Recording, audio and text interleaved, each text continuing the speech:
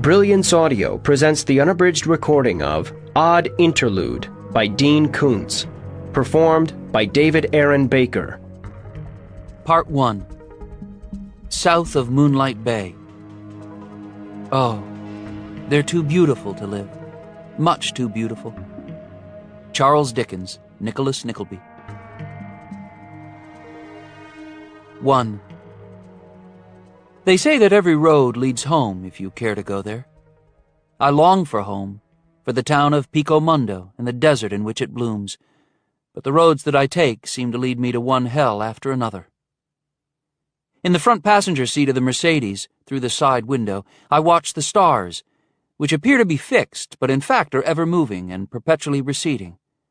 They seem eternal, but they are only suns that will burn out one day. When she was just a child, Stormy Llewellyn lost her mother, Cassiopeia. I lost Stormy when she and I were 20. One of the northern constellations is called Cassiopeia.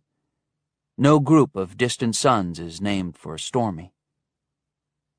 I can see Cassiopeia's namesake high in the night, but I can see Stormy only in my memory, where she remains as vivid as any living person I might meet.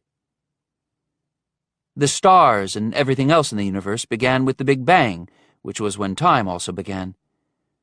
Some place existed before the universe, exists outside of it now, and will exist when the universe collapses back upon itself. In that mysterious place, outside of time, Stormy waits for me. Only through time can time be conquered, and the way forward is the only way back to my girl. Yet again, because of recent events, I have been called a hero, and again I don't feel like one. Anna Maria insists that mere hours earlier I saved entire cities, sparing many hundreds of thousands from nuclear terrorism. Even if that is most likely true, I feel as though, in the process, I have forfeited a piece of my soul. To foil the conspiracy, I killed 4 men and 1 young woman. They would have killed me if given a chance, but the honest claim of self-defense doesn't make the killing lie less heavily upon my heart. I wasn't born to kill. Like all of us, I was born for joy. This broken world, however, breaks most of us, grinding relentlessly on its metalled tracks. Leaving Magic Beach, fearing pursuit, I had driven the Mercedes that my friend Hutch Hutchison lent me. After several miles, when the memories of recent violence overwhelmed me, I stopped along the side of the road and changed places with Anna Maria. Now, behind the wheel, by way of consolation, she says, "Life is hard, young man, but it was not always so." I have known her less than 24 hours, and the longer I know her, the more she mystifies me. She is perhaps 18, almost 4 years younger than me, but she seems much older. The things she says are often cryptic, though I feel that the meaning would be clear to me if I were wiser than I am. Plain, but not unattractive, petite, with flawless pale skin and great dark eyes, she seems to be about 7 months pregnant. Any girl her age, in her condition, alone in the world as she is, ought to be anxious, but she is calm and confident, as if she believes that she lives a charmed life, which often seems to be the case. We are not linked romantically. After Stormy, there can be none of that for me.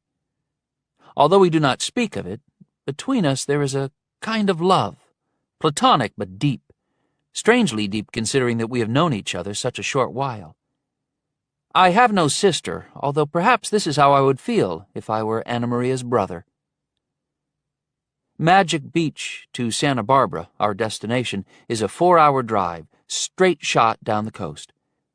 We have been on the road less than 2 hours when, 2 miles past the picturesque town of Moonlight Bay and Fort Wyvern, an army base that has been closed since the end of the Cold War, she says, "Do you feel it pulling at you, Odd One?" My name is Odd Thomas, which I explained in previous volumes of this memoir, which I will no doubt explain again in future volumes, but which I will not explain here, in this detour from the main arc of my journey.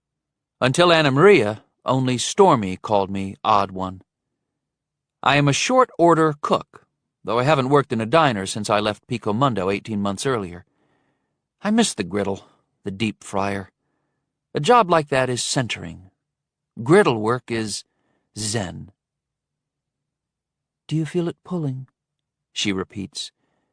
"Like the gravity of the moon pulling tides through the sea." Curled on the back seat, the golden retriever Raphael growls as if in answer to Anna Maria's question. Our other dog, the white German shepherd named Boo, of course makes no sound.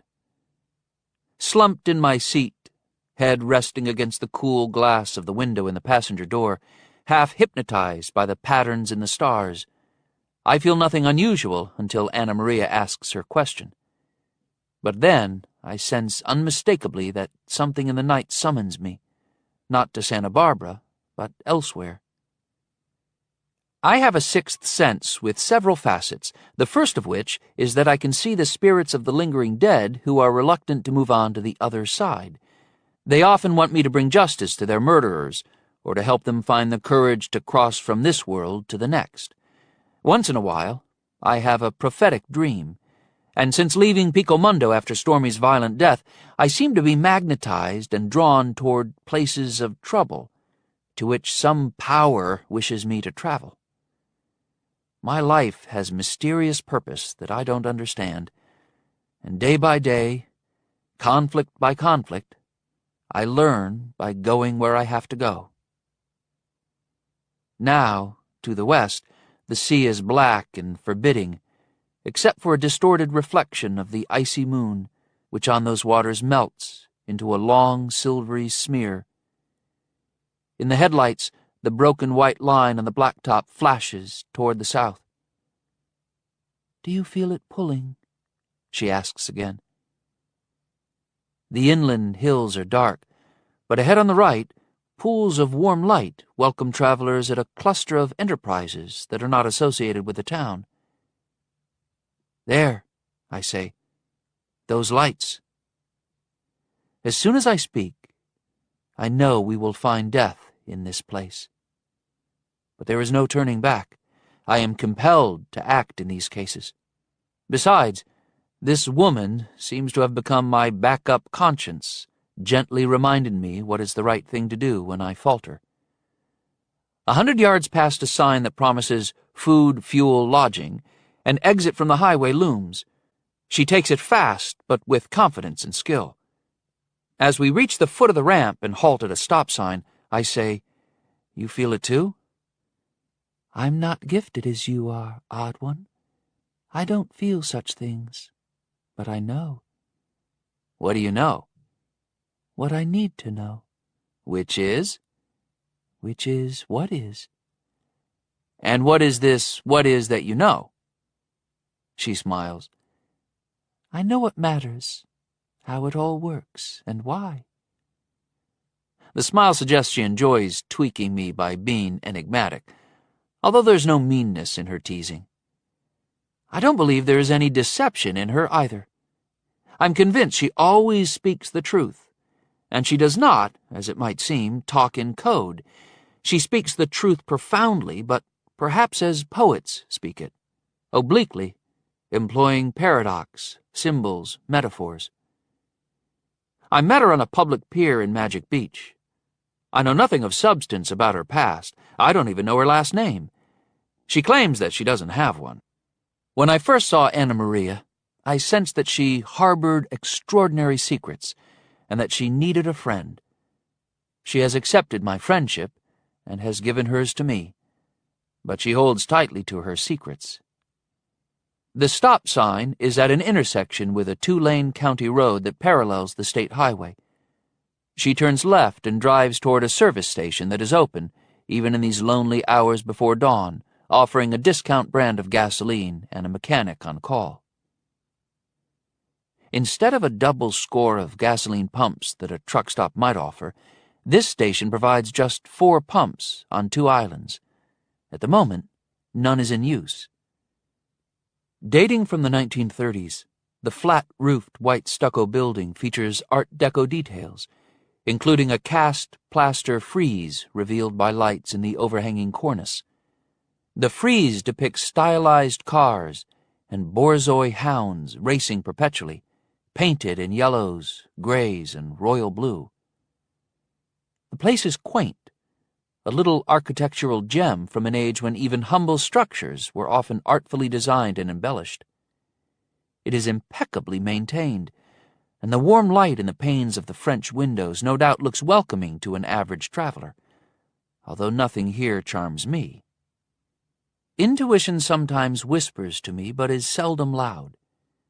Now it is equivalent to a shout, warning me that although this place might be pleasing to the eye, under the attractive surface lies something terrible. In the back seat, Raphael growls low again. I say, I don't like this place. Anna Maria is unperturbed. If you liked it, young man, there'd be no reason for us to be here. A tow truck stands beside the station. One of the two bay doors is raised, and even at this hour a mechanic works on a Jaguar.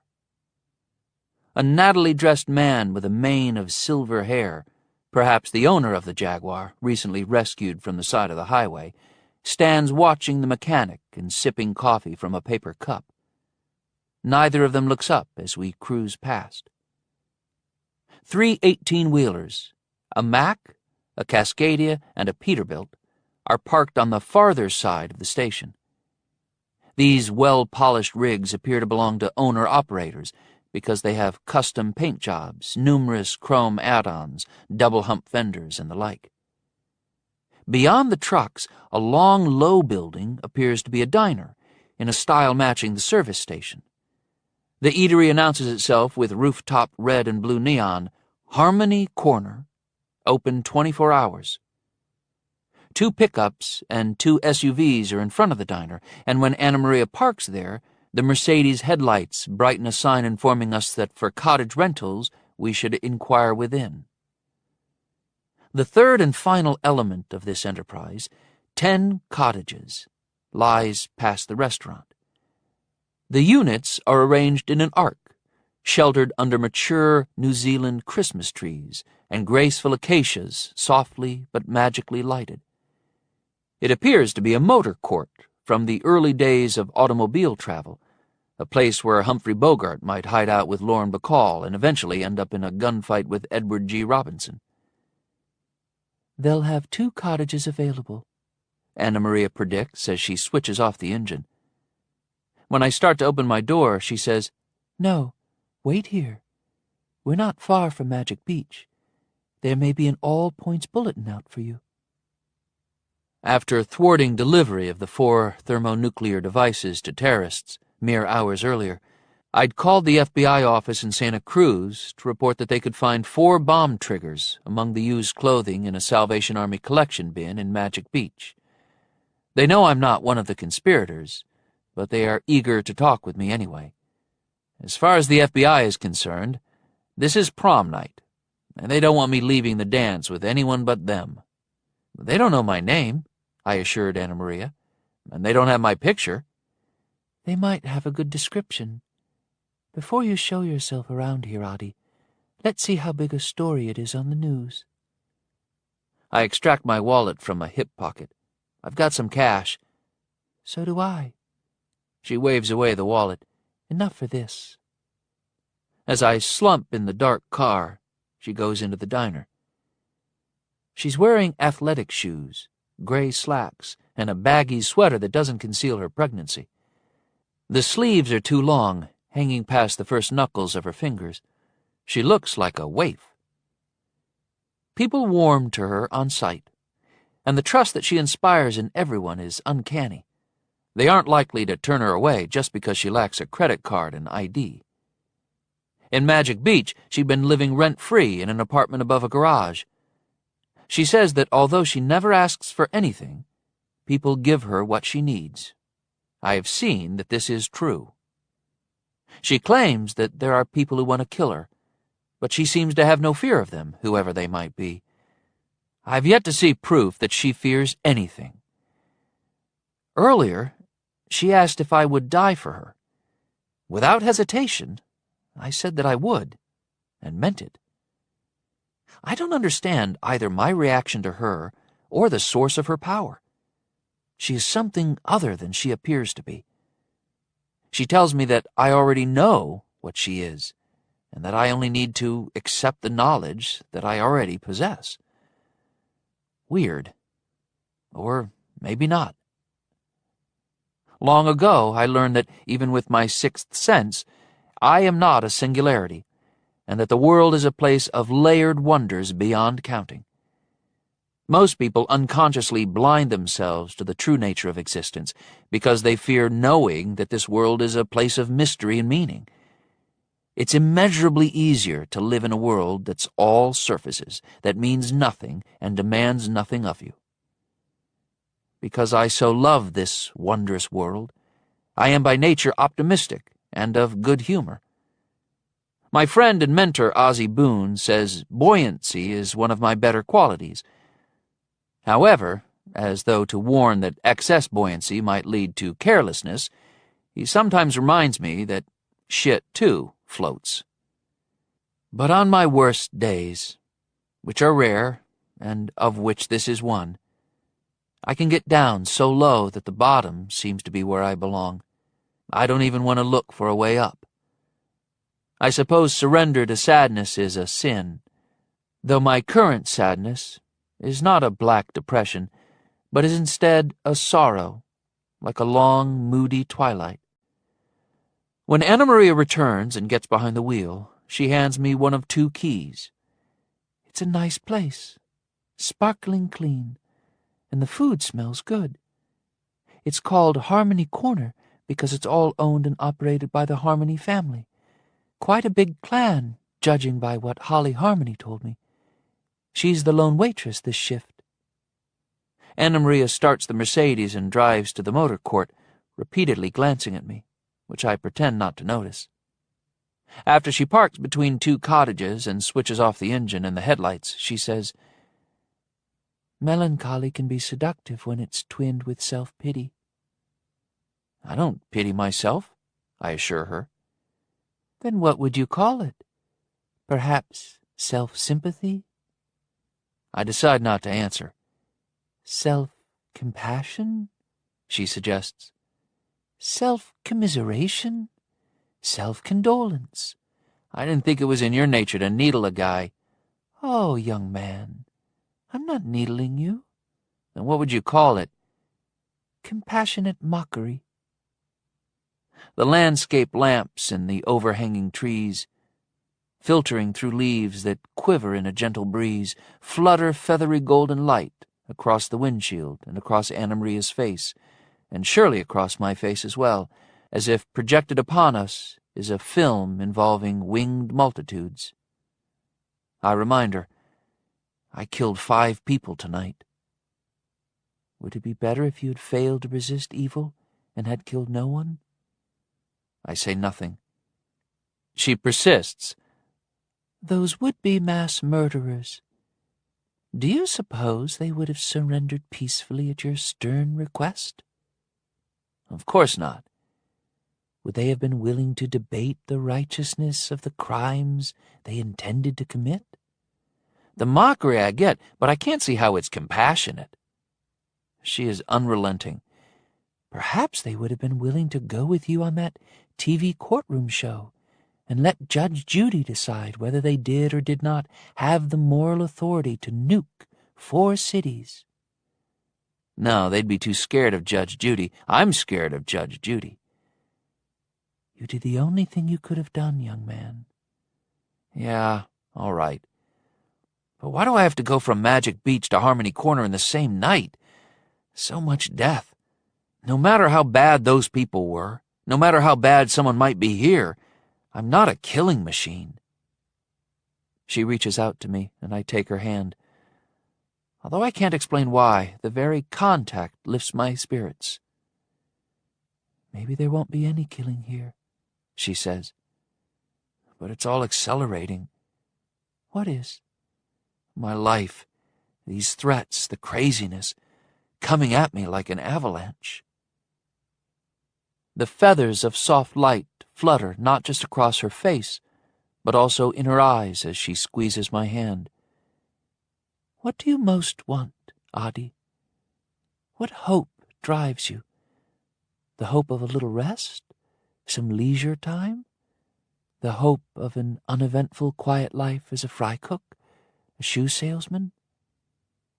You know it's none of that. Tell me. I'd like to hear you say it. I close my eyes and see in memory the card that came out of a fortune-telling machine in a carnival arcade 6 years earlier, when, with Stormy at my side, I had bought a precious promise for $25. Ma'am, you know what the card said. You were destined to be together forever. And then she died. But you kept the card. You continue to believe in the truth of the card. Do you still believe in it? Without hesitation, I reply, yes, I've got to believe. It's what I have. Well then, Audie, if the hope that drives you is the truth of that card, might not the acceleration that frightens you be what you actually want? Might you be quickening toward the fulfillment of that prediction? Could it be that the avalanche coming at you is nothing more than Stormy? Opening my eyes, I meet her stare once more. The fluttering wings reflected on her face and in her dark eyes might also be the flicker of golden flames. I am reminded that fire not only consumes, it also purifies. And another word for purification is redemption. Anna Maria cocks her head and smiles. Shall we find a castle with a suitable room where you can do your version of Hamlet's most famous soliloquy to your heart's content? Or shall we just get on with this? I'm not out of smiles after all. We'd best be getting on with it, ma'am. Our only luggage is a hamper of food for us and the golden retriever, which was packed by our friend Blossom Rosedale in Magic Beach. After Raphael finds a patch of grass in which to pee, I follow the dog and Anna Maria to Cottage 6, which she has taken for herself, and I leave the hamper with her. On the stoop, delivery made, as I turn away, she says, Whatever happens here, trust your heart. It's as true as any compass.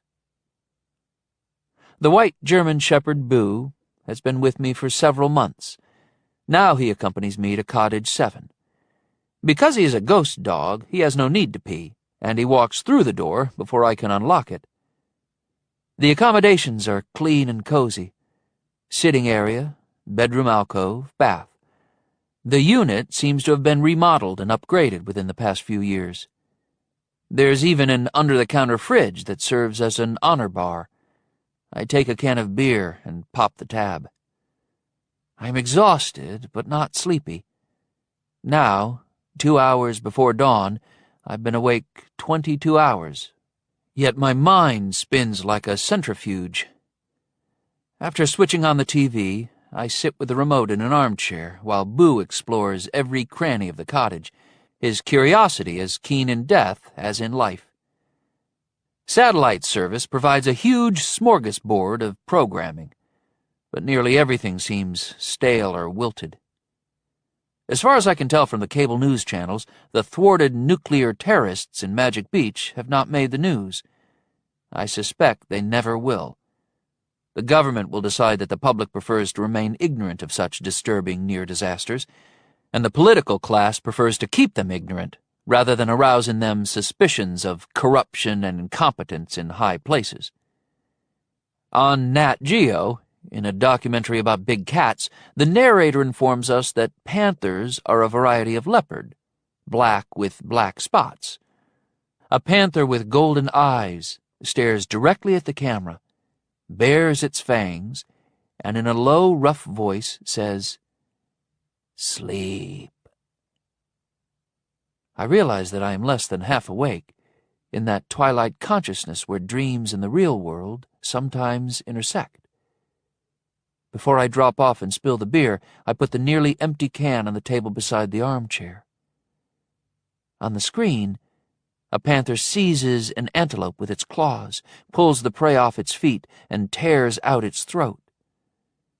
The graphic violence does not shock me awake, but instead weighs on me, wearies me, Lifting its head, the triumphant cat stares at me, blood and saliva drizzling from its mouth, and says, "Sleep, sleep." I can feel the words as well as hear them. Sound waves issuing from the TV speakers, pulsing through me. A kind of sonic massage that relaxes my tense muscles, soothes the taut fibers of my nerves. Several hyenas test the panther as it drags the antelope into a tree to feed on it in higher branches where neither these wolfish rivals nor lions, which also do not climb, are able to follow. A hyena, wild-eyed and loathsome, bares its ragged teeth at the camera and whispers, "Sleep." The rest of the pack repeats the word, "Sleep," and the sonic waves quiver through me with a most pleasing narcotic effect, as does the voice of the panther in the tree, while the head of the antelope lolls on its ruined neck, its fixed eyes glazed with the most perfect sleep of all. I close my eyes, and the panther of the waking dream follows me into slumber. I hear the soft but heavy padding of its paws, feel its sinuous form slinking through my mind. For a moment, I'm disquieted, but the intruder purrs, and its purring calms me. Now the big cat is climbing into another tree, and although I am not dead, the creature carries me with it, for I am powerless to resist. I'm not afraid, because it tells me that I should have no fear, and as before, not just the meaning of the words, but also the sound waves of which they are formed, seem to oil the waters of my mind. This is the tree of night, black branches reaching high into the starless sky, and nothing can be seen but the panther's lantern eyes, which grow in size and brightness until they are owlish. In that low, rough voice it says, "Why can't I read you?" Perhaps it is neither owl nor panther, because now I feel what seem to be fingers, as if I am a book of countless pages that are being turned, pages that prove to be blank, the fingers sliding across the paper as if seeking the raised dots of a biography in Braille. The mood changes, the would-be reader's frustration is palpable, and in the darkness the eyes are suddenly green with elliptical pupils. If this is a dream, it is also something more than a dream. Although a dream shapes itself and can't be consciously scripted by the dreamer, when I wish for light, I have the power to call it forth. Darkness begins to recede from the tangled black limbs of the tree, and the shape of the would-be reader begins to coalesce out of the gloom. I'm thrust awake, as if the mysterious figure in the nightmare has thrown me out of it. I scramble to my feet, aware of movement to my right, at the periphery of vision, but when I pivot toward it, I find myself alone. Behind me, something thrums, as if a pair of practiced hands are strumming arpeggios from a harp with only bass strings. When I turn, no origin of the sound is obvious. And now it arises not from where it had been, but from the alcove in which stands the bed. Seeking the source, I'm led into the alcove, and then to the bathroom door, which is ajar. Darkness lies beyond. In my exhaustion and emotional confusion, I've forgotten my pistol. It's tucked under the front passenger seat of the Mercedes. The gun once belonged to the wife of a minister in Magic Beach. Her husband, the Reverend, had shot her to death before she could shoot him. In their particular denomination of Christianity, the faithful are evidently too impatient to wait for prayer to solve their problems. I push open the bathroom door and switch on the lights. The thrumming swells louder, but now comes from behind me. Turning, I discover that Boo has returned, but he is not the primary point of interest. My attention is drawn to what has also transfixed the dog, a quick, transparent something, visible only by the distortion that it imparts to things as it crosses the alcove, enters the sitting area, seems to spring into the TV screen without shattering it, and is gone. That presence is so fast and shapeless, I half suspect that I have imagined it, except that the wildlife documentary on the TV ripples with concentric rings, as if the vertical screen is a horizontal body of water into which a stone has been dropped. Blinking repeatedly, I wonder if what I'm seeing is real, or if I have a problem with my vision. The phenomenon diminishes gradually until the images on the screen become clear and stable once more. This was no ghost. When I see one of the lingering dead, it is the very image of the once living person, and it doesn't move quicker than the eye can follow.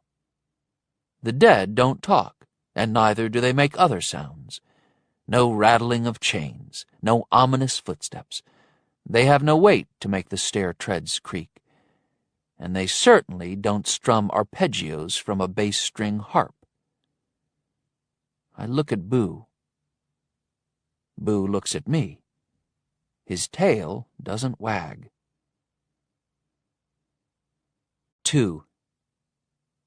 I'm now wide awake. The dream of tree and panther lasted less than 5 minutes. I'm still suffering serious sleep deprivation, but I am as alert as a man might be in a foxhole when he knows the enemy will charge at any moment. Leaving the lights on rather than return to a dark cottage, I step outside, lock the door, and retrieve the pistol from under the passenger seat of the Mercedes. I'm wearing a sweatshirt over a t-shirt, and I tuck the pistol between them, under my belt, in the small of my back. It isn't an ideal way to carry a weapon, but I don't have a holster. In the past, when I've resorted to this method, I have never accidentally shot off a chunk of my butt. Although I don't like guns and do not usually carry one, and although killing even the worst of men in self-defense or in defense of the innocent leaves me sickened, I am not so fanatically anti-gun that I would rather be murdered, or watch someone else be murdered, than use one. Boo materializes at my side. He is the only spirit of an animal that I have ever seen. An innocent, he surely has no fear of what he might face on the other side. Although he is immaterial and cannot bite a bad guy, I believe that he lingers here because there will come a moment when he will be Lassie to my Timmy and will save me from falling into abandoned well, or the equivalent. Sadly, most kids these days don't know Lassie. The media dog that they know best is Marley, who is less likely to save children from a well or from a burning barn than he is to barf on them and accidentally start the barn fire in the first place. The oppressive mood infecting me since recent events in Magic Beach seems to have lifted. Curiously, nothing restores my common sense and puts me back on the firm ground of reason like a creepy encounter with something apparently supernatural. In the lighted branches of the trees, the weak breath of the night makes the leaves quiver as if in anticipation of an approaching evil. On the ground around me, trembling patterns of light and shadow create the illusion that the land is unstable underfoot. In the arc of cottages, no lamps brighten any windows except those in my unit and Anna Maria's, although 5 other vehicles are parked here. If those guests of the Harmony Corner Motor Court are sleeping, perhaps a secret reader pages through their memories and seeks... Seeks what? Merely to know them? The reader, whoever or whatever it might be, wants something more than to know me. As surely as the antelope in the documentary is a few days' worth of meals to the panther, I am prey, perhaps not to be eaten, but in some way to be used. I look at Boo. Boo looks at me. Then he looks at Anna Maria's lighted windows. At cottage 6, as I rap lightly on the door, it swings open as though the latch must not have been engaged. I step inside and find her sitting in a chair at a small table. She's taken an apple from the hamper, peeled and sectioned it. She's sharing the fruit with Raphael. Sitting at attention beside her chair, the golden retriever crunches one of the slices and licks his chops. Raphael looks at Boo and twitches his tail, happy that there's no need to share his portion with a ghost dog. All dogs see lingering spirits, They aren't as self-deluded about the true nature of the world as most people are. Has anything unusual happened? I ask Anna Maria. Isn't something unusual always happening? You've had no visitor of any kind? Just you. Would you like some apple, Lottie? No, ma'am. I think you're in danger here. Of the many people who want to kill me, none is in Harmony Corner. How can you be sure? She shrugs. No one here knows who I am. I don't even know who you are. You see? She gives another slice of apple to Raphael. I won't be next door for a while.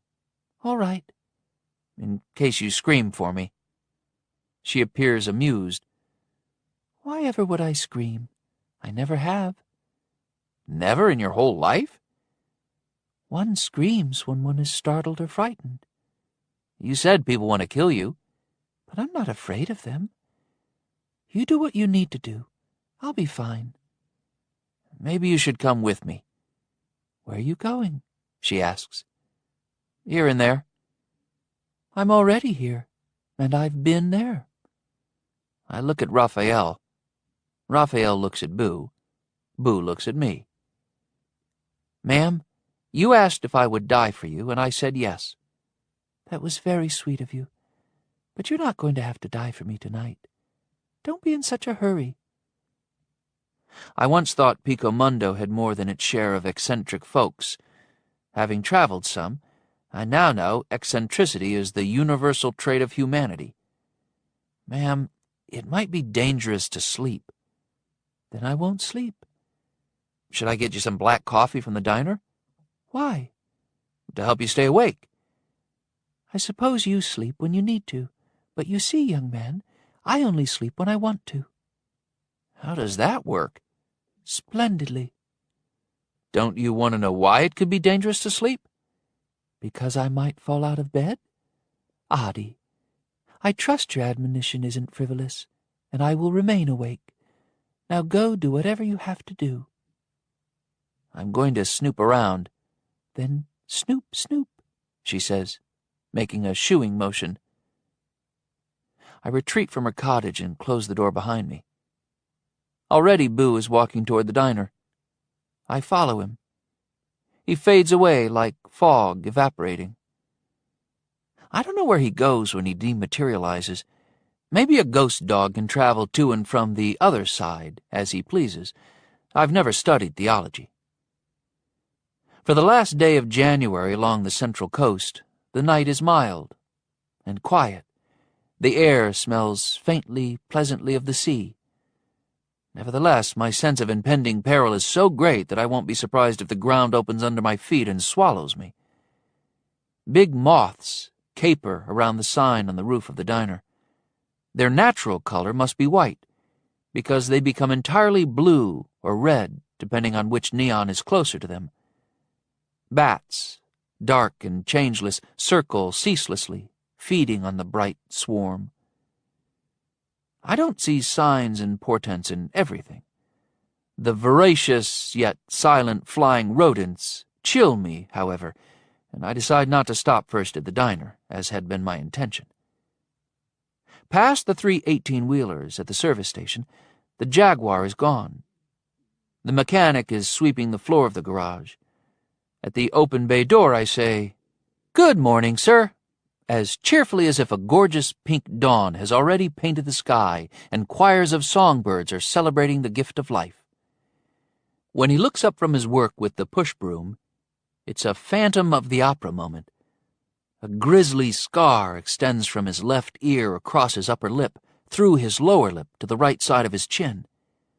Whatever the cause of the wound, it appears as if it might have been sewn up not by a doctor, but instead by a fisherman using a hook and a length of leader wire. With no apparent self-consciousness about his appearance, he says, "Hello there, son," and favors me with a grin that would make Dracula back off. "You're up even before Wally and Wanda have thought about going to bed." Wally and Wanda? Oh, sorry. Our possums. Some say them two is just big, ugly, red-eyed rats. But a marsupial isn't no rat.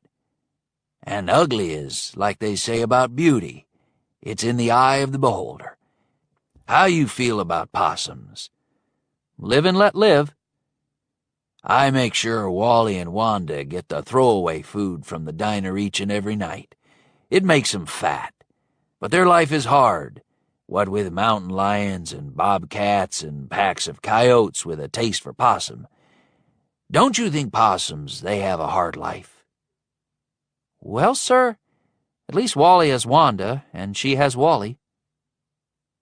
Abruptly his blue eyes glimmer with unshed tears, and his scarred lips tremble, as if he's nearly undone by the thought of possum love.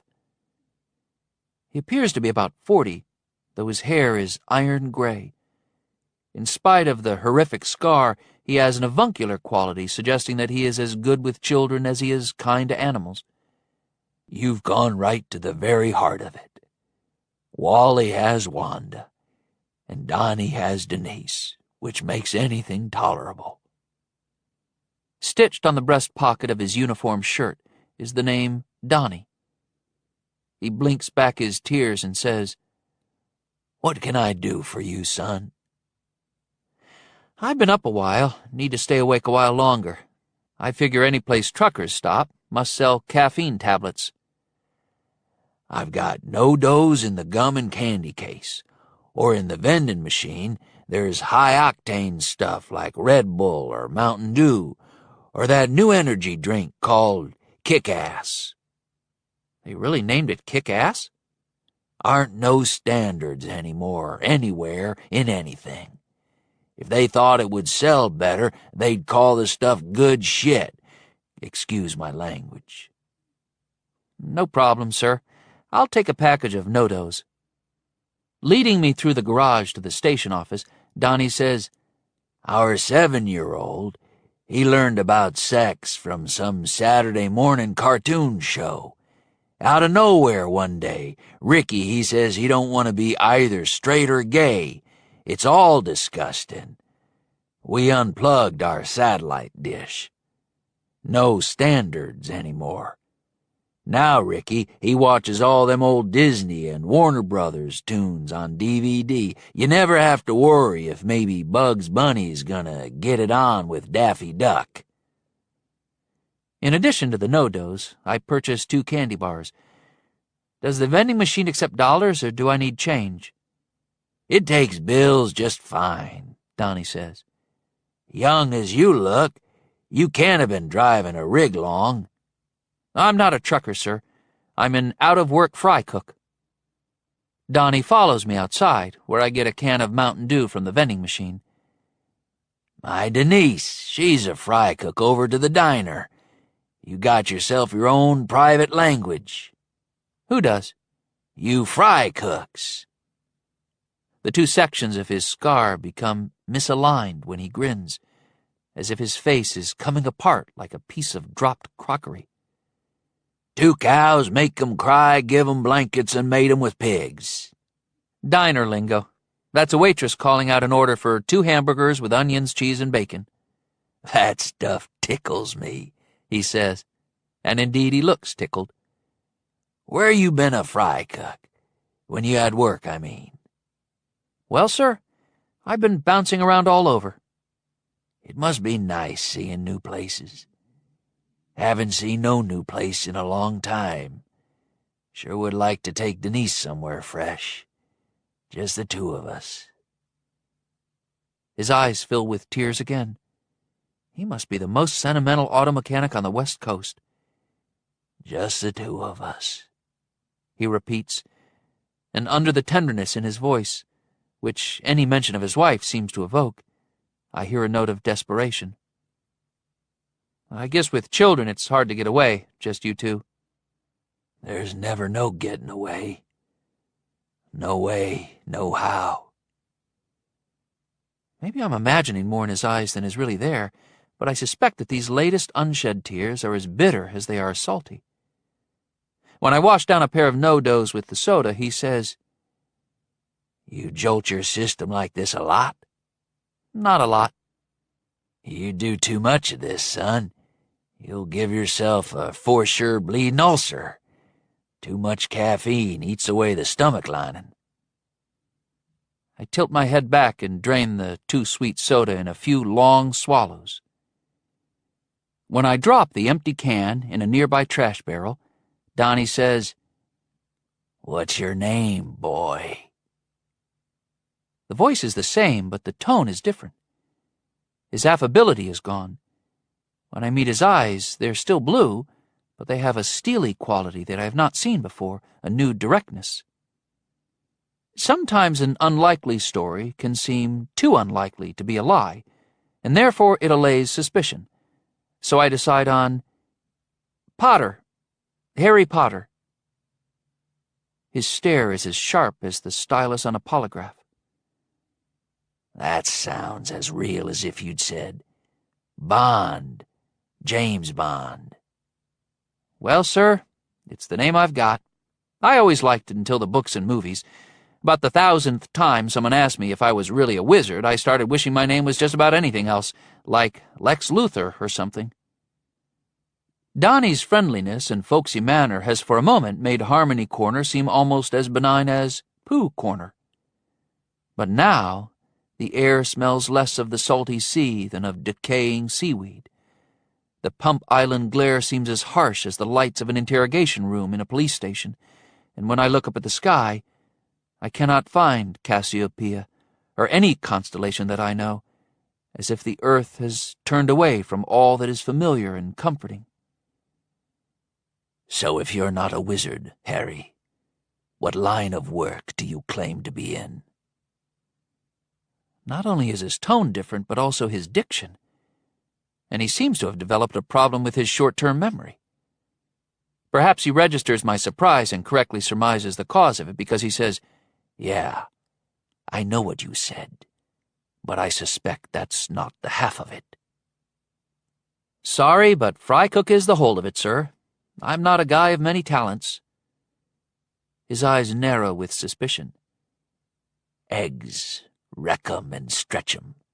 Cardiac shingles. I translate as before. Serving 3 eggs instead of 2 is stretching them. Wrecking them means scrambling. Cardiac shingles are toast with extra butter. With his eyes squinted to slits, Donnie reminds me of Clint Eastwood, if Clint Eastwood were 8 inches shorter, 30 pounds heavier, less good-looking, with male-pattern baldness, and badly scarred. He makes a simple statement sound like a threat. Harmony doesn't need another short-order cook. I'm not applying for a job, sir. What are you doing here, Harry Potter? Seeking the meaning of my life. Maybe your life doesn't have any meaning. I'm pretty sure it does. Life is meaningless.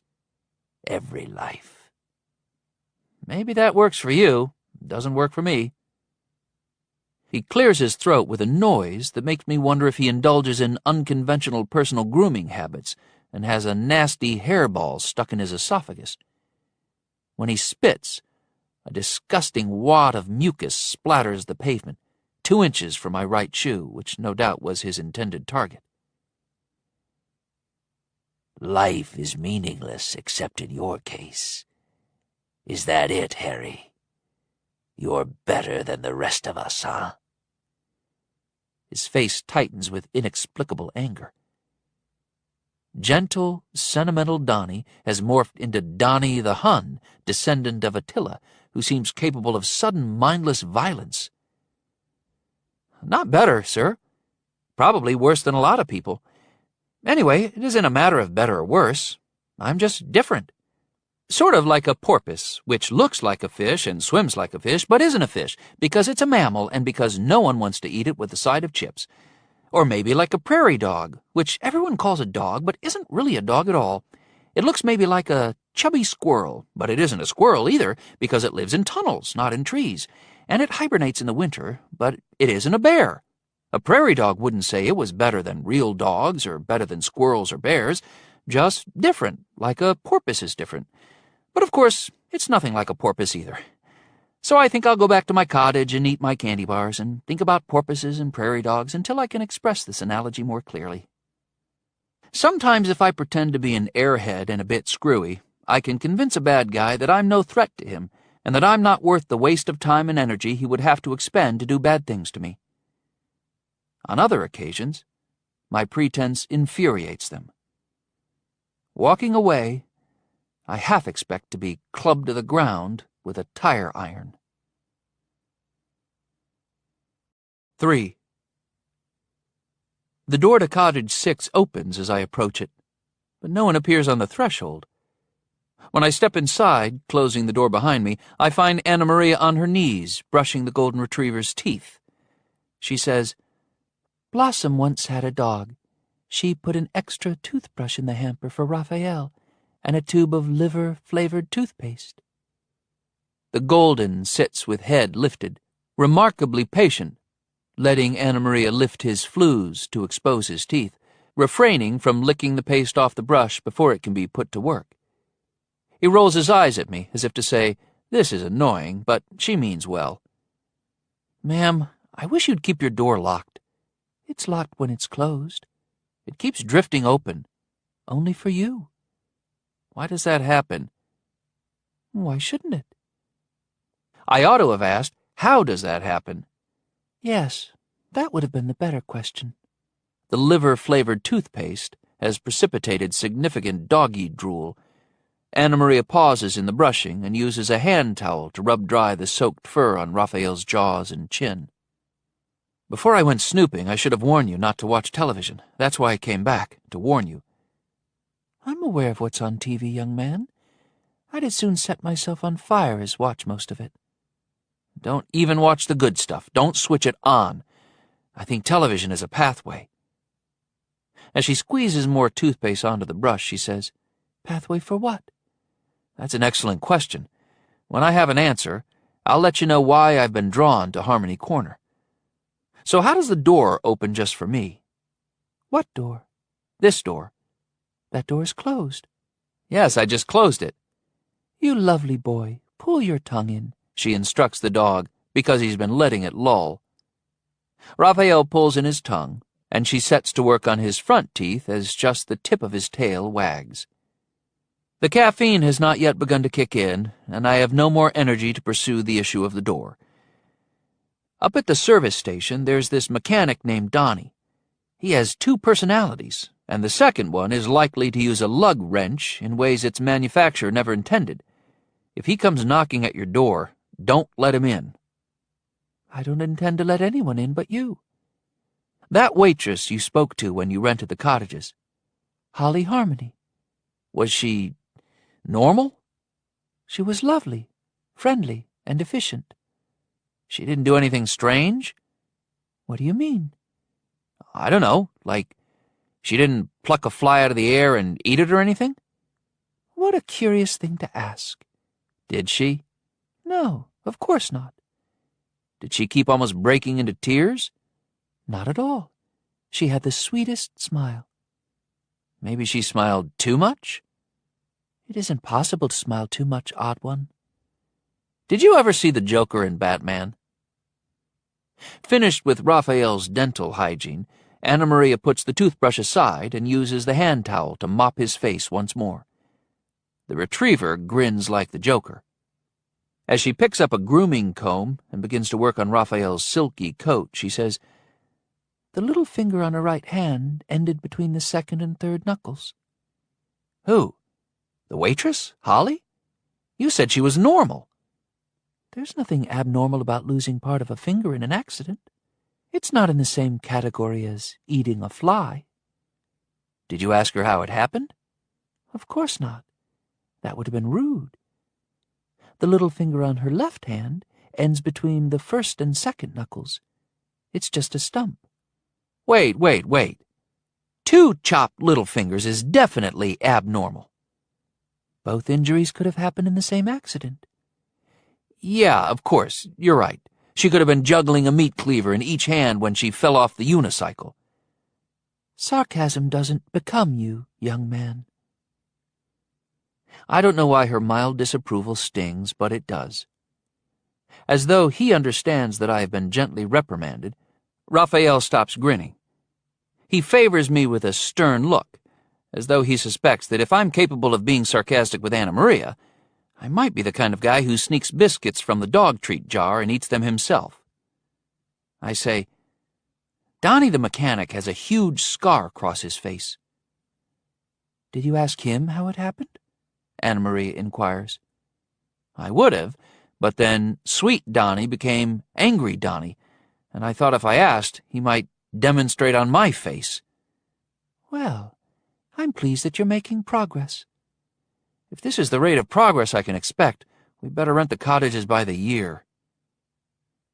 As she makes long, easy strokes with the comb, the teeth snare loose hairs from the dog's glorious coat. You haven't already stopped snooping for the night, have you? No, ma'am. I've just begun to snoop. Then I'm sure you'll get to the truth of things shortly. Raphael decides to forgive me. He grins at me once more, and in response to the tender grooming that he's receiving, he lets out a sound of pure bliss, part sigh, part purr, part whimper of delight. You sure do have a way with dogs, ma'am. If they know you love them, you'll always have their trust and devotion. Her words remind me of Stormy, the way we were with each other, our love and trust and devotion. I say, people are like that too. Some people. Generally speaking, however, people are more problematic than dogs. The bad ones, of course. The bad ones, the ones adrift between good and bad, and some of the good ones. Even being loved profoundly and forever doesn't necessarily inspire devotion in them. That's something to think about. I'm sure you've thought about it often, Audie. Well, I'm off to snoop some more, I declare, turning toward the door, but then I don't move. After combing the long, lush fringe of fur on the dog's left foreleg, which retriever aficionados call feathers, Anna Maria says, What is it? The door is closed. To keep out the mercurial mechanic Donnie, about whom you have so effectively warned me. It only opens itself when I'm approaching it from outside. Your point being what? I don't know. I'm just saying. I look at Raphael. Raphael looks at Anna Maria. Anna Maria looks at me. I look at the door. It remains closed. Finally, I take the knob in hand and open the door. She says, I knew you could do it. Gazing out at the night-shrouded motor court, where the trees discreetly shiver, I dread the bloodshed that I suspect I will be required to commit. There's no real harmony in Harmony Corner. She says, but there is a corner in it. Make sure you're not trapped there, young man. 4. In case I'm being watched, I don't immediately continue my snooping, but return to my cottage and lock the door behind me. Not many years ago, nearly 100% of people who thought they were being constantly watched were certifiable paranoids. But recently it was revealed that, in the name of public safety, Homeland Security and more than 100 other local, state, and federal agencies are operating aerial surveillance drones of the kind previously used only on foreign battlefields, at low altitudes, outside the authority of air traffic control. Soon, the bigger worry will not be that, as you walk your dog, you are secretly being watched, but that the rapidly proliferating drones will begin colliding with one another and with passenger aircraft, and that you'll be killed by the plummeting drone that was monitoring you to be sure you picked up Fido's poop in a federally approved pet waste bag. Having returned to my cottage, I consider switching on the TV to a channel running classic movies to see if Katharine Hepburn or Cary Grant will suggest that I should sleep. But the caffeine will soon pin my eyelids open, and I suspect that I need to be at least on the brink of nodding off before the invader, whoever or whatever it might be, can access me through the television. I switch off most of the lights, so that from outside it might appear that I'm finished exploring Harmony Corner and am leaving one lamp aglow as a nightlight. Sitting on the edge of the bed, I eat a candy bar. One of the benefits of living in almost constant jeopardy is that I don't need to worry about things like cholesterol and tooth decay. I'm sure to be killed long before my arteries can be closed by plaque. As for dental cavities, I tend instead to lose my teeth in violent confrontations. Not yet 22, I already have 7 teeth that are man-made implants. I eat the second candy bar. Soon, thanks to all the sugar and caffeine, I should be so wired that I'll be able to receive the nearest Tower of Power radio broadcast through the titanium pins that lock those 7 artificial teeth into my jawbone. I hope it won't be a greatest hits station specializing in 70s disco tunes. I switch off the last lamp, which is on a nightstand. Beyond the bed, in the back wall of the cottage, one crank-operated casement window offers a view of the night woods. The 2 panes open inward to provide fresh air, and a screen keeps out moths and other pests. The screen is spring-loaded from the top and easily removed. From outside, I reinstall it with little noise. The final aspect of my 6th sense is what Stormy called psychic magnetism. If I need to find someone whose whereabouts I do not know, I keep his name at the forefront of my thoughts and his face in my mind's eye. Then I walk or bicycle or drive, with no route intended, going where whim takes me, although in fact I'm being drawn toward the needed person by an uncanny intuition. Usually within half an hour, often faster, I locate the one I seek. Psychic magnetism also works, although less well, when I'm searching for an inanimate object, and occasionally even when I'm searching for a place that I can name only by its function. For instance, in this case, wandering behind the arc of cottages and through the moonlit woods, I keep in mind the word lair. A unique presence is at work in Harmony Corner. Someone or something that can travel by television and push a drowsy man into deep sleep, entering his dreams with the expectation that, while he sleeps, his lifetime of memories can be read, his mind searched as easily as a burglar might ransack a house for valuables. That entity, human or otherwise, must have a physical form, for in my experience, no spirit possesses such powers. This creature resides somewhere, and considering its seemingly predatory nature, where it resides is best described as a lair rather than a home. Soon I arrive at the end of the woods, beyond which the grassy land descends in pale, gentle waves toward the shore, perhaps 300 yards distant. Incoming from the west, dark waves of a more transitory nature ceaselessly disassemble themselves on the sand. The declining moon silvers the knee-high grass, the beach, and the foam into which the breaking waves dissolve. I'm overlooking a cove. On the highlands to the north are the lights of the service station and the diner.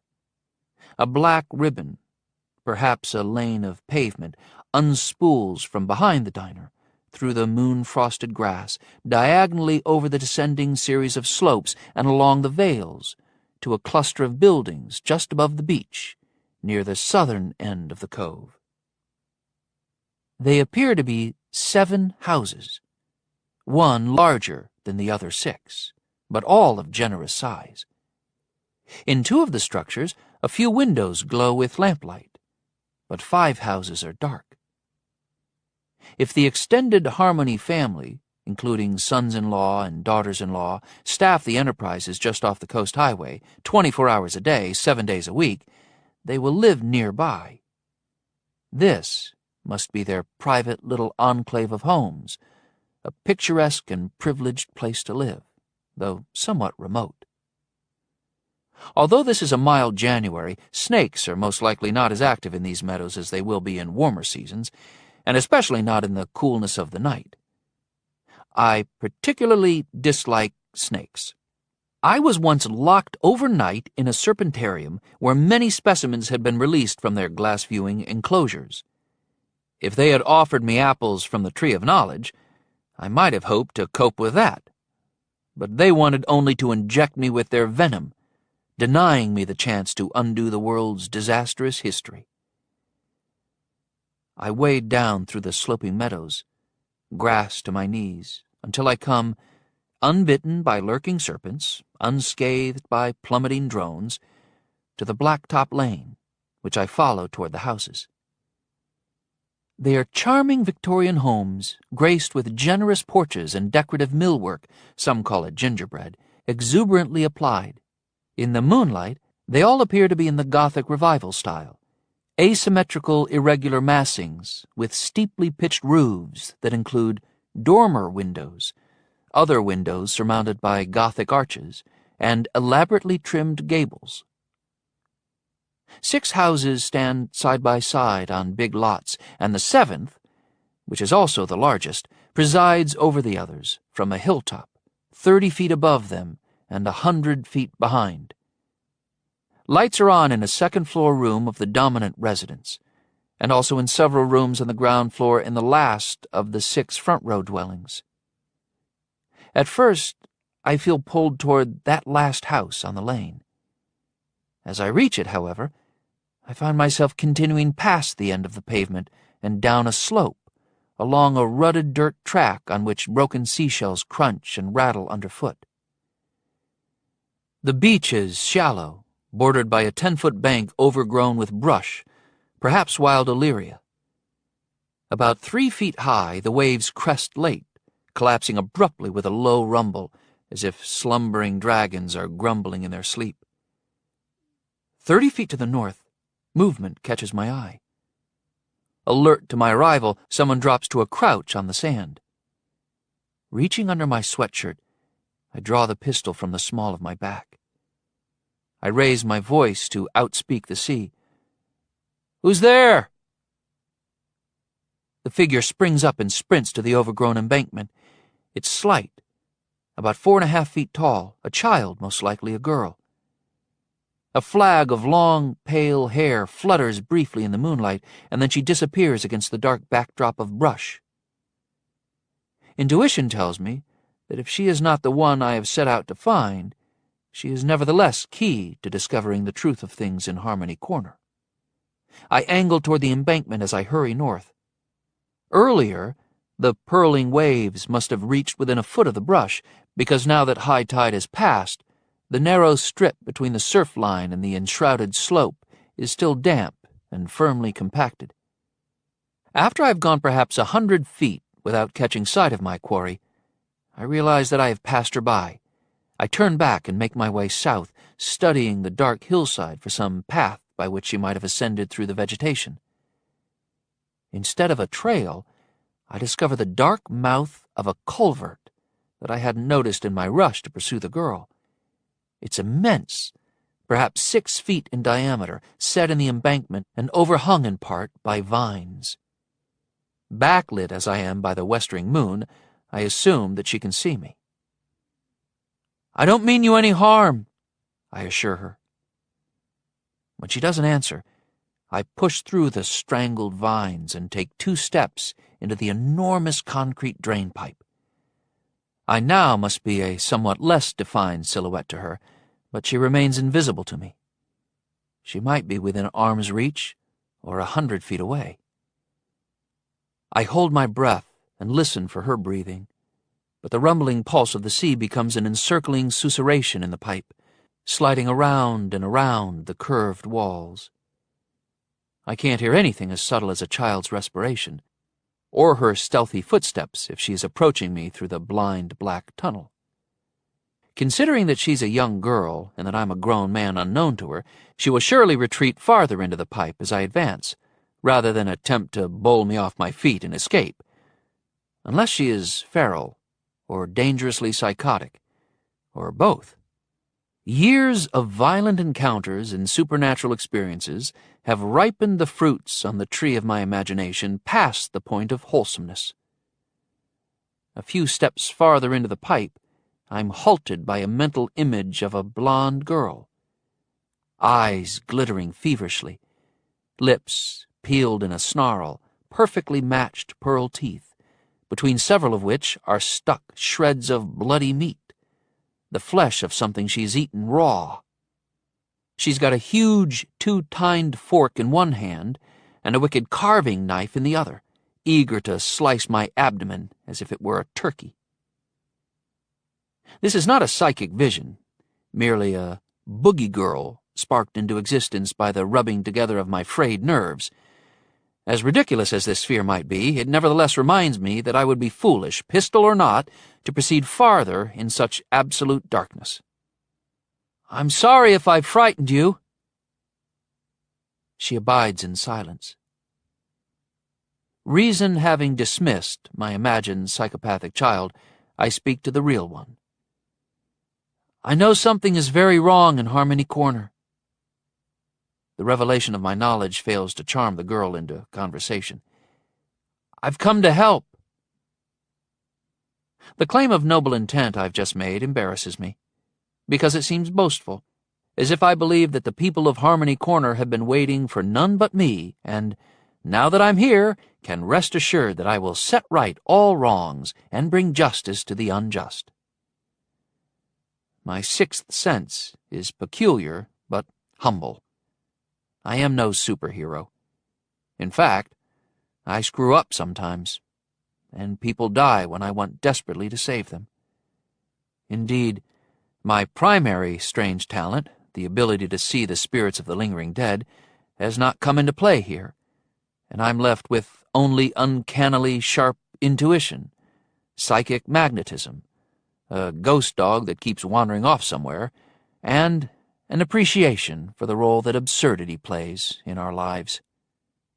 If Superman lost his ability to fly, his strength, his X-ray vision, his imperviousness to blades and bullets, and was left only with his costume and his confidence, he would be of more help to the Harmony family than I am likely to be.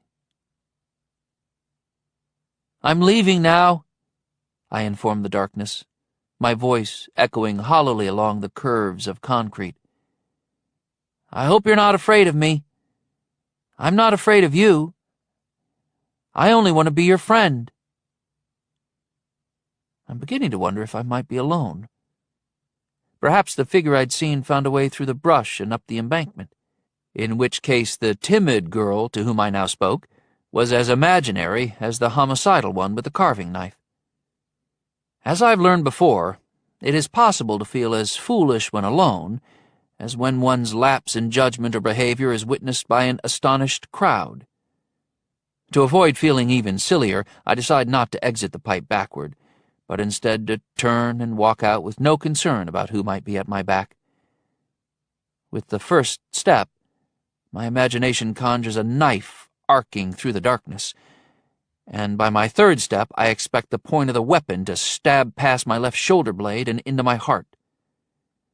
I exit the drainpipe without being wounded, turn left on the beach, and walk away with the increasing conviction that, whatever kind of movie I'm in, it's not a slasher film.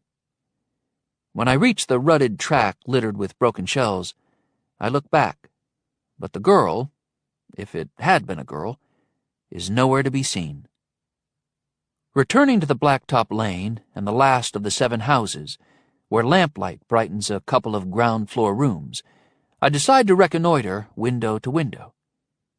As I climb the front steps with cat-like stealth and mouse-like caution, a woman says, "What do you want?" Pistol still in hand, I hold it down at my side, counting on the gloom to conceal it. At the top of the steps, I see what seem to be 4 wicker chairs with cushions, all in a row on the porch. The woman sits in the third of them, barely revealed by the glow that emanates from the curtained window behind her. I smell the coffee, then, and I can see her just well enough to discern that she holds a mug in both hands. "I want to help," I tell her. "Help what?" "All of you." "What makes you think we need help?" "Donnie's scarred face? Holly's amputated fingers?" She drinks her coffee. "And a thing that almost happened to me as I drank a beer and watched TV." Still she does not reply. The rhythmic rumble of the surf is hushed from here. Finally she says, "We've been warned about you." Warned by whom? Instead of answering, she says, "We've been warned to avoid you, and we think we know why." In the west, the moon is as round as the face of a pocket watch, and in this exceptionally clear sky it seems to have a fob of stars. The dawn is still more than an hour from the eastern horizon. I don't know why, but I think that getting one of them to speak frankly will be easier in the dark. She says, "I'll be punished if I tell you anything. Punished severely." Had she already decided not to speak with me, she would have no need to suggest that she will pay dearly for doing so. She simply would tell me to go away. She needs a reason to take the risk, and I think that I know what might motivate her. "Is that your daughter I saw on the beach?" The woman's eyes glisten faintly with ambient light. I take the first seat, leaving an empty chair between us, and hold the pistol in my lap. With less dismay than I ought to feel, I seek to manipulate her. "Is your daughter scarred yet? Does she still have all her fingers? Has she been punished severely?" "You don't need to do that." "Do what, ma'am?" "Push me so hard." "I'm sorry." "What are you?" she asks. "Who do you work for?" "I'm an agent, ma'am, but I can't say of what." That is true enough. I could tell her what I'm not an agent of: the FBI, the CIA, the BATF.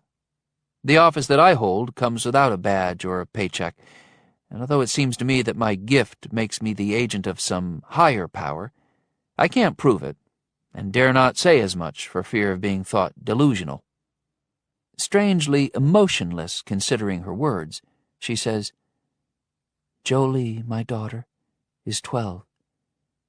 She's smart and strong and good, and she's going to be killed." "What makes you think so?" "Because she's too beautiful to live." 5. The woman's name is Ardis, the wife of William Harmony, whose parents created Harmony Corner. A time existed, she says, when life here was as ideal as it can be anywhere. They enjoyed the grace of a close-knit family and the blessing of a sustaining enterprise in which they labored together, without conflict, perhaps much like pioneer families of another era worked on a plot of land, producing together what they needed to survive and producing at the same time a history of accomplishment and shared experience that bound them together in the best of ways. From the start of the corner, the family's children have been homeschooled, and both children and adults have preferred to spend most of their leisure time fishing in this cove, sunning on this beach, walking in these meadowy hills. There were field trips for the school-age kids, of course, and vacations beyond the boundaries of their property, all that is required to speak to me at all. Literally a prison, she says. No one any longer vacations off these grounds. No day trips are taken. Long-time friendships with people outside the family have been terminated, often with a rudeness and pretended anger that will ensure that the former friends make no attempt to patch things up. Only one of them at a time may leave the property, and then only to conduct banking or grounds. No day trips are taken. Long-time friendships with people outside the family have been terminated, often with a rudeness and pretended anger that will ensure that the former friends make no attempt to patch things up. Only one of them at a time may leave the property, and then only to conduct banking or a limited number of other tasks. They no longer go shopping for anything. What they need must be ordered by phone and delivered. Although her manner and her tone remain matter-of-fact, her voice is haunting, because she is a haunted woman.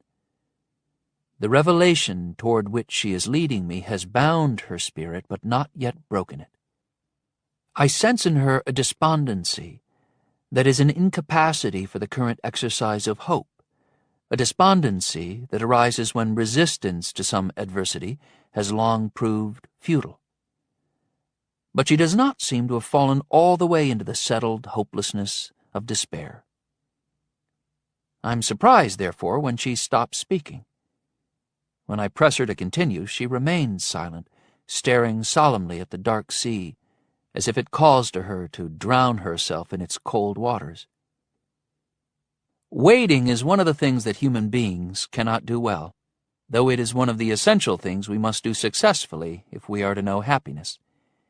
We are impatient for the future, and try to craft it with our own powers, but the future will come as it comes, and will not be hurried. If we are good at waiting, we discover that what we wanted of the future, in our impatience, is no longer what we want, that waiting has brought wisdom. I have become good at waiting, as I wait to see what action or sacrifice is wanted of me, wait to discover where I must go next, and wait for the day when the fortune-teller's promise will be fulfilled. Hope, love, and faith are in the waiting. After a few minutes, Artis says, "For a moment, I thought I felt it opening." "What?" "The door. My own private door. How do I tell you more when I'm afraid that mentioning his name, or describing him, might bring him to me before I can explain our plight?" When she falls silent again, I recall this. "They say you should never speak the devil's name because next thing you know, you'll hear his footsteps on the stairs." "At least there are ways of dealing with the devil," she says, implying that there may be no way to deal with her nameless enemy. As I wait for her to continue, and as she waits to find a route to her truth that will be safe, the darkness beyond the porch railing seems vast, seems to be washing in around us as the Black Sea washes to the nearby shore. Night itself is the sea of all seas, reaching to the farthest end of the universe, the moon and every planet and every star afloat in it. Here, in this waiting moment, I almost feel that this house and the other 6 houses, the distant diner and the service station, the lights of which seem like ship lights, are being lifted and turned in the night, in danger of coming loose of their moorings. Having found a way to approach her truth indirectly, without mentioning the devil's name, Artis says, "You've met Donnie. You saw his scar. He transgressed, and that was his punishment. He thought that if he was sufficiently deceitful and quick enough, he would win our freedom with a knife. Instead, he turned it upon himself and slashed his own face." I thought I must have misunderstood. He did that to himself? She holds up a hand as if to say, "Wait." She sets aside her coffee mug. She lays her arms on the arms of the chair, but there is nothing relaxed about her posture. If I am too specific, if I explain why he would do such a thing to himself, then I will say what I must not say, the thing that will be heard, and that will summon to us what must not be summoned. My mention of the devil seems more apt by the moment, for there is in what she just said something that reminds me of the cadences of Scripture. Donnie might have died if his death had been wanted, but what was wanted was his suffering. Though he was bleeding profusely and in terrible pain, he remained calm. Though his speech was impeded by his cut lips, he told us to tie him down to a kitchen table and to put a folded cloth in his mouth to stifle the screams that would shortly come, and to ensure that he would not bite his tongue. She continues speaking in a quiet voice, from which all drama and most inflection are edited. And it is this self-control, which takes such great effort of will, that lends credence to her incredible story. Her hands have closed into tightly clenched fists. His wife, Denise, who is screaming and near collapse, seems suddenly to collect herself, just as Donnie at last begins to scream. She tells us what she will need to staunch the bleeding, sterilize the wound as best she can, and sew it up. You see, she must share in Donnie's punishment by being the instrument that ensures his permanent disfigurement, that a first-rate surgeon might have minimized. There will be nerve damage and numbness, and every time she looks at him for the rest of their lives, she will in part blame herself for not being able to resist being used in this fashion. We know that if we fail to assist her, any one of us might be the next to slash his own face. We assist. She closes the wound. Artis's fists unclench, and she lowers her head. She has about her an air of exhaustion, as if analyzing her words before speaking them, with an ear for those that might summon the presence that she fears has drained both her physical and mental reserves. Less than an hour of darkness remains, yet the night seems to be rising, submerging the hills, lifting the houses out of anchorage to set them adrift. This perception is nothing more than a reflection of my state of mind. A change in my conception of reality, of what's possible or not, is what has actually, for a moment, unmoored me. If I understand Artis, then the presence that entered my dream and tried to explore the archives of my memory is more than a reader.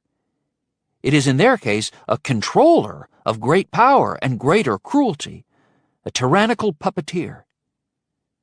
Beginning 5 years earlier, it has made of Harmony Corner not precisely a prison, and not in scope an empire, but a pocket universe, akin to a primitive island on which a god carved of stone demands absolute obedience, with the difference that this false deity is capable of brutally enforcing its commands.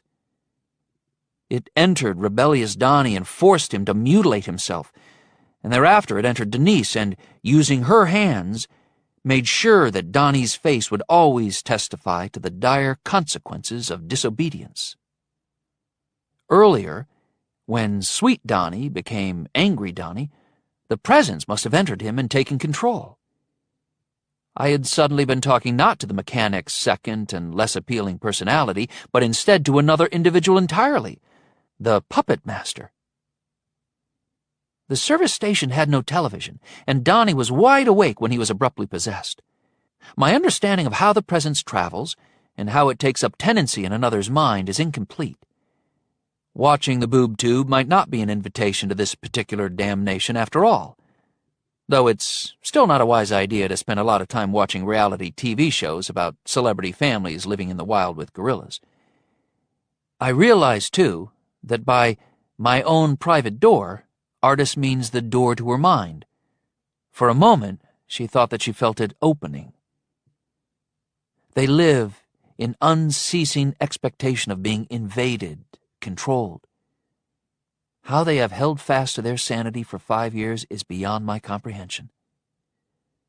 Although I assume Artis has said as much as she dares to say, she raises her head and continues, speaking softly and in a voice that might seem weary if I didn't know the effort required of her to make it sound so. My sister-in-law, Laura, is a Harmony, but her married name is Jorgensen. She and Steve, her husband, have 3 children. The middle one was a boy named Maxwell. We called him Maxie. I'm sobered by her determination to maintain a voice without dramatic emphasis and, presumably, also to repress internally the emotions that these revelations should inflame. Her effort suggests that on some level the presence is always aware of the general mood of each of the subjects in its little kingdom. Perhaps it's alerted to a possibility of disobedience when one of them becomes a bit too agitated emotionally, in much the way that our nation's security forces employ computers to monitor millions of phone calls, not listening to every exchange, but scanning for for certain combinations of words that might identify a conversation between two terrorists. Maxie was always exceptional looking. A pretty baby, then a beautiful toddler, more handsome year by year. He was 6 when things changed. He was 8 when we learned there is a degree of beauty that, if exceeded, inspires envy and requires the removal of the one whose appearance causes offense. Her ability to speak of child murder with such bland words and in such a dispassionate tone indicates that in the 3 years since the killing of Maxie, she has developed and refined techniques of self-possession that I could never match. She is eerily composed, all excited feeling subdued, for this is what she must do to survive, and now to save her daughter.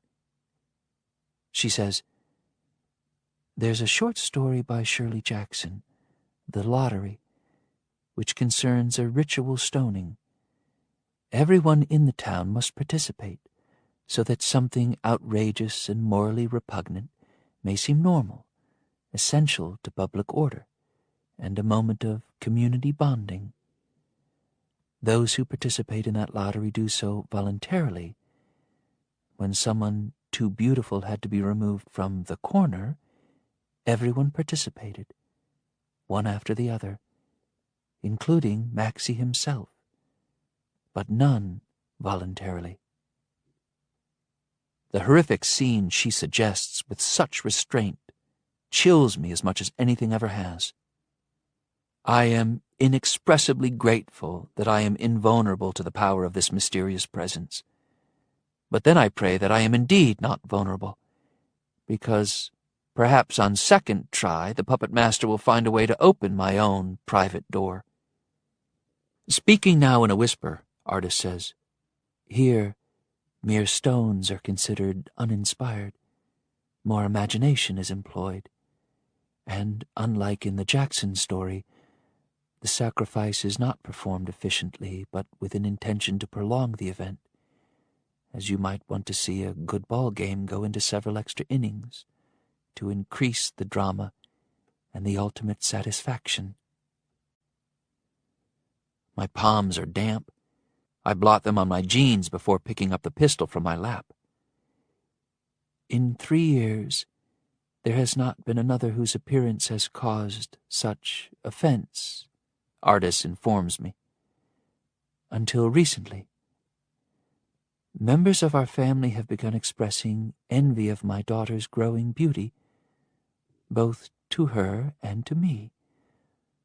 Of course, I mean this envy has been expressed by another, for whom they are forced to speak."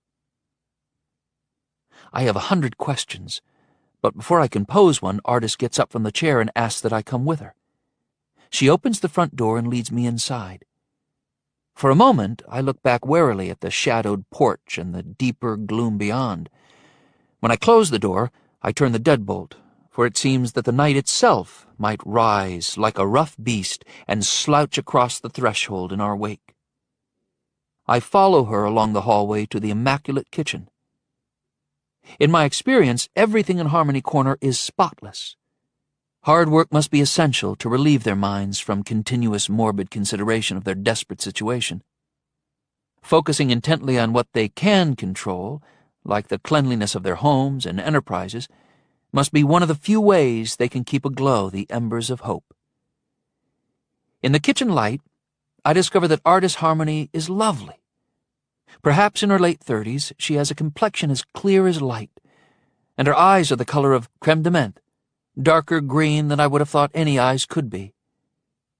Her otherwise perfect skin is marked by crow's feet, but those tiny wrinkles seem to me to be evidence not of aging, but instead of the courage and the steel willpower with which she faces each day in the corner, as even now her eyes are squinted and her mouth tightly set with determination.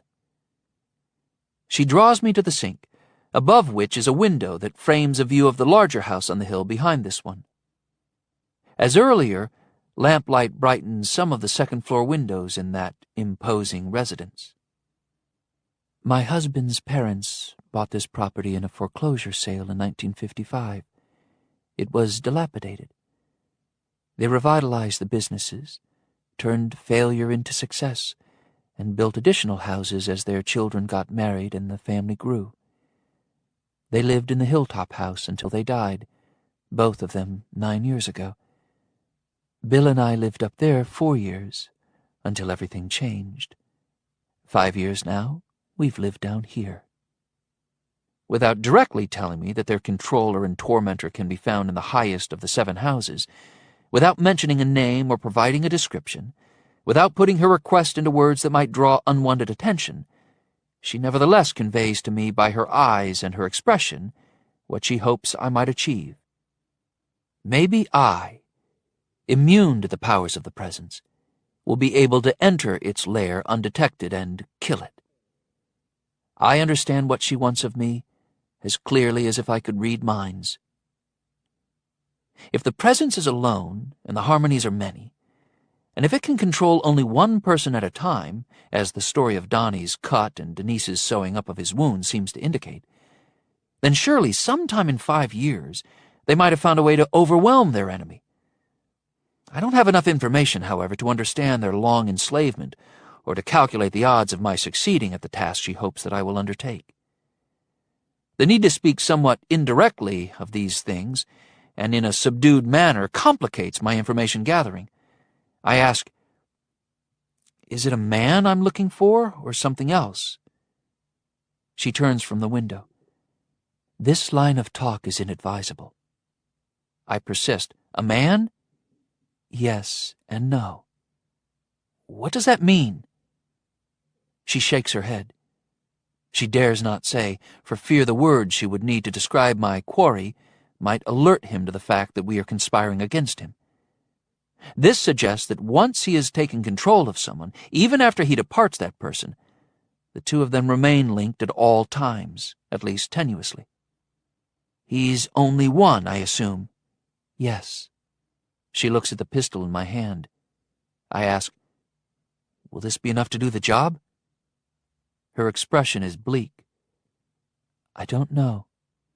As I consider how best to word certain other questions without setting off a psychic alarm in the mind of the presence, I ask if I may have a drink of water. She plucks a bottle of Niagara from the refrigerator, and as I put down the pistol on the dinette table, I assure her that I don't need a glass. For a man closing in on 24 hours without sleep, after a long day of exhausting action, too much caffeine is as problematic as too little. Drowsiness and the lack of focus that it promotes could be the death of me, although so could the edginess and the tendency to overreact that come with an overdose of stimulants. But Mountain Dew, candy bars, and a pair of no-dos have not yet quite cleared the Sandman's dust from my eyes. I swallow one more caffeine tablet. As I put down the water, Artis comes to me and takes one of my hands in both of hers. Her eyes seem to express desperation, and her look is beseeching. Something about her stare, perhaps the intensity of it, makes me uneasy. Because my life is marbled with the supernatural, I'm creeped out frequently enough to be familiar with the feeling that something is crawling on the nape of my neck. This time, however, before I can smooth down those fine hairs with my free hand, I realize that the crawling isn't on my neck, but inside my skull. As I slam my own private door, rejecting what has sought to enter, Artis says, "Have you figured out how to express it better, Harry?" Express what? The analogy with the porpoise and the prairie dog.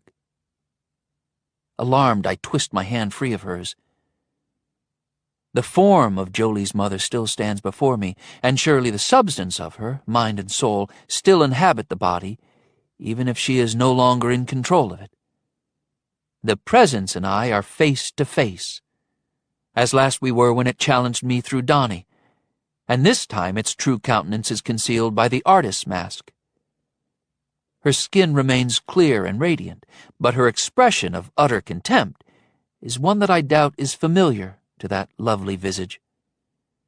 Those dark green eyes are as striking as they were before, like the eyes of a woman in some magic, saturated Celtic myth, but they are no longer haunted or sad or beseeching. They seem to radiate a palpable, inhuman fury. I snatch the gun from the table. She says, "Who are you really, Harry Potter?" "Lex Luthor," I admit. "That's why I had to change my name.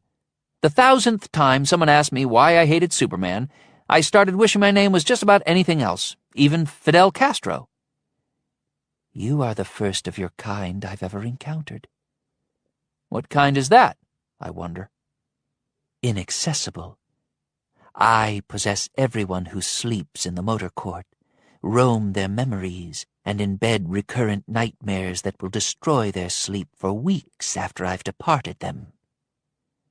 "I'd prefer a free continental breakfast." Not stiffly like a zombie, but with her usual grace she walks, almost seems to glide, to the counter beside the cooktop and opens a drawer.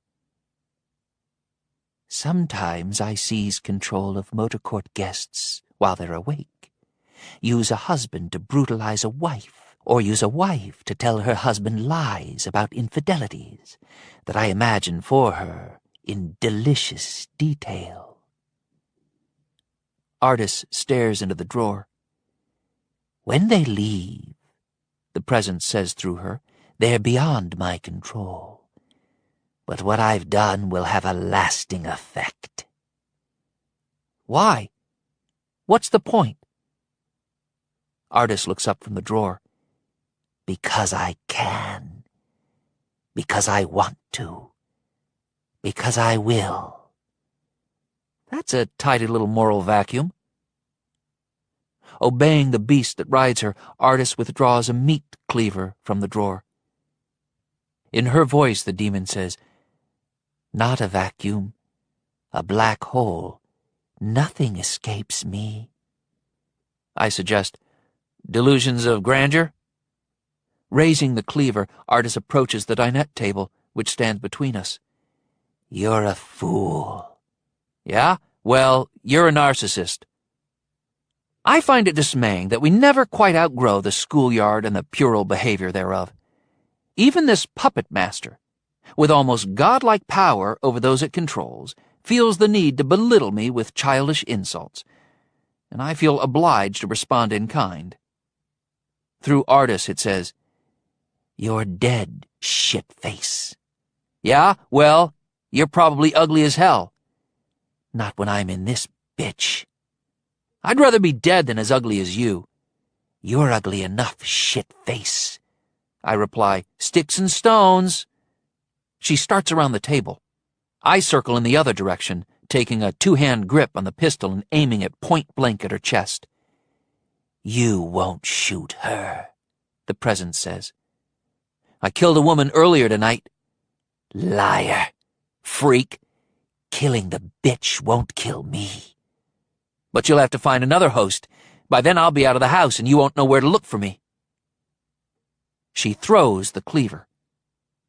My paranormal ability includes occasional prophetic dreams, but not, darn it, glimpses of the future while I'm awake, which would be really, really helpful in moments like this.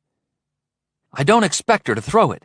I haven't time to dodge. The blade whooshes past my face close enough to shave me if I had a beard, and chops into the cabinetry behind me, splitting the raised panel on an upper door. The puppeteer is probably limited to the physical capabilities of whatever host it inhabits. I am maybe 15 years younger than Artis, stronger, with longer legs. The presence is right. I won't kill Artis. She's innocent, a victim. And now as she returns to the knife drawer, there's nothing I can do but split in the figurative sense before her rider uses her to split me literally. I race along the hallway, reaching the foyer just as the front door opens and a tall, husky guy halts on the threshold, startled to see me. He must be the husband, William Harmony. I say, "Hi, Bill," hoping he'll politely step out of the way. But even as I speak, his expression hardens, and he says, "Shitface," which either means that the insult is so appropriate that it's the first thing people think to say when catching sight of me, or the presence has flipped out of Artis, and into her spouse. Although I don't know Bill as well as I know Artis, I don't want to shoot this innocent either. Call me Prissy. If I retreat to the kitchen, the puppeteer will flip out of Bill and into Artis once more, and she'll have a carving knife or a butcher knife or a battery-powered electric knife or a chainsaw if they happen to keep one in the kitchen. Bill is wearing a sailor's cap, which is appropriate, because his neck is as thick as a wharf post, his hands look as big as anchors, and his chest is as wide as the prow of a ship. There's no way I can go through him, which leaves me no choice but to sprint up the nearby staircase to the second floor. 6.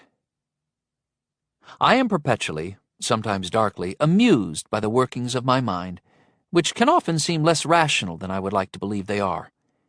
The human brain is by far the most complex object known to exist in the entire universe, containing more neurons than there are billions of stars in the Milky Way. The brain and the mind are very different things, and the latter is as mysterious as the former is complex. The brain is a machine, and the mind is a ghost within it. The origins of self-awareness and how the mind is able to perceive, analyze, and imagine are supposedly explained by numerous schools of psychology, although in fact they study only behavior through the gathering and the analysis of statistics. The why of the mind's existence and the how of its profound capacity to reason, especially its penchant for moral reasoning, will by their very nature remain as mysterious as whatever lies outside of time. As I race up the stairs to the second floor, intent upon not falling into the hands of the possessed Bill Harmony, who looks like he has the strength to break me apart as easily as I might break in half a breadstick, I am afraid of dying, and therefore failing to protect Anna Maria as I promised. And at the same time I am mildly embarrassed by the impropriety of dashing pell-mell toward the more private portions of their residence, into which I haven't been invited. I hear myself saying, "Sorry, sorry, sorry," as I ascend the stairs, which seems absurd, considering that my trespass is a far lesser offense than the puppet master's intention to use Mr. Harmony to bash my brains out. On the other hand, I think it speaks well of human beings that we are capable of recognizing when we've committed an impropriety, even while we're in a desperate fight for survival. I've read that in the worst Nazi and Soviet slave labor camps, where never enough food was provided to inmates, the stronger prisoners nearly always shared rations equitably with weaker ones, recognizing that the survival instinct does not entirely excuse us from the need to be charitable. Not all human competition has to be as brutal as that on the Food Network's Cupcake Wars. At the head of the stairs, as I hear Mr. Harmony thundering up the 2 flights behind me, I discover that the hallway leads right and left. I turn left, trusting my intuition, which, unfortunately, isn't 100% reliable. Out of a room to my right, a boy of about 15, bare-chested and barefoot, wearing pajama bottoms, erupts as if catapulted, slams into me, drives me into the wall, and reveals himself to be possessed when he says, "Shit face!" Although the impact knocks the wind out of me, although I drop the pistol, although the boy's sour breath reeks of garlic from the previous night's dinner, and although I'm beginning to be offended by the unnecessary repetition of that insult to my appearance, I am nevertheless impressed by the puppeteer's ability to switch from host to host in what seems like the blink of an eye. Cool. Terrifying, yes, but definitely cool. As I drive one knee hard into the boy's crotch, I say, "Sorry, sorry, sorry," which I mean even more sincerely than the regret I express for violating the sanctity of their second floor. He collapses into the fetal position with a wordless groan that would most accurately be pronounced, "Oh!" And I assure him that although he feels that he is dying, he will live. Mr. Harmony is standing at the head of the stairs, looking confused. But then his face hardens into a gargoyle snarl as the presence invades him. After scooping up the pistol, I bolt across the hall into the room out of which the boy attacked me. I slam the door. In the knob is a button that engages the latch, but there's no deadbolt. Mr. Harmony tries the door, violently rattling the knob, just as I brace it with a straight-backed chair snared from a nearby desk. Even though the animal that Mr. Harmony most reminds me of is a rhinoceros, this trick should hold him off for a couple of minutes. At the double-hung 8-pane window, I pull open the draperies, see a porch roof beyond, and disengage the latch. I can't raise the inner sash, and I can't lower the outer sash because the window has been painted shut. If I were Mr. Daniel Craig, the most recent James Bond, I would quickly kick out the wooden muntins separating the panes in the lower sash, squeeze through the sash without raising it, and be gone. But I am only me, and I've no doubt that a back spray of shattering glass would blind me, while the bristling end of a broken muntin would pierce one calf or the other, gouge open the perineal artery, and bleed me dry in 2.1 minutes.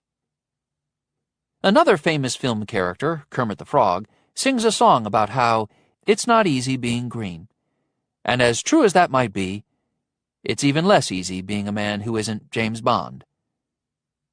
Meanwhile, at the door, Mr. Harmony doesn't bellow like some beast from the African veldt, but he slams his shoulder against the door or kicks it with rhinocerosian fury.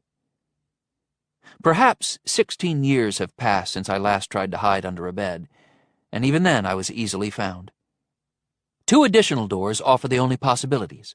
The first leads to a closet in which Mr. Harmony could beat me half to death with his humongous fists and then garrote me with a wire clothes hanger.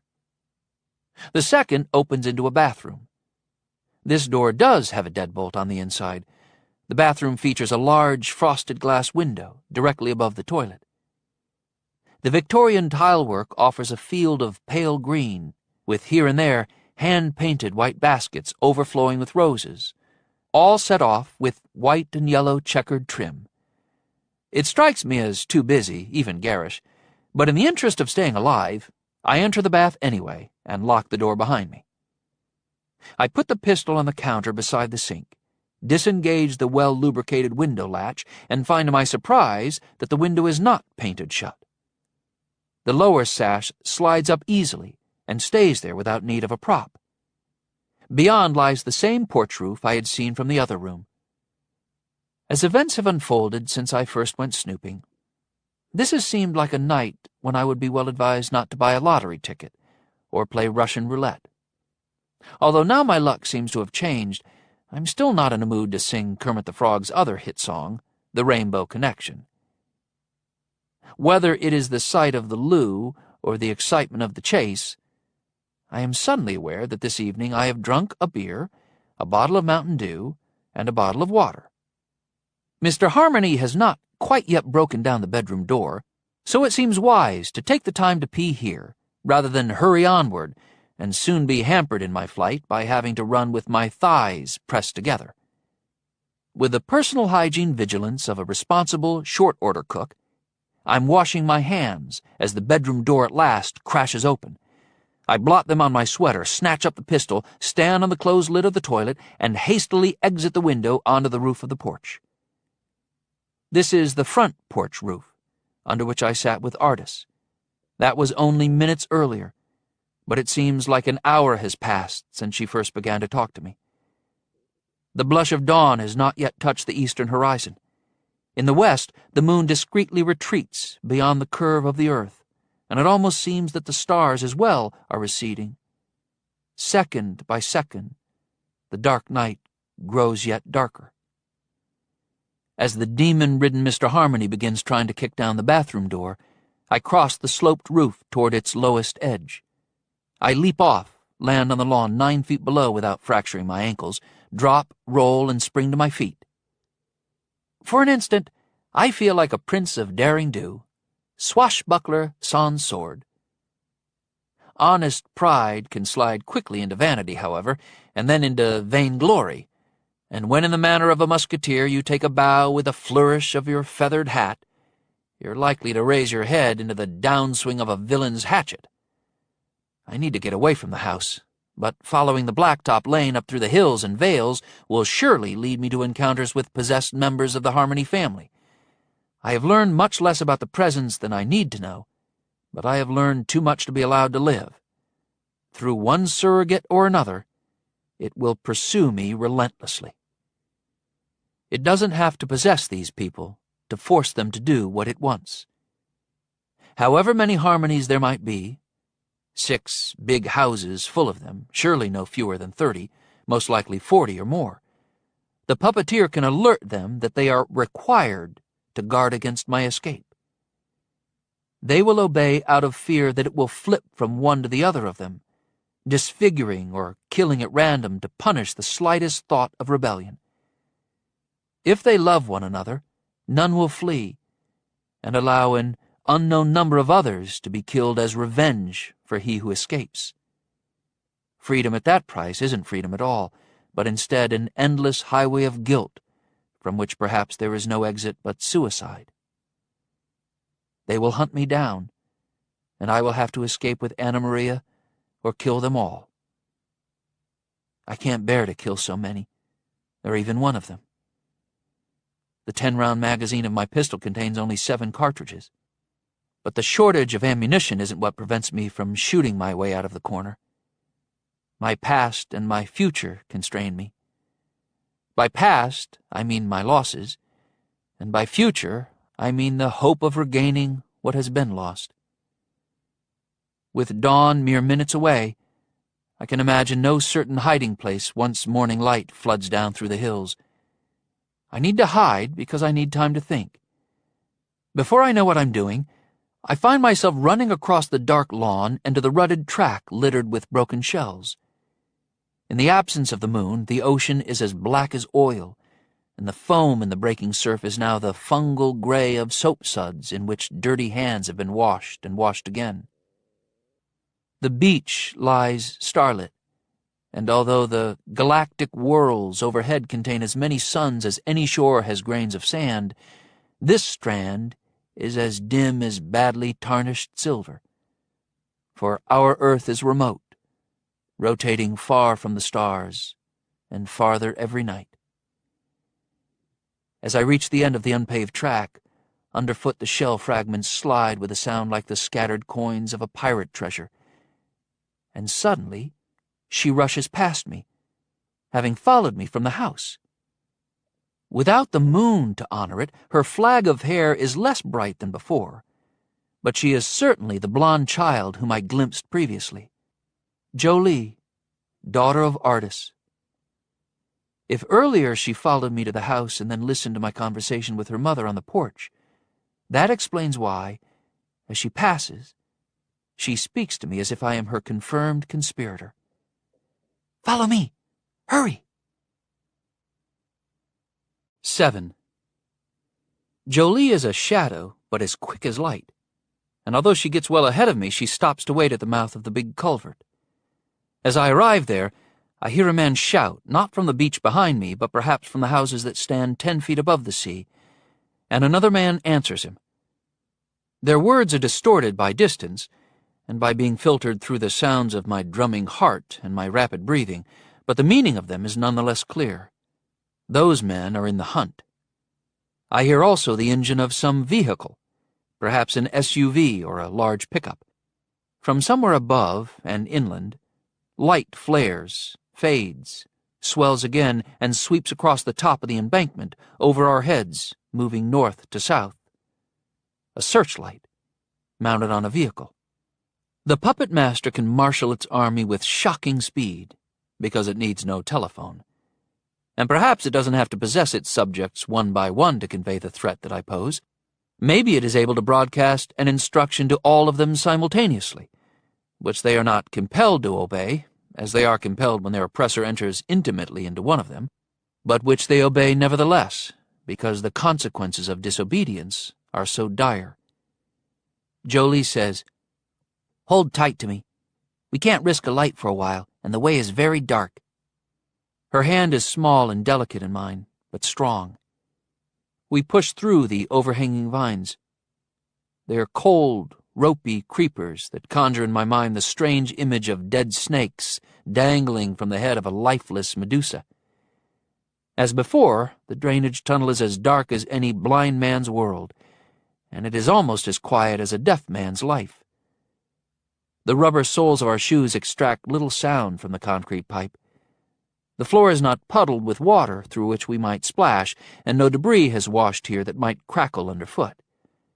If vermin share this darkness with us, they are as silent as the rats that slink through dreams. The air is cool and smells clean. In a drain, even one of this size, especially in the rainy season, which is now, I expect at least the faint sense of mold and sporing fungi, the feeder of occasional stagnant pools skinned with slimy algae, a whiff of lime efflorescing from the concrete. The odorless condition of this realm is no less disorienting than the blackness all around. We stay to the center, the low point of the curving passage, which means the girl can't be feeling her way along the wall, yet she proceeds with confidence, never hesitating, walking at an ordinary pace, as if she knows that no obstruction lies ahead, as if all she needs to find her way is the cant of the floor under her feet, and a draft so faint that only she can feel it. I have in the past been in lightless places that were less welcoming than this, and fraught with dangers, forced to crawl and explore blindly with my hands. Although this great pipe smells clean, and seems to harbor no mortal threats, I find it immeasurably more disturbing than any previous dark place I have known.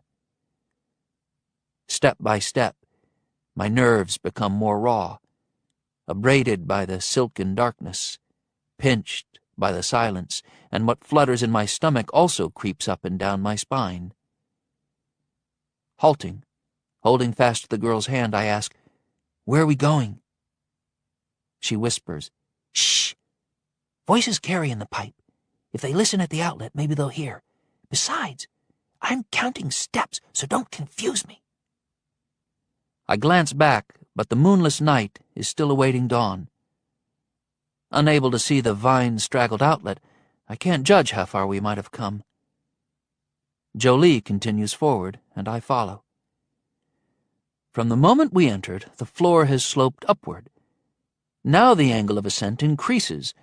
Soon I sense that this tunnel is curving to the left. 3 disturbing things happen in the next few minutes, 2 of them in that perfect gloom, and the third in weak but welcome light. First, my singular intuition, which if it could smell and see would have the nose of a hunting dog and the eyes of a hawk, tells me with steadily increasing insistence that this tunnel is not what it seems to be. I assume that it must have been constructed to channel torrents of rain from the shoulders of the 4-lane highway high above, or from a network of open gullies, with the intention of preventing erosion of the coastal hills. But this is not a drain, not a piece of common infrastructure with a public purpose. Being guided by the girl through the blind and odorless quiet, I perceive a pair of truths about this tunnel, the first being that it proceeds to something other than manholes and drainage grates. Ahead will be found peculiar features, and at some far terminus lies an immense facility of mysterious purpose. These perceptions don't pour into me as a flood of images, but as feelings. I'm not able to feel them more vividly by concentrating on them, nor can I translate these feelings into clear details. In all its aspects, my psychic gift has always been more powerful than I can comfortably manage, but weaker than I wish it were. The associated truth is that the place to which this passageway ultimately leads is thought to be abandoned, but is not entirely so. I have a vague impression of colossal structures, vast rooms that stand empty, and others that house exotic machines long unused and corroded. But somewhere in those monumental installations, cocooned by rings of derelict buildings in which nothing moves, except fitful draughts and ghosts that are nothing more than bestirred forms of dust, there is a hub of activity. That hub might seem small by comparison to the forsaken architectures that surround it, but my sense is that this secret core is itself large and bunkered, staffed by men and women as busy as the population of any hive. The second of the 3 disturbing things that happen in this black passageway, subsequent to the pair of clairvoyantly received truths, is an ominous perception that something pernicious, beyond comprehension, lies ahead, something unwholesome exceeding all my previous experience of wickedness. A flood tide of apprehension wells and swiftly builds into an almost incapacitating fright, a shrinking, anxious fear that some pure evil looms with all the power of a mile-high tsunami. I believe, I know, that the unknown thing I sense and fear is not here now, but instead waits far ahead, in that fortified hub of which I can feel the existence, though I cannot see it. This perfect blackness oppresses me, however, and because the girl seems quite at home in it, I am increasingly troubled by the thought that she is so comfortable in the dark because she is of the dark, never was the innocent child that I have assumed, but is one with the distant threat toward which she seems to lead me. She whispers, "We're coming to a threshold, don't trip," and squeezes my hand as if to reassure me. Her apparent solicitude should steady my nerves a little, but it does not. The perception of some unknown but monumental evil waiting ahead does not relent, in fact intensifies. After hearing the story of young Maxwell's murder by his possessed kin, after seeing lovely artist Harmony transformed into a homicidal puppet with a cleaver, I have no reason to dread this unknown menace more than I fear the presence, the puppet master. But my intuition continues to insist. The promised threshold is perhaps 2 inches high. My left shoulder brushes what might be a heavy sliding door, and my pistol, clutched in that hand, rings loudly off steel. Through the sole of one of my shoes, I feel a metal channel inset in the midpoint of the foot-wide threshold. "The beach is so far away, we can risk it now," Jolie says, letting go of my hand and switching on a small flashlight the size of a magic marker. The flash is welcome, although inadequate, the darkness flowing in again behind the beam as it moves, flowing like the cloak of something cowled and hostile. Figures of dim light squirming in the stainless steel walls, as though they are the tortured denizens of some parallel reality, separated from ours by a thin, distorting membrane. The narrow ray reveals that we have left the pipe behind and have entered a rectangular chamber, approximately 10 feet wide and 20 long. The floor seems to be white ceramic tiles, separated not by grout lines, but by thin spines of polished steel. All other surfaces are stainless steel. With the beam, the girl indicates a crowbar and several wood wedges of different sizes which lie together in a corner. "I had to pry open the doors, and it wasn't easy. I about thought I'd blow out a carotid artery.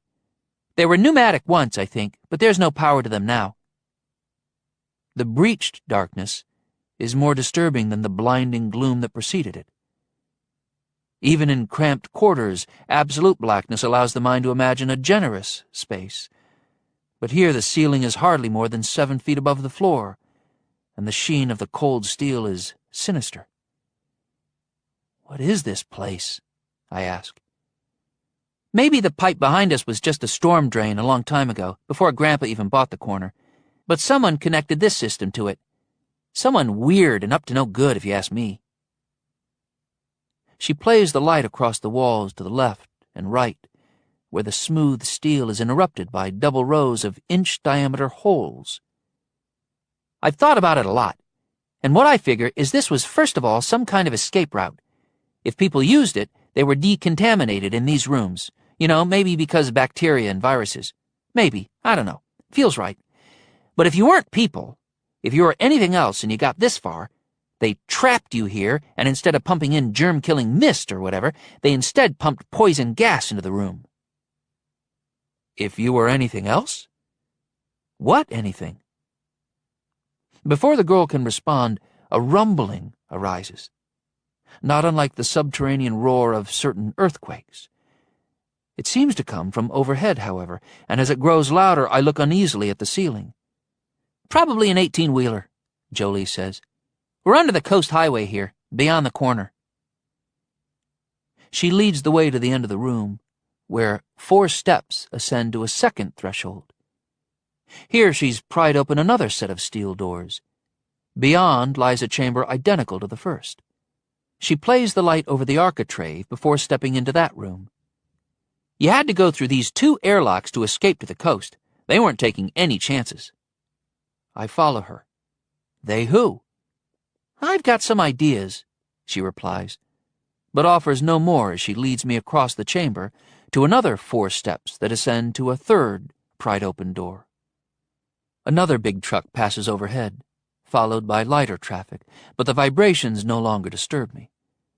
I am troubled now by an even stronger premonition that ahead waits an unequaled abomination, an evil so pure, so perfectly vicious and thoroughly unwholesome that it belongs in a deeper level of hell than any Dante ever imagined. Past that third door, Jolie says, "From here on, there's power," and she presses a wall switch. Warm light springs from tubes, hidden in coves along both sides of a corridor that is as long as a football field, about 12 feet wide, maybe 8 feet high. Every surface is pale yellow, shiny, and seems to be seamlessly plasticized. The air is warmer here, and it has an astringent chemical smell that isn't unpleasant. "When I first pried open that third set of doors," she says, "it was a lot warmer in here than this, and the smell was a lot stronger. I first thought the air might be bad for me, like toxic or something, but it doesn't irritate my throat or eyes, and if the stuff is going to make me grow a second head, it hasn't happened yet." Compared to the rooms preceding it, this place looks welcoming, but my presentiment of evil remains acute, and I'm glad I have the pistol. The girl says, "The next doors are powered up and locked. Can't be pried open. All these barriers. So maybe there's 1,000,000 bars of gold beyond it, or the secret recipe for McDonald's special sauce. This hallway is as far as we can go." About halfway to those distant doors, a figure lies on the hallway floor. At first it might be mistaken for a man, but then not. As we approach the sprawled form, the girl says, "Whatever's beyond those last doors, if they are the last ones, there must not be anyone left over there. If anyone was over there, they wouldn't just leave the thing here so long. They'd take it away." I can't tell for certain how tall the creature might have been in life or exactly what weight, because it appears to have mummified in the greater heat that she mentioned and in the chemical-laden air. As a guess, I would say it stood over 7 feet and weighed short of 300 pounds, but it is radically dehydrated, skin shrunken over its lanky body, over its long hands, and over the once fearsome features of its huge head. Skin as wrinkled as a gray linen suit worn hard and until threadbare and never once pressed. What I can determine is that it's a primate. Legs longer than its arms, more sophisticated than gorillas and other anthropoids, with a spinal curve like that of Homo sapiens, capable of standing fully erect. But there, the similarity to man ends, for this thing has long, 4-knuckled fingers, 5 per hand, and 2 3-knuckled thumbs per hand. Its toes are as long as its fingers, 6 per foot, with 1 thumb-like toe in each half-dozen. "I call him Orc," the girl says. "Why?" "Well, I had to call him something, and Bob didn't seem right. I don't know her yet, but I think I'm going to like her. Orc, because he makes me think of the orcs in The Lord of the Rings." Its skull, to which the flesh of the face has been shriveled and shrink-wrapped by the heat, is nearly the size and shape of a watermelon. The eyes have collapsed back into the desiccated brain, but judging by the sockets, they must have been the size of large lemons, set not horizontally like human eyes, but vertically. The remaining nose cartilage and a mass of shriveled tissue draped over it suggest a proboscis like that of an anteater, though 3 hooked lengths of horn-like structures, each 2 inches long, bristle from that portion of the face, unlike anything an anteater can boast. The lips have shrunk from the teeth, which are reminiscent of a wolf's oral weaponry. The mouth cracks uncommonly wide to allow the fullest use of that wickedly sharp and still gleaming array of cutlery. The presentiment of evil that had its claws in me for most of the journey from the beach has not faded, but the reason for it is not this cadaver. Whatever alarms me is behind the closed doors at the end of this corridor, either living specimens related to this corpse, or something worse. One more thing strikes me as important. This carcass appears to be as dry as a mass of parchment, but no stains or time-hardened residue of decomposing tissues mars the floor under it. Where did the bodily fluids go? The dissolving and putrefying fats? "I've been studying old Orc for a few months," the girl says. "Studying him? I can learn something from him. Something that'll help us. I'm sure I can." "But studying him here alone?" No more than 6 feet from the body are a few folded, quilted blue moving blankets that Jolie has apparently provided for comfort. She sits on one and folds her legs Indian style. "Orc doesn't scare me. Nothing much can scare me after 5 years of Dr. Hiscott." "Who?" The girl spells it for me. "The creep that lives in what used to be our house. We're his animals to torment. Slaves, toys." "The puppet master." "Talking to you on the porch, Mom couldn't speak his name. He knows when it's used.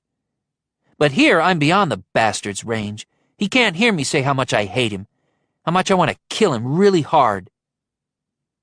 I settle onto another folded moving blanket, facing her. Jolie dresses to express the rebellion in which she dares not engage.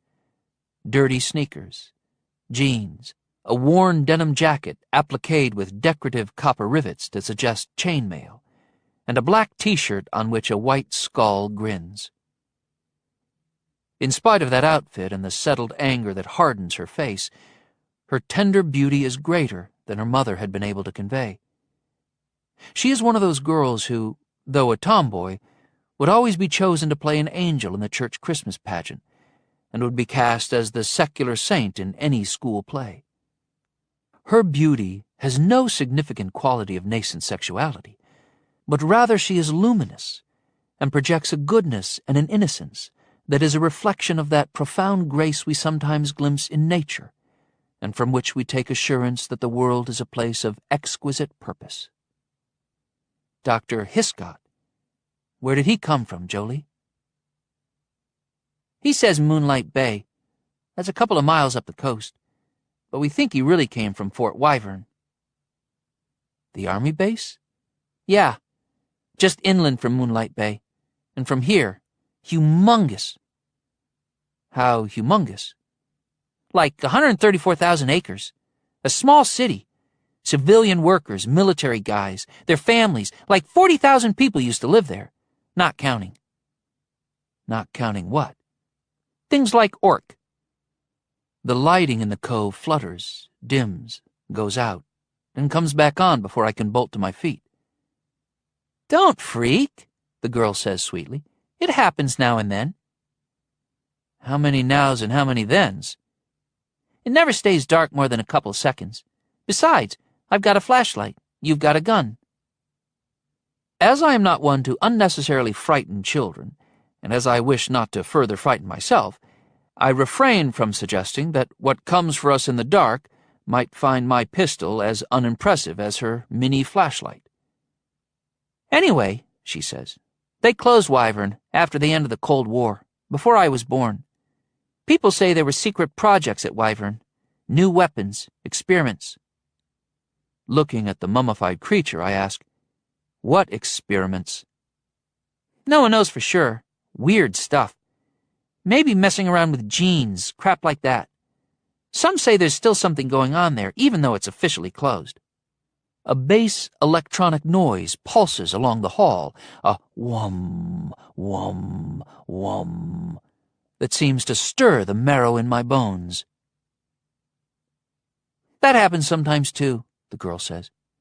"I don't know what it is. Don't worry about it. Nothing ever happens after it." I look toward the sealed doors she has been unable to open. "You think this connects with someplace in Wyvern?" "Well, I don't think it's a space warp shortcut to Disney World. Anyway, Dr. Hiscott is sick when he checks into the motor court. He seems exhausted, confused, his hands shaking. My Aunt Lois registers him. When he takes his driver's license from his wallet, he scatters a bunch of cards on the counter. Aunt Lois helps gather them up. She says one was a photo ID for Fort Wyvern. Before she married my Uncle Greg back when Wyvern was still open, she worked there." "Why would he still carry a card years after the place closed?" "Yeah, why?" I don't have to be a mentalist to read, in her direct green gaze, that we both know the answer to my question. "Hiscott stays in his cottage 3 days, won't let the maid change the linens or clean. And then he wasn't just Dr. Hiscott anymore. He was something else, and he took control." The electronic sound comes again, a longer series of notes than before. Whum, whum, whum, whum, whum. Although shriveled, shrunken, mummified, and long dead, the bony fingers of Orc's left hand tap the floor, making a rattle like dancing dice. And from its gaping mouth comes an eager keening. The lights flutter and go out. Part 2. Two-part harmony. Secret and self-contained and solitary as an oyster. Charles Dickens, A Christmas Carol. 8. Darkness has its charms, and even in our hometowns, the world at night can be as enchanting as any foreign port with its exotic architectures. Between dusk and dawn, the commonplace is full of visual delights that only the moon, the stars, and richly textured shadows can provide. But pitch-black gloom offers nothing except the fevered images of our imagination. And when we share absolute lightlessness with a grotesque mummy that makes a squalling cat sound through its mouthful of buzzsaw teeth, the desire for light becomes so intense that we might set ourselves afire to provide it, if we had a match. Fortunately, I have no match, and am spared self-immolation. But Jolie Harmony has her mini flashlight, to which she resorts, if you want my considered opinion, much too slowly under the circumstances. When at last she does switch on that little torch, she aims it at me, or more accurately at my knees, as I am sitting on the floor of the corridor when the lights go out and the desiccated corpse begins to shriek. But then I erupt to my feet as abruptly as a spring-loaded novelty toothpick dispenser offering an after-dinner wooden probe. The beam is so narrow that it illumines only one of my knees, and instead of shifting it to her left, where the monstrous remains were last seen, the girl angles it upward, to my face, as if she's forgotten who she brought here and needs to confirm my identity. Jolie is 12, and I'm almost 22. So it is incumbent upon me to act like the adult in the room, or the corridor. I must not scream like a little girl, because the little girl herself isn't screaming. Before this adventure reaches an end, being human, I will no doubt have made a fool of myself in any number of ways. Therefore, the longer I can delay behaving idiotically, the less humiliating it will be when I have to face her for our goodbyes, just before I ride off into the sunset with my faithful companion, Tonto. So with more aplomb than I expect, I blink into the light, and in measured tones I say, "Show me the mummy."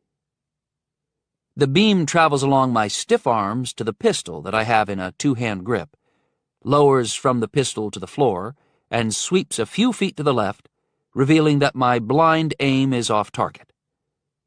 The creature, for which I have no biological classification, is still lying on its back, in the withered posture of a juiceless death.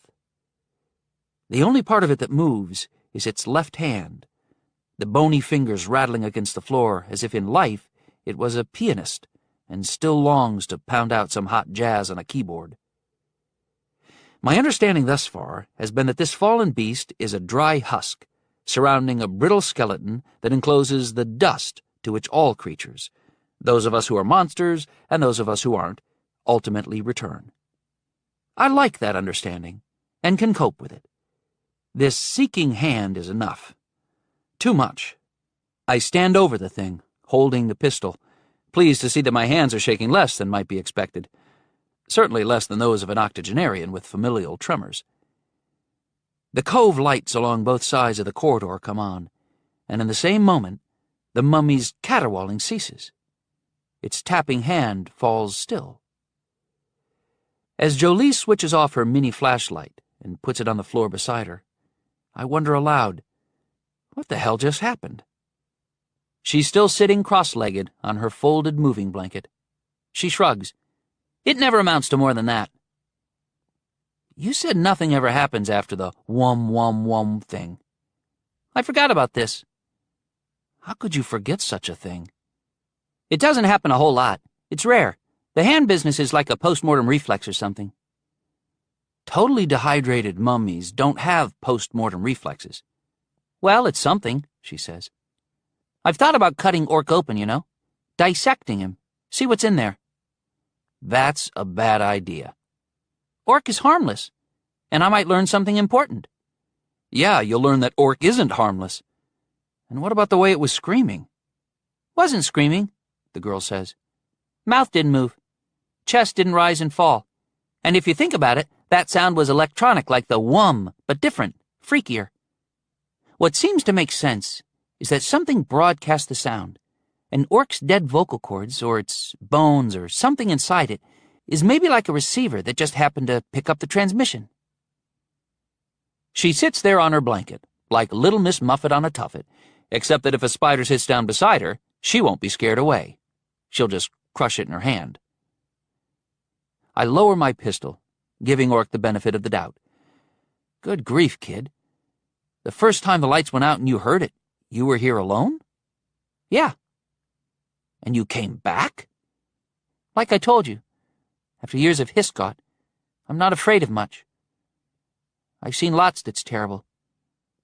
I saw my cousin Maxie murdered by Hiscott, using my family to do the killing. She has suffered so much, and that sorrows me.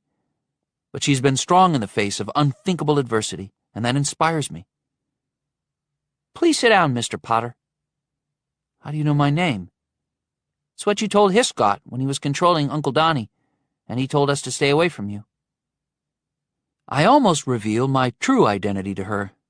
Then I realize that if she leaves this subterranean refuge and returns to the corner, within the puppet master's range, he might seize control of the girl, read her memory, and know my real name. They say that voodoo priests, witches, and warlocks can't lay a spell upon you if they don't know your true name. That's probably superstitious hogwash. Anyway, this Hiscott guy isn't a voodoo priest or a witch or a warlock. Nevertheless, I decide to keep my true name to myself for the time being. Until the recent scare gave me my first white hairs, I'd been sitting on the floor, facing the girl, with the mummified monstrosity a few feet to my right. Now I reposition the blanket and sit with a clear view of both Jolie and Orc. You said those 3 days in his cottage, Hiscott was sick and then he changed. He wasn't just Hiscott anymore. What do you mean? That you don't think he had this power when he checked in? That it came to him somehow while he was staying there?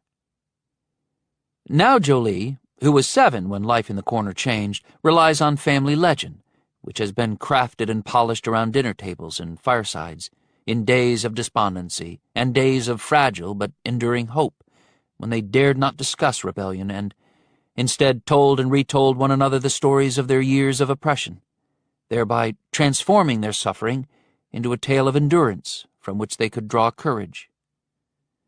As that legend has it, Dr. Norris Hiscott arrives in a Mercedes S600, a far more high-end vehicle than what the average guest at their motor court drives. On first appearance, he seems to have been born for this day. Since dawn, a cold breeze has come off the sea, tinctured with an iodine scent from masses of decomposing seaweed that storm waves flung across nearshore rock formations 2 days earlier. The disturbing odor, the penetrating chill, and the curdled gray sky, lowering by the hour with a pending storm of predicted ferocity, have combined to raise in the harmonies a mild, persistent disquiet. When registering Norris Hiscott in Cottage 9, Aunt Lois thinks it's curious that he's wearing Gucci loafers, expensive tailored slacks, a gold Rolex, and a hooded jersey tattered at the cuffs and stained as if he'd fished it out of a dumpster. Although some people might feel the day is cold enough to justify gloves, the pair he's wearing are as peculiar as the jersey. These are gardening gloves, and he does not take them off. Likewise, he keeps the hood up throughout the registration process. Aunt Lois thinks perhaps some kid would wear a hoodie indoors, but not usually a man of about 50, and not one of this man's social position and sophistication. He seems furtive as well, never making eye contact. From what Jolie previously said, I hadn't inferred that the change in Hiscott that brought him this cruel power also altered him physically in some disastrous way, but this makes sense of his envy and of his too-beautiful-to-live decrees. Holed up in Cottage 9, he refuses maid service, on the pretense that he is gravely ill with the flu, yet he seems to have a healthy appetite, for he orders a lot of takeout from the diner. Leaving his door unlocked, he asks that the food be left on the small table beside the armchair in the sitting area, and he leaves money for the charges, plus tip.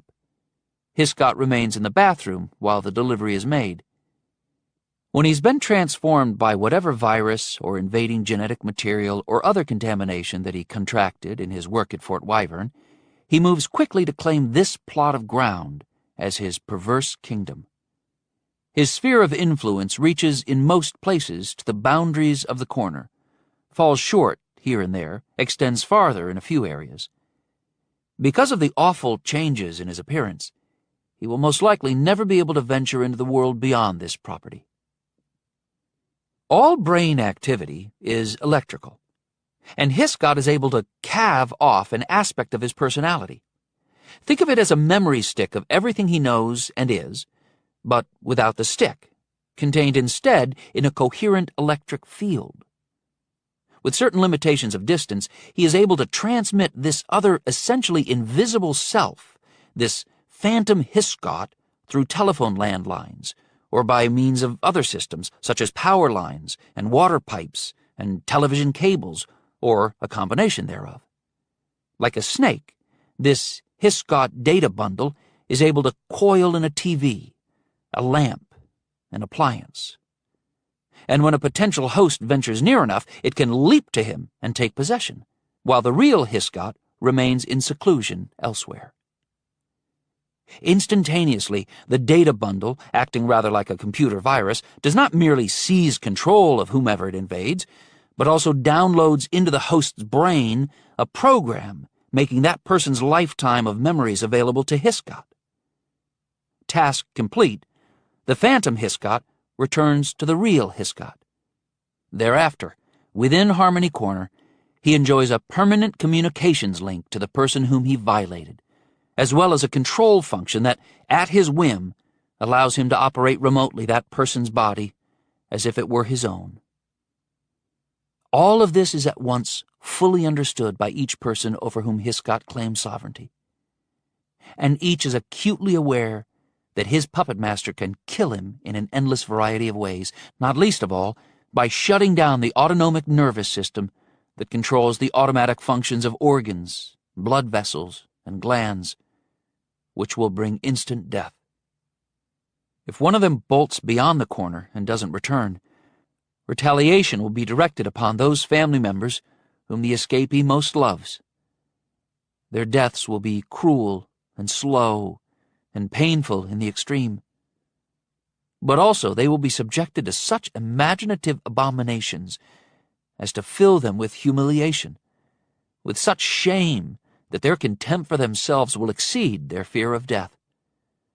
The one who got away will carry a weight of guilt that eventually will make life intolerable. Escaping with the intent to return with the police or cavalry of some kind will be futile. The escapee will probably soon find himself needing to escape again, this time from a psychiatric ward, to which his tale of mind control has gotten him committed, as surely as if he angrily claims to be Godzilla and threatens to destroy Los Angeles. In the unlikely event that authorities could be convinced of an extraordinary threat to such an apparently peaceful place as Harmony Corner, when they arrive on scene, Hiscott will take them, one by one. Because those outsiders can never be allowed to return to their offices with knowledge of Norris Hiscott or with any suspicion whatsoever, he won't possess them in the same manner as he does the Harmonies, but he will instead slip deep into their minds as unobtrusively as a cold virus invading the lungs on an inhalation. He will edit and massage their thoughts without their awareness, and he will send them away with memories that he crafts for them. Until Jolie tells me this, I have not understood how complete is the stranglehold that Hiscott has on them, that the members of the Harmony family have persevered, held fast to their sanity, and remained hopeful is a feat almost beyond my comprehension. Orc lies quiet. Boo materializes and examines the mummified remains with great curiosity. The girl doesn't see the dog. She and I sit in contemplative silence. Finally, I ask, Hiscott, whoever he was, and whatever he now is, what does he want? Control. Obedience. But why? Because of the way he now looks. He can't be seen in public. He's gross. He lives through us.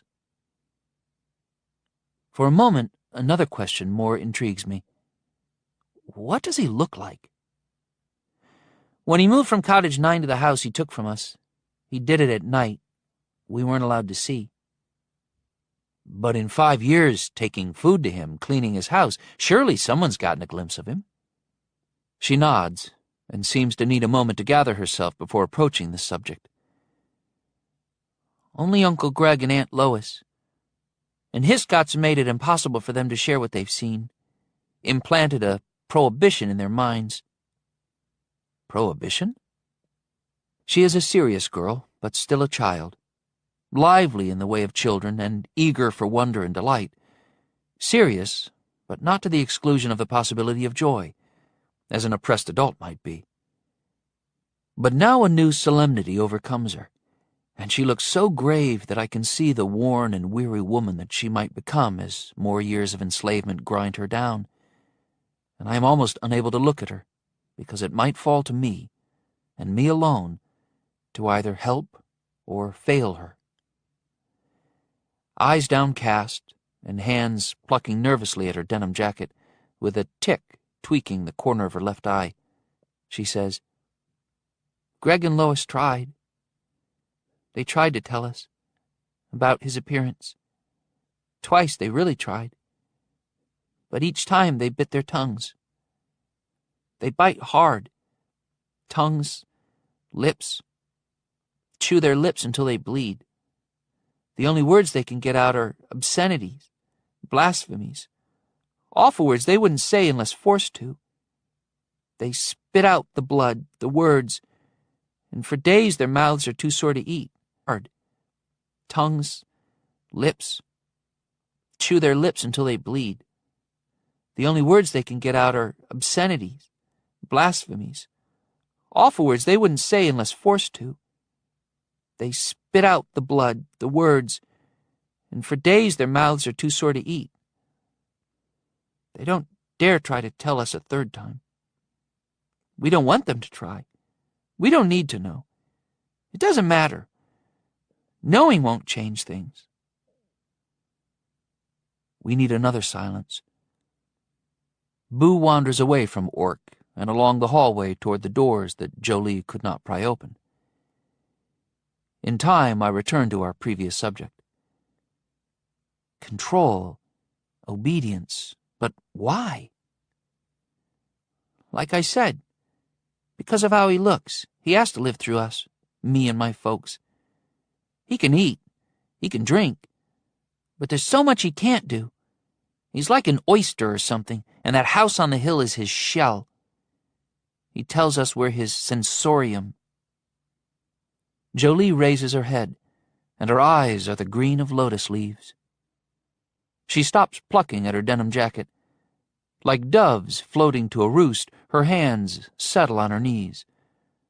The tick is gone from the corner of her left eye. Speaking of her aunts and uncles' suffering distresses and agitates her. I think this subject distresses and agitates her too, and perhaps even to a greater degree. But to speak of it at all, she needs to impose upon herself, with a kind of yogic application of willpower, a serenity that allows her to comment from the clear upper air that lies above all storm and shadow. She says, "You know what a sensorium is?" "No." "Like the sensory apparatus of the body. All the sensory organs, nerves. Through me, through us, he's able to have the world that he can't be seen in anymore. Not just the sights and sounds and tastes, but all of that from lots of different perspectives, from all of our perspectives, instead of just one. And what he's unable to experience there in his shell, in his gross body that no eye would want to look upon or hand would want to touch, he can feel by living in us, by feeling what we feel, sharing our sensations, requiring us to provide whatever experience he wants most at any moment. There's no privacy in the corner. There's no place in your heart where you can be alone, to feel sorry for yourself, to heal from the latest thing he did to you. He crawls in there with you. He drinks your sorrow and mocks your hope of healing. I'm badly shaken. Chronologically, she's 12, but emotionally she is older, and intellectually older still.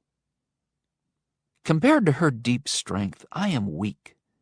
I'm a fumbling fry cook trying to do the best he can with his strange sixth sense, but she is Joan of Arc, fighting against impossible odds, not for her country, but for her soul, while Hiscott, in the reach of his power and considering his cruelty, is a more formidable enemy than even the army of England. Jolie, who began this war with the inadequate arms and defenses of a 7-year-old child, has triumphed merely by enduring, has raised the siege of Orleans every day for 5 long years, and it seems to me that I am in the presence of one who might be a saint in the making. Now I fully understand why she has no fear of Orc, or perhaps of anything. At the end of the hallway, head cocked and curious, Boo stands before the sealed pair of stainless steel doors. Jolie says, "This time, with you here, if Hiscott tries to possess me while I'm beyond his reach and he can't find me, well, then he'll kill me as soon as I reappear." "So you'll stay here until I can take him down?" "I can't stay here forever and ever," she says. "And I don't have forever. Today. It's got to be done today, and sooner than later." She has restrained her curiosity until now. Why can't he get into your mind and possess you? I don't know, Jolie. But I always have been hard-headed. I don't believe that. Maybe I just don't have much of a mind for him to get his tentacles around. Or that. He says he can't access the woman with you, either. Well, that's good to know. Who is she? Getting to my feet, I say, "Now that is the million-dollar question." You don't know who she is? I just met her yesterday. I know her first name. That's a start. In a year or two, I'll probably know her last name, if she has a last name, which she says she doesn't. Rising to her feet, Jolie says, "Are you always a little silly?" "I'm usually a lot silly." "It'll get you killed in the corner." "Maybe not. So far, being at least a little silly has kept me alive." "You'll have them all searching for you. Anyone who doesn't have to be up there at the diner or the service station. You can't go anywhere in the corner without being seen." "Well, I'm just an ordinary, everyday, nothing special fry cook. People tend to look right through guys like me." She stares at me solemnly for a beat, but then she proves to be still capable of a small smile. I would give just about anything to hear Jolie laugh one day. I don't think she's laughed in a long time. At the end of the hallway, my ghost dog walks through the steel doors. 9. Before I leave the fearless girl with Orc, the inhuman mummy, in the subterranean passageway between the possessed land of Harmony and the unknown government-sponsored atrocities of Wyvern, which makes this already an unusual sentence as any I've ever written in these memoirs, she tells me one more important thing that I should know before I try to beard the lion in his den. And speaking of peculiar language, why do we say beard the lion instead of confront the lion? The image it brings to mind is of me crawling recklessly into a cave to use spirit gum to attach a fake beard to a sleeping feline of daunting size. Because no lion is ever going to be induced to play Abraham Lincoln in a stage play, there would seem to be no reason to glue a beard on a lion, other than to poke fun at it, and laugh at its humiliation as the other lions mock it mercilessly. I'm sure that Ozzie Boone knows the origin of that expression, and no doubt our finest universities are crawling with intellectuals who have spent their entire academic careers writing papers about bearding lions, not to mention thick, learned volumes about the derivation of such sayings as belling the cat and spanking the monkey.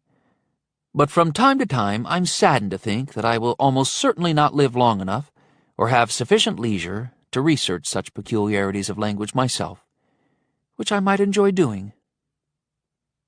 Anyway, the one additional thing of importance that Jolie has to tell me before I leave her is this. Although Hiscott is secretive and self-contained, he doesn't live alone in the big house on the hill. Over the years, he has read the memories, and sometimes taken temporary control, of guests who stay in the motor court cottages, and on 3 occasions he has asserted permanent dominion over them and has taken them into his house, whereafter they are never seen again. In every case, these seem to be individuals who are pretty much loners, without families who might miss them. After stripping the plates off those people's cars, Donnie parks them in the deep shade of a grove of oaks, halfway down the hills between the motor court and the family's houses, where they are cannibalized for parts as the service station needs them, and are allowed otherwise to fall into ruin. Food, and anything else Hiscott demands, is brought to him by the family, but no one has cleaned for him in over 3 years. Therefore, none of the Harmonies has seen the inside of the house, since the first of those 3 luckless souls walked zombie-like through the front door. "So it seems they do the cleaning," Jolie says. "But we're pretty sure they aren't just used like we are. He's got some other purpose for them, which is why he never lets us see them." "Maybe he uses them as his Praetorian Guard, his ultimate protectors, in case one of your families should ever slip the leash and try to kill him." "Like bodyguards." Clearly, she long ago came to this conclusion and has given it considerable thought without finding it a fully satisfactory explanation. "But why wouldn't he be just as worried that one of them might slip the leash?" So many things in my continuing education are learned by going where I have to go and doing what I have to do. Therefore, my only answer is, I guess I'll find out. Jolie surprises me by throwing her arms around me and pressing one ear against my chest, as though listening to my heart to judge the strength, steadiness, and truth of it. She is more than a foot shorter than I am, so slight for such a strong girl. I return the hug, suddenly certain that I will fail her, though since childhood I've expected myself to fail much more often than I actually do. "I've waited 5 years for you," she says. "I knew you'd come one day. I always knew." Perhaps to her I'm a knight in shining armor who cannot fail to win the day. I know that I am less capable and less noble than the knights of folklore and fairy tales. My only armor is my belief that life has meaning, and that when my last sun has set and my last moon has risen, when the dawn comes that marks the moment when I am born with the dead, there will be mercy. If thinking me a knight nourishes her hope, however, I might count myself a success for having done this, if nothing more. When we step back from each other, she has no tears to wipe away, because she is beyond easy sentimentality, and too tough to cry for herself. Her eyes are lotus leaf green, but she's no lotus eater. She survived not by forgetting, but by remembering. I see in her a diligent accountant who records the puppet master's every offense in a mental ledger. When the day comes to settle accounts, she will know what his payment must be. Although she is young and small, she will do whatever she can to help her family wring from him that full and terrible balance that he owes. I'll do my best to get him, I promise. But my best might not be good enough. "Whatever," she says. "You won't just run and save yourself. I know you won't. You run toward things, not away from them. I don't know who you are, except you're not Harry Potter. There's something about you. I don't know what it is, but it's something. And it's good." Only a worse fool than I would reply to that, for any response would diminish either her or me, or both of us. Such genuine trust, so sweetly expressed, bears witness to an innocence in the human heart that endures even in this broken world, and that longs to ring the bell backward and undo the days of history until all such trust would be justified in a world started anew, and as it always should have been. Jolie, I'll need a flashlight to find my way out, but I don't want to leave you here without one, in case these lights go off again and stay off. "I've got 2. She fishes the second mini flashlight from a pocket in her denim jacket and presents it to me. "The big pipe that we followed up through the hills and out of the corner, do other tributary drains feed it?" "Yeah, 5. When you're going back, 3 to your left, 2 on your right. You can't walk upright in any of them. You have to stoop. Sometimes you have to crawl." Well, tell me where they go. "Nowhere. At the end of each, it's been sealed off. I don't know why or when. But stormwater hasn't been flowing through those drains in a long time, maybe ever since the people at Fort Wyvern connected their escape hatch to the system. If it is an escape hatch." "So I can't go anywhere except back to the beach?" "No, but I don't think they'll be waiting there for you. See, well, there's something else. But if I tell you, I don't want it to be another weight on your mind. You've got enough to worry about." "Tell me anyway. I love to worry. I'm aces at it." She hesitates. From a hip pocket of her jeans, she extracts a slim wallet, flips it open, and shows me a photograph of a handsome boy of about 8. "Is that Maxie?" "Yeah. Hiscott said Maxie had to die, 'cause he was too beautiful. He really was a cute little boy. So we're supposed to think it was envy because Hiscott is changed into something super ugly. But I don't think that's why he killed Maxie." Even as tough as she has become, Jolie is silenced by grief. A tremor of the mouth tests her composure, but she presses her lips together. She folds the lost boy away and returns him to her pocket. "Lately," she continues, "he's been taunting all of us, using my family to tell me I'm beautiful, more beautiful than Maxie. He's trying to terrify me and torment all the others with the thought that he'll use them to beat me and rip me apart the way he used them to kill Maxie. But it's a lie." "What's a lie?" "I'm not beautiful." "But Jolie, You really are. She shakes her head. I don't see it. I don't believe it. I know it's a lie. I can't be beautiful. Not after what I did. What do you mean? With one foot, she pushes a folded moving blanket close to Orc. She kneels on it, staring down into the creature's shriveled face. When she speaks, her voice is controlled, allowing no sharp emotions that might be suitable to her words, colored only by a quiet melancholy. It starts, and it's horrible. I'm screaming at them to stop, pleading, one after another of them going at Maxie, my family, his family. And they were trying to restrain each other. They were trying. But Hiscott moves so fast, from this one to that one, you never know where he's going next.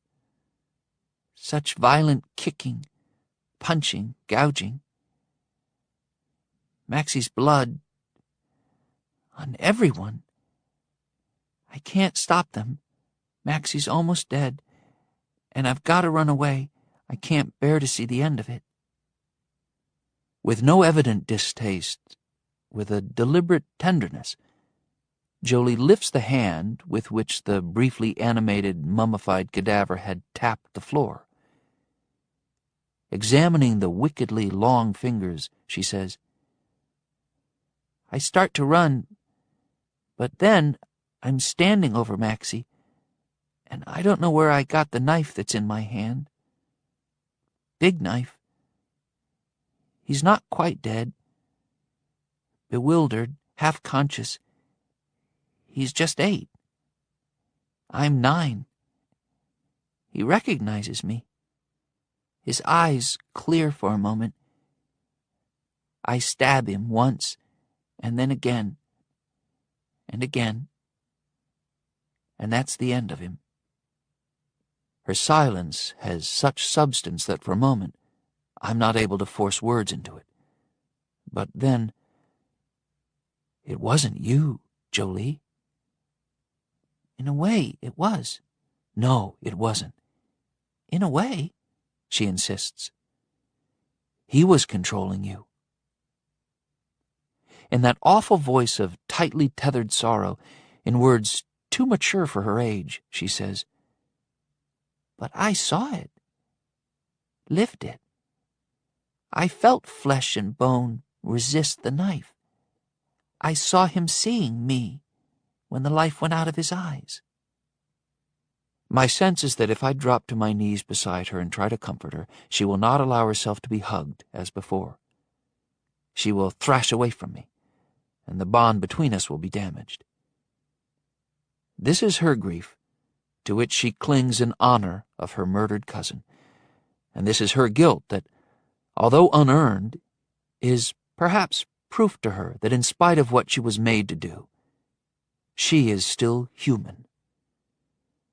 I know a great deal about grief and guilt, but while this is like unto my grief and guilt, it is not mine, and I have no right to tell her what she should feel. Lowering the monster's hand to the floor, she returns again to the study of its face, in particular the large sockets at the bottoms of which lie the mottled and furred tissue that is what remains of its eyes, like the once flourishing but now fossilized mold at the bottom of a long dry well. Again the cove lighting flutters, does not go out this time, but summons throbs of shadow from those bony orbits, so that it seems a pair of eyes repeatedly roll left to right and back again. Entirely black eyes, like those of Death might be when he shows up on a doorstep with an eviction notice. I'm not beautiful. That's not the reason he's getting ready to kill me. During the past few months, there are times when he seeks me and can't find me because I'm here, and later, when he takes me and reads me, in my memories it seems I was always somewhere ordinary where he should have found me. For a while he thought the fault was in him, but now he suspects I've learned how to hide a thing or two that I don't want him to know. The power to shut out the puppeteer from even a small part of her memory should be a hopeful development, but she seems to take no hope from it. And is he right? Have you learned to hide a thing or two? They say you should study languages when you're just a kid because you get them a lot faster than when you're grown up. I think it's that way with figuring how to fake out Hiscott. I can't hide much, but a little more month by month, including this place, where I go to escape him. I don't believe any of the adults have been able to do that, but I think Maxie might have been about where I am now when he was killed. Maybe Hiscott suspected Maxie. Maybe he was afraid Maxie might learn to resist being taken, so he murdered him. You think you could learn to keep him out? Deny him control? No, not for years, if ever. And he won't let me live that long. But there's another thing I did. She lightly taps a forefinger against the points of Orc's lower teeth, moving left to right along the cadaver's sharkish grin. If Orc's hand can abruptly drum fingers against the floor, its jaws, which seem to be locked open by withered tendons and shrunken muscles, might snap shut on her tender fingertips. I consider warning her, but she surely has thought of the same danger, and she will ignore me. Something about this moment suggests that it is neither Orc's existence nor its origins that intrigues Jolie, nor any particular feature of its demonic face. Instead, brow furrowed, testing the cutting edges of her teeth with her tongue, as she assesses Orc's array of daggers with her finger, she seems to be contemplating a question that worries her. And then she puts her concern into words.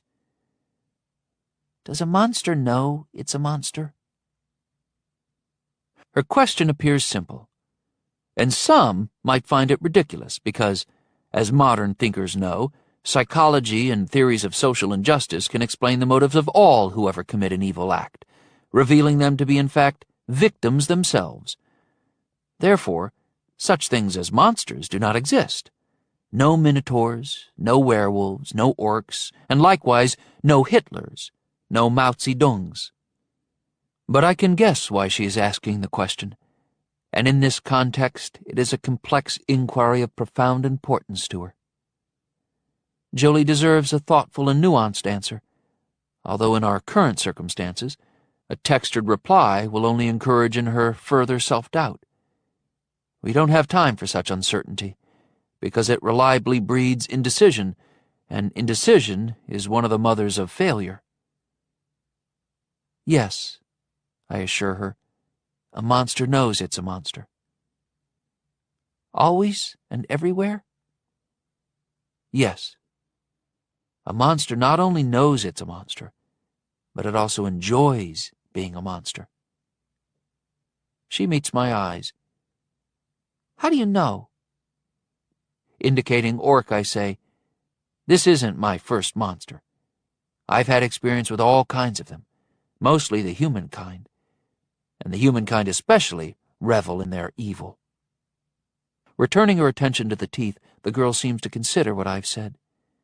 To my relief, she stops risking a bite and touches instead the creature's large, bulbous brow, where the crinkled skin sheds a few flakes under her forefinger. Anyway, she says, wiping her finger on her jeans, there's another thing I did, besides keeping from him the place I go when he can't find me. I imagined this secret cave, hidden by brush, high in the hills, as far from the culvert on the beach as you can get, and still be in the corner. And yesterday, when he took me for a while, I let him see the cave in my memory as if it were real, but not where it's supposed to be.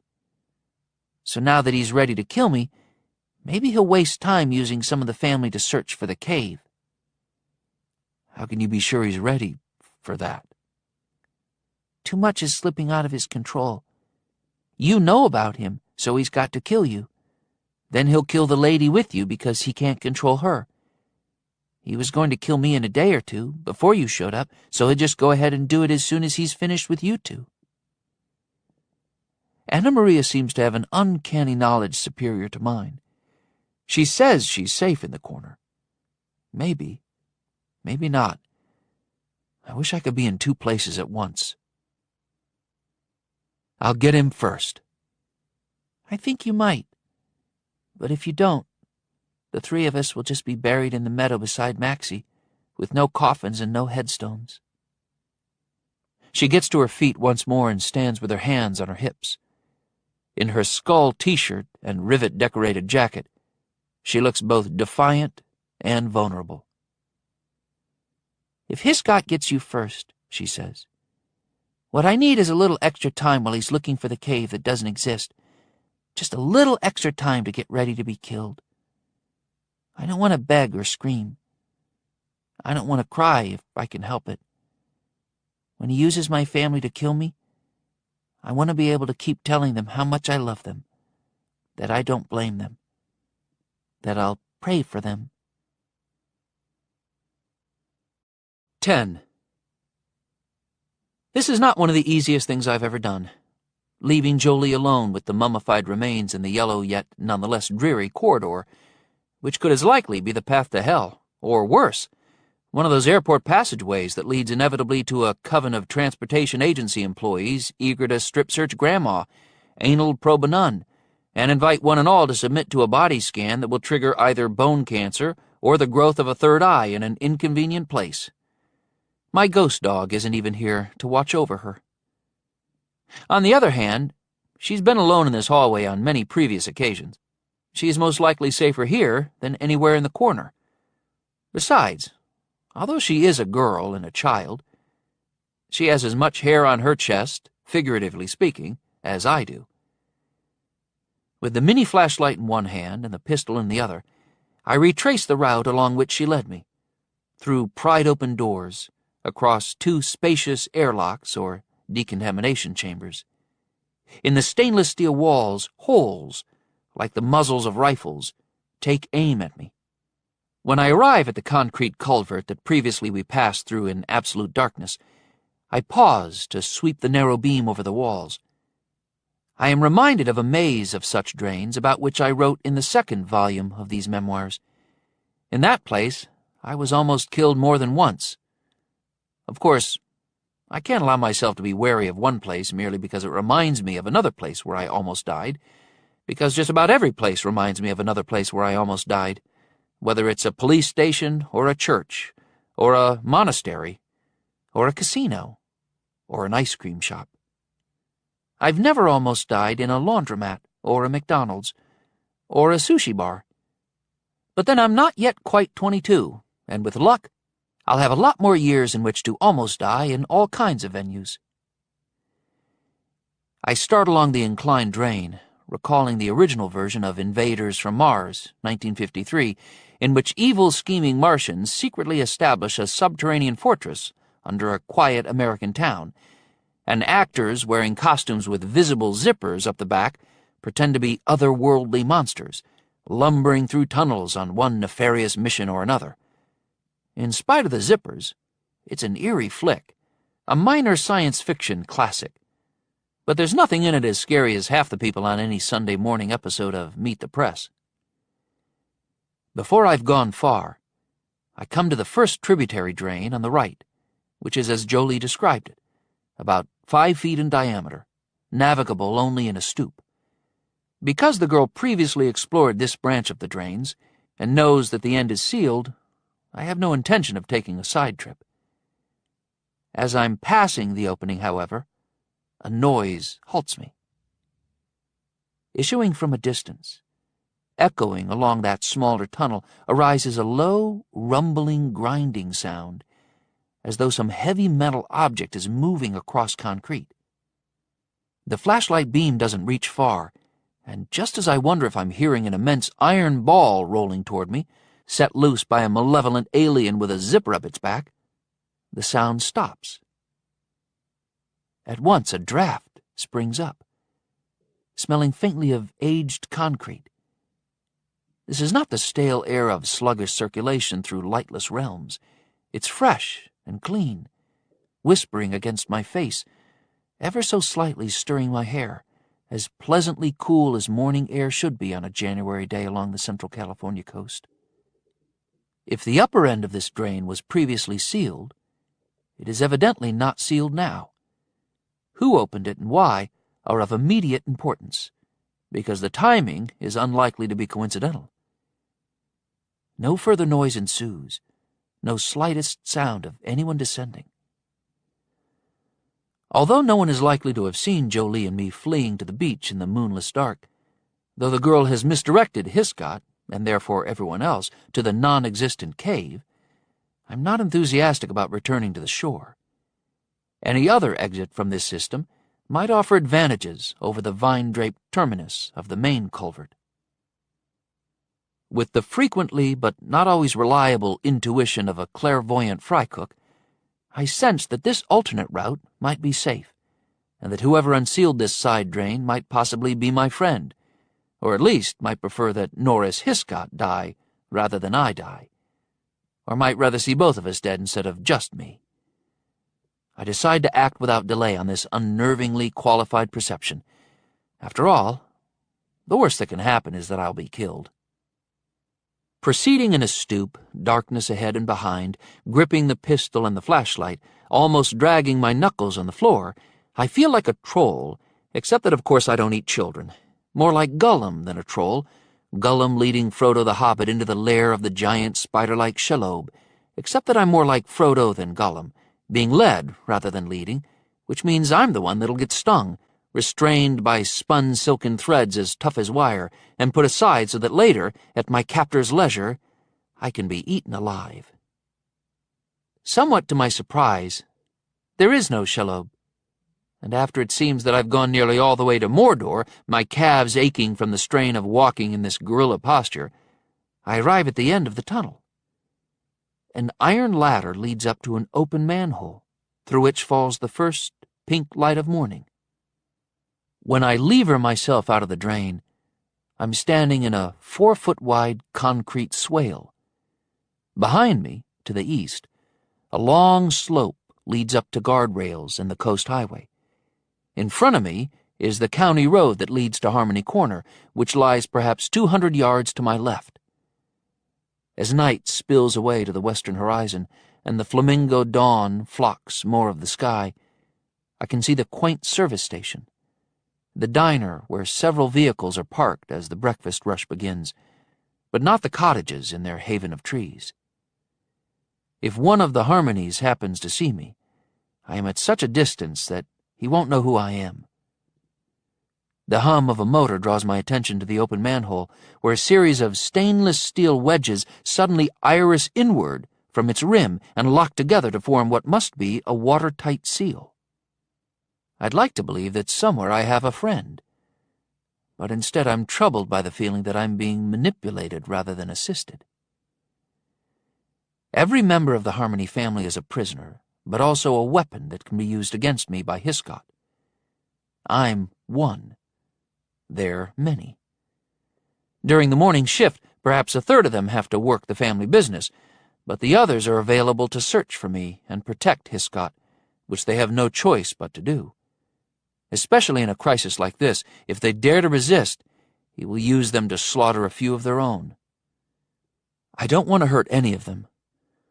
Under current circumstances, I can't slip past so many and make my way to the house in which Norris Hiscott resides. Therefore, it's necessary to change the circumstances. To the north lies the intersection between the county road and the exit ramp from the coast highway. As I walk toward it, I pocket the mini flashlight and tuck the pistol under my belt, against my abdomen, between my t-shirt and sweatshirt. 100 yards short of the intersection, I stop, drop to one knee, and wait on the shoulder of the roadway. Within a minute, a Ford Explorer appears at the head of the exit ramp. I pick up a small stone and pretend to be examining it, as if it fascinates me. Maybe it's a nugget of gold, or maybe nature has weathered it into a miraculously detailed portrait of Jesus. The Explorer slows at the stop sign, glides through the intersection without making a full stop, turns left, and accelerates past me. A couple minutes later, when an 18-wheeler looms at the top of the ramp, I drop the stone and get to my feet. What I'm about to do is bad. It's not as terrible as embezzling $1 billion from the investment firm you run. It's not as bad as being a public servant who gets rich over a lifetime of taking bribes. but it's a lot worse than tearing down the "Do Not Remove Under Penalty of Law" tag from the cushions of your new sofa. It's bad. Bad. I don't endorse my own actions. If my guardian angel is watching, he is no doubt appalled. If any young people read this memoir someday, I hope they are not inspired by my offense to commit similar offenses of their own. The same applies to elderly readers. We don't need a bunch of badly behaved retirees any more than we need young hoodlums. I can explain why I have to do what I'm about to do, but I'm acutely aware that an explanation is not a righteous justification. What's bad is bad, even if necessary. This is bad. I'm sorry. Okay, here we go. 11. Right there, right then, when he leaves me with Orc to try to get Hiscott, I think I love him. I never thought I could. Love some guy, I mean. Or maybe what I mean is that I never thought I should, not after what happened these past 5 years. Not after the awful thing that happened to Maxie. My expectation, if you want to know, has been that I'll go away and be a nun. I mean, if something were to happen to Hiscott and we were free again. A nun or a missionary in the worst slum in the world, where the cockroaches are as big as dachshunds and people are covered in festering sores and desperately need help. I know what it's like to desperately need help, and what I think is it would feel really good to be on the other side, to be able to give help to people who need it, desperate or otherwise. If you're going to be a nun or a missionary, or even one of those doctors who works for nothing in countries that are so poor that people have no money, so they trade with one another using bricks of dry animal dung they can burn to heat their hovels, and a few diseased chickens, and maybe some edible tubers that they dig out of the floor of a snake-infested jungle, well, what I mean is, if you're going to be any of those things, there's no time in your life for dating or romance or marriage or anything. So what would be the point of loving a guy? Anyway, nuns aren't allowed to marry. I think I love him just the same. It sure feels like love, or what I think love should feel like. You'd probably say it happened too fast to be love, though they do say there's such a thing as love at first sight, so that's my answer to the too fast criticism. Well, I do have to admit, it's not the way he looks that knocked me flat. I think we could all agree Harry's no Justin Bieber. Of course, he's not really Harry Potter, but it's what I have, so that's got to be his name for a while. Harry's adorable enough, he's cute, but lots of guys are cute, I guess. You see herds of them on TV. Why I love him is, I don't know, because he seems very brave and kind and sweet. All that stuff, but something else too. I don't know what something else, but he's different somehow. And what I'm trying to say is, it's a good kind of difference, whatever it is. There go the lights again, fluttering, and that wum-wum sound. Old Orc doesn't react this time. Orc doesn't always do his thing when the sound comes. Mostly he just lies there being dead. I don't know why I like sitting with Orc. I've always felt safe with him. Maybe it's because he's dead and all, but I don't think that's the whole reason. He's so big and ugly you'd think nothing could ever kill him, but something sure enough did. So if something can kill old Orc, something can kill anything, even Dr. Norris Hiscott. So maybe that's why I really like sitting with Orc. I'm not a child, or at least I'm not a naive child who thinks whatever killed Orc will come along and offer to kill Hiscott for me. Nothing could ever be that easy. Hiscott says dying is easy, and we should never forget how easy it is. But dying is never easy, and what he means is that killing is easy, at least for him. The thing about me loving Harry is I'm 12 and he's maybe 30 or 35, whatever. So he'll have to wait like 6 years for me to grow up. I mean, if he kills Hiscott and sets us free, he'll have to wait. He'll never do that. As kind and sweet and brave as he is, he probably has a girl already and 100 others chasing after him. So what I'll have to do is I'll have to always love him from afar. Unrequited love. That's what they generally call it.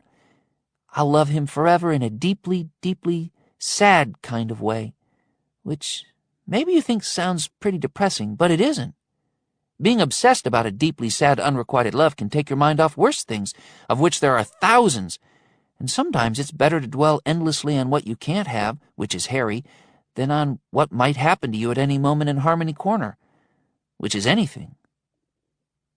The wum-wum has stopped, and the lights haven't gone out this time, and Orc just lies there, and Harry hasn't been gone long, though it feels like a decade since I last saw him.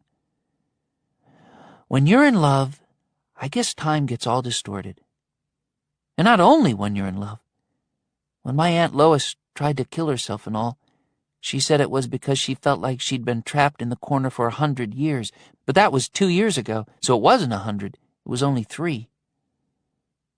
Uncle Greg caught her before she did it, and the way he cried and cried, Aunt Lois realized what she almost did was pretty selfish, and she's never tried it again.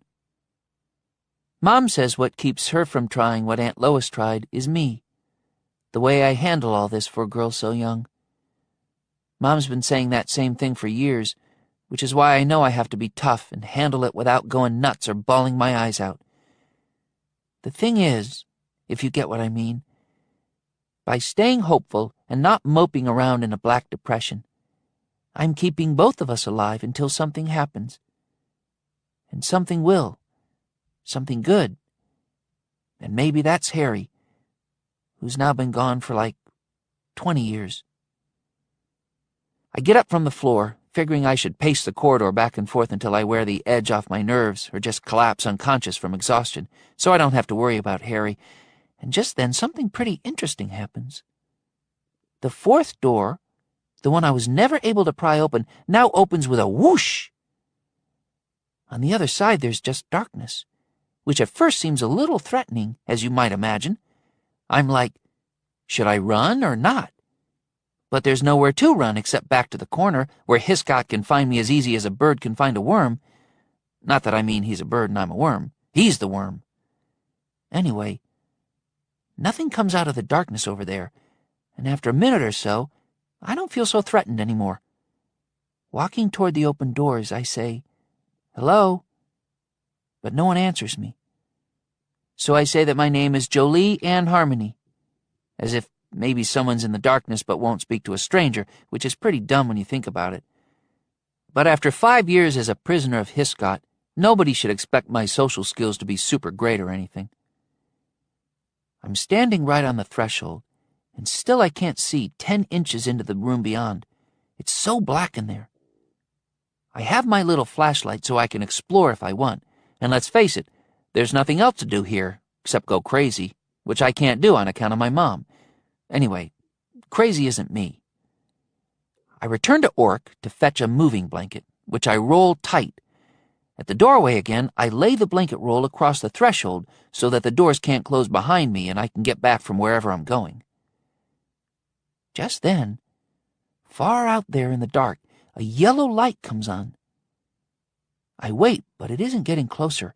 It's a fixed lamp somewhere, and maybe someone's turned it on to let me know where I need to go and all, because they know I don't have a clue, which I don't mean as a put-down of myself, it's just the truth in this particular case. When I cross the threshold, the floor in this new place is like hard rubber. You almost bounce along it. When I say my name again just to see if maybe we can't start some conversation after all, my voice sounds as though I've got a flannel sack over my head and I'm talking from the bottom of a dry stone well. Though I don't know why I'd ever be in such a situation, unless some maniac serial killer stashed me down there for some unspeakable reason. Also, when I talk, the walls throb with blue light, so that I can see the room is maybe 40 feet on a side. Those throbbing blue walls are covered with hundreds of cones, sort of like what I saw once in a TV series where this guy was a talk show host working in a sound booth in a radio station or somewhere. It's like the big cones are soaking up my voice, but at the same time, turning the sound of it into blue light, which didn't happen in the TV show. The faster and more I talk, the brighter the light becomes, sort of pulsing in time with my words. If you want my opinion, it's a weird room, but it doesn't feel like a dangerous place. It's even kind of peaceful, though it does make you feel half-deaf and makes your skin look blue like the freaky people on the planet in that movie Avatar. I mean, it's not the kind of room where you think maybe you'll find dead naked people hanging on chains from the ceiling. Anyway, there's plenty of blue light as long as I keep talking. So I start reciting a couple of Shel Silverstein poems I've memorized, and I verse myself all the way across the room to a big round opening you could drive a Mack truck through if you knew how to drive, which I don't. I can see through it to the yellow light that first drew me in here, if you remember, and it's still as far away as it ever was, as if it must be moving from me as fast as I head toward it. When I try to go through this big round door, it turns out to be more of a window, but not glass. It's cold and clear and kind of gummy, and when I try to step back from it, I can't. I'm not stuck in this stuff exactly, but it holds me, and then it seems to fold around me, which you can imagine sort of freaks me out, as if the stuff is going to seal me up in a clear cocoon and suffocate me. But then it turns out to be a door after all, and after it folds around me, the stuff unfolds, and I'm on the other side. I don't know, that doesn't quite explain how it feels. Maybe it's more like the clear stuff that fills the doorway is some giant amoeba that sucks you in from one room and spits you out into the next. Except it isn't that either. Anyway, in the next room are 6 dead people, all in those bulky white hazmat suits, like you see on TV news when there's been a toxic chemical spill, or clouds of acid vapor, or something else that always reminds you why you shouldn't watch the news. I pick them out one by one with my flashlight. Maybe these aren't exactly hazmat suits, but more airtight, like spacesuits, because the helmets aren't like hazmat hoods. They actually lock into this rubber seal thing on the neck of the suit. They've all got tanks of air on their backs, like scuba divers. If you really need to know, through the faceplates on their helmets, I can see what's left of their faces, which isn't much, and they've been dead a long time. The room with the cones on the walls was weird, but okay. This room isn't okay. It's trouble, and I'm all over covered with goose flesh, and then someone says, Jolie and Harmony. 12. As the 18-wheeler turns onto the county road, I weave off the shoulder and onto the blacktop, trying not to look inebriated, trying instead to appear suddenly afflicted, as with a seizure or a stroke. Most people don't have sympathy for sloppy drunks who might vomit on them, but they're likely to rush to the aid of a clean-cut young fellow who seems to have been suddenly dealt a cruel blow by fate. Unfortunately, I am about to contribute to one Good Samaritan's transformation into a cynic. I make no claims of being an actor. Therefore, as I stagger onto the middle of the road, I hold in my mind's eye the image of Johnny Depp playing Jack Sparrow on the way to the gallows, toning down the flamboyance, but not too much. I collapse onto my left side, half in one lane and half in the other, my eyes squinched shut and my face contorted in agony, with the hope that the truck driver doesn't turn out to be the sloppy drunk that I am striving not to appear to be. As the air brakes hiss, I'm relieved that I won't have my head crushed by a massive, long-haul tire. The door opens, and there's a clank that might be a cleated boot landing on the cab step. As he hurries to me, the driver makes a jingling sound. I assume he's not Santa Claus, that what I'm hearing is a cluster of keys chained to his belt and a lot of coins in his pockets. When he kneels before me, he does appear to be St. Nick, though barbered for a summer vacation, his luxuriant holiday mustache and beard still white but considerably trimmed down, his flowing locks cut back. His eyes still twinkle, however, and his dimples are merry, his cheeks like roses, his nose like a cherry. His belly doesn't shake like a bowl full of jelly, but he would be well advised to forego a truck-stop cheeseburger now and then in favor of a salad. "Son," he says, "what's wrong? What's happened?" Before responding, I wince, not in pain, And not because I'm getting better at this acting business. There's such genuine concern in his face and voice, and he puts one hand on my shoulder with such tenderness that I have no doubt I've chosen to hijack the truck of a nice man.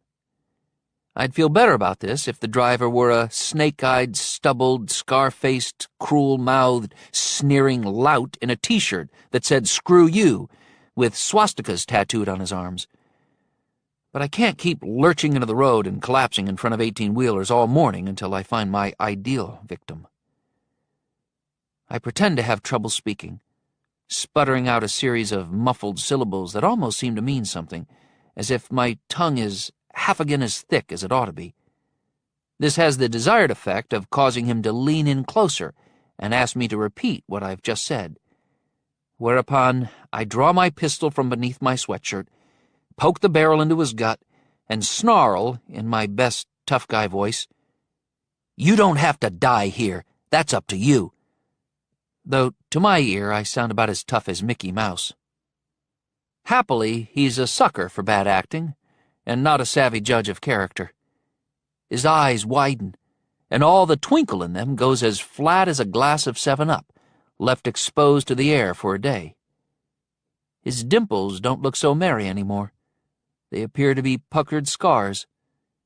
Once, like a bow, his mouth sort of unties itself a little, trembling, as he says, "I've got a family." Before traffic comes along, I've got to get this done. We rise warily to our feet as I continue to press the gun into his belly. "You want to see your kids again?" I warn him. "Come along quiet-like to the driver's door." He accompanies me without resistance, putting his hands up until I order him to put them down and act natural. But he isn't quiet, and in fact, he babbles. "I don't have children. I wish I did. Love kids. It just never was meant to be." "But you want to see your wife again, so be cool." "Veronica died 5 years ago." "Who?" "My wife. Cancer. I miss her a lot." I'm stealing the truck of a childless widower. As we arrive at the driver's door, I remind him that he said he had a family. "My mom and dad live with me, and my sister Bernice. She never married. And my nephew Timmy, he's 11. His folks died in a car wreck 2 years ago. You shoot me, I'm their sole support. It would be awful. Please don't do that to them." I'm stealing the truck of a childless widower who's devoted to his aging parents, supports a spinster sister, and takes in orphans. Standing at the open door, I inquire, "You have insurance?" "A good life policy. Now I see it's not big enough." "I mean truck insurance." "Oh, sure, the rig is covered." "You an owner-operator?" "Used to be. Now I'm a company driver for the benefits." "That makes me feel better, sir. Unless they'll fire you." "They won't. Company policy on hijack is let it go. Don't fight back. Life comes first." "Sounds like a good employer." "They're nice folks." "You been hijacked before, sir?" "This is my first, and I hope last." "I hope it's my last, too." A cluster of cars and trucks races by on the coast highway at the top of the slope, and their slipstreams spiral into vortexes that spin down the embankment, causing the tall, pale gold grass to flail like the hair of wildly dancing women. No vehicle appears at the top of the exit ramp.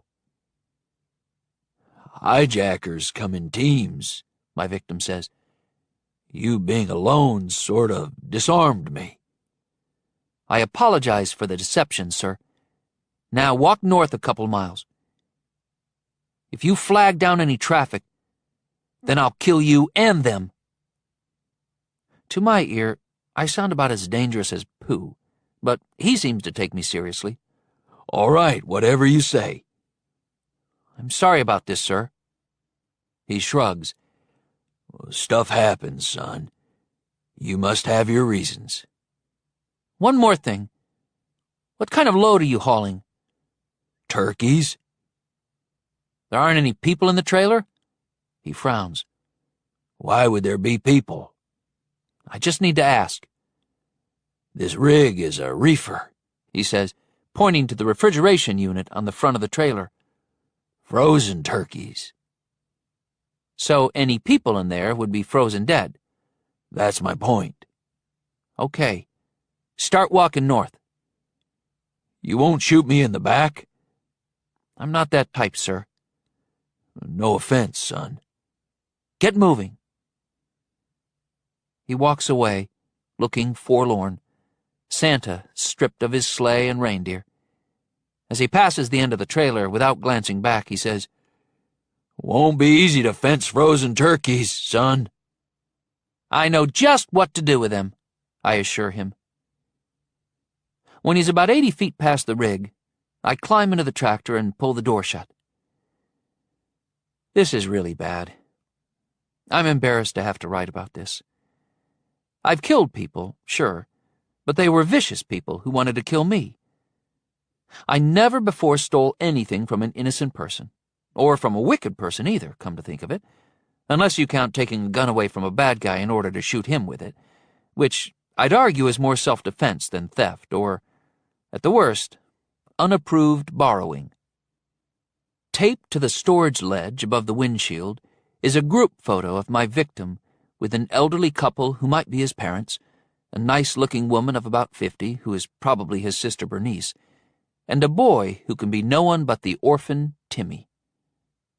Clipped to the flap door of the storage space above the overhead CB radio is a photo of my victim with a cute golden retriever that he clearly adores, and beside that is clipped a reminder card that in fancy script says, Jesus loves me. I feel like crap. What I've done so far is bad, but I'm about to do even worse. 13. Some guy with a cold, smooth voice says, Jolie Ann Harmony, like he wants to spook me. So here I am in a dimly lighted room with 6 dead people in hazmat suits or spacesuits or something, with their faces melted and collapsing and grinning like psycho clowns, their teeth kind of glowing green behind their faceplates. When I hear my name, I pretty much expect one of the 6, maybe all of them, to clamber to their feet and lurch toward me. Living dead hazmat guys, zombie astronauts. But none of them moves, which doesn't prove they're harmless, because the living dead are always trying to fake you out and then catch you unaware. Some girls, I guess, would turn back at this point. I don't know much about other girls.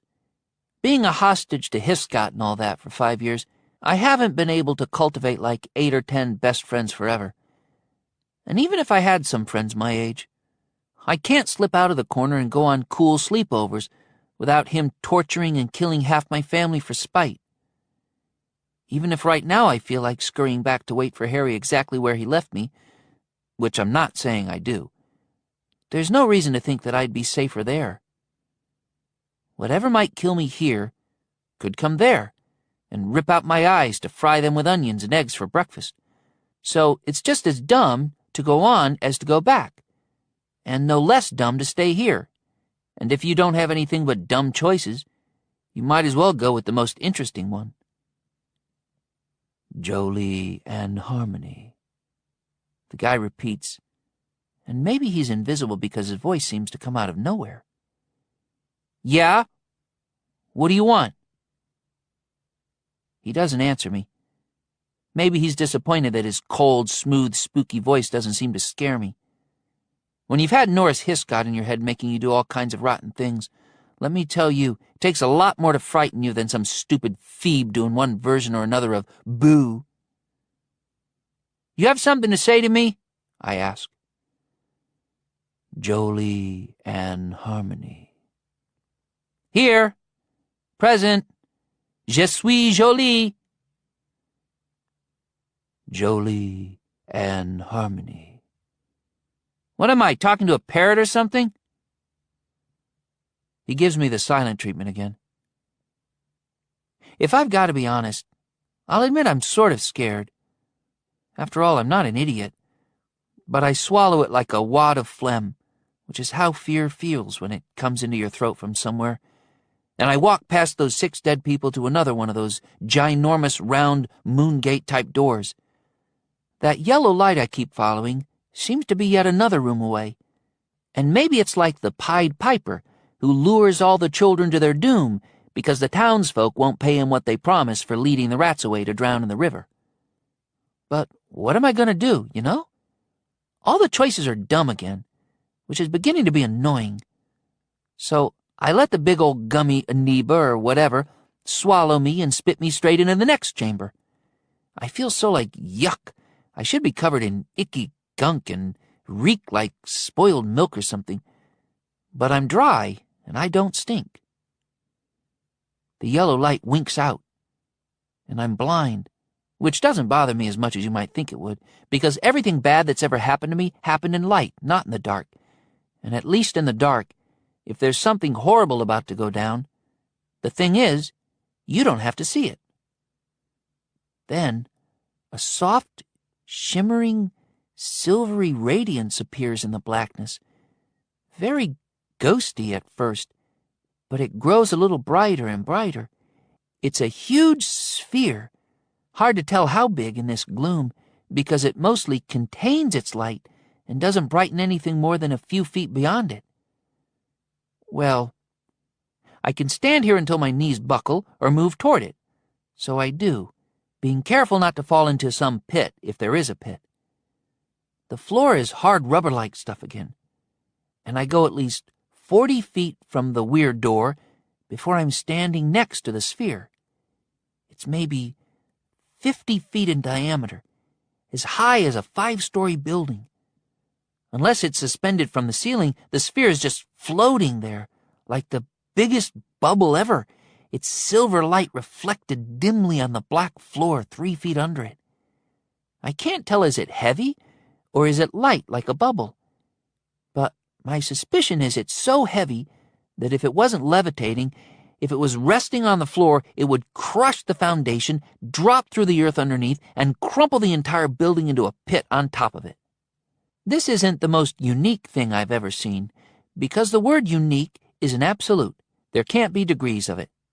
A thing is unique or it isn't. It's not very unique or pretty unique or more unique, just unique. That's one of the 60 million facts you have to learn when you're homeschooled by parents who've read a library's worth of books and think about just everything. But this sphere is unique for sure. The thing is silent, but it gives off this ominous vibe that makes me feel like I would be the world's biggest idiot if I touched it. Maybe I've made myself out to be the Indiana Jones of the 7th grade, but the truth is that I get the phlegm of fear in my throat again, thicker than before. I have to keep swallowing hard to be able to breathe right. Don't ask about my heart. It's just thudding like some pneumatic hammer. Out of the almost liquid, pooling darkness comes that cold, smooth voice again, just as pompous as ever. I want to smack him, I swear I do. Jolie Ann Harmony does not have project clearance. Who are you? Jolie Ann Harmony does not have project clearance. Where are you? He clams up. Whoever this guy is, I'm sure he's just as dangerous as any axe murderer, and I should pussyfoot around him and be polite, but he really annoys me. He's judgmental. He's bossy. He won't engage in a conversation. You're judgmental, I tell him. Bossy and just generally impossible. He's silent so long I don't expect a reply, but then he says, Nevertheless, you do not have project clearance. Well, I think I do. No, you do not. Do too. That is incorrect. What's the name of your project? That is classified information. For a minute I stand listening to the silence and watching the glowing sphere, which now looks like a giant crystal ball, though I'm pretty sure it's metallic. Then I give him a little what for. If you really want to know, I don't even think you have a project. The whole thing is a silly load of cow dung. It's just something you made up so you'd feel important. Jolie Ann Harmony does not have project clearance. Has anyone ever told you how tedious you are? If I've wounded him, he's not going to admit it. So if you have a project, where are the workers and all? Projects have workers of one kind or another, you know, guys in overalls or uniforms or lab jackets or some other get-up. I don't see anyone. This whole place is deserted. He gives me the silent treatment again. I'm supposed to be intimidated, but it doesn't work. In the room before this one, there's 6 dead guys wearing airtight suits. Look like they've been dead for years. All I've seen are gross dead people, and you can't have a project with just dead people. Finally, Mr. Mystery speaks. I am authorized to terminate intruders. No, you're not. Yes, I am. If you were, you'd already have terminated me. He seems to have to brood about that one. I'm not sure that was the smartest thing I could have said, so I give it another shot. Anyway, I'm not an intruder. I'm like an explorer. A refugee and an explorer. Where is this stupid place? Somewhere on the southern edge of Fort Wyvern? Wyvern's been closed since before I was born. After a hesitation, he says, Then you must be a child. What a staggering feat of deduction. I'm overwhelmed. I really am. Genius. Here's the thing. Your project was abandoned a long time ago, and you're just like some watchman who makes sure nobody steals the expensive equipment and sells it for scrap. That is incorrect. The project was never abandoned. It was mothballed pending a new approach to the problem, which apparently has taken some time to devise. What problem? That is classified information. You make me want to spit. You really do. Embedded in the floor, a series of small yellow path lamps comes on, beginning directly in front of my feet and leading away from the floating sphere. It's not a subtle suggestion. In spite of the fact they aren't very bright lights, they're like a procession of little, luminous sea creatures laboriously making their way along the bottom of a deep, deep ocean trench so far from the sun that the surrounding water is as black as petroleum. At the end of this line of lights, a curving set of metal stairs suddenly appears out of the blackness when tube lighting, also dim, barely brightens the face of each tread and glows weakly under the handrail. In fact, the stairs and all are so softly lighted, they seem almost to be a mirage that might dissolve before my eyes at any moment, like something you'd have to climb in a fairy tale to get to the Cloud City where all the fairies live. Path lighting, stair lighting, any kind of safety lighting is meant to be bright enough so that you don't trip and fall. There must be a reason these are stingy with the wattage, so I wonder if maybe the sphere, which is beautiful but creepy, might have to be kept in heavy darkness for some reason. I follow the path lights, but then I'm not totally convinced that the stairs are a swell idea. I'm getting pretty far away from Orc and all that.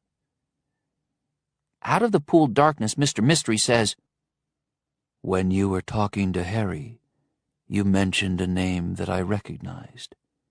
Hiscott. What a piece of work you are, eavesdropping, snooping. That's pretty scummy, you know. This is my dominion. You were trespassing. Well, whether or not that's true, it is true. Whether or not it is, you're still scummy.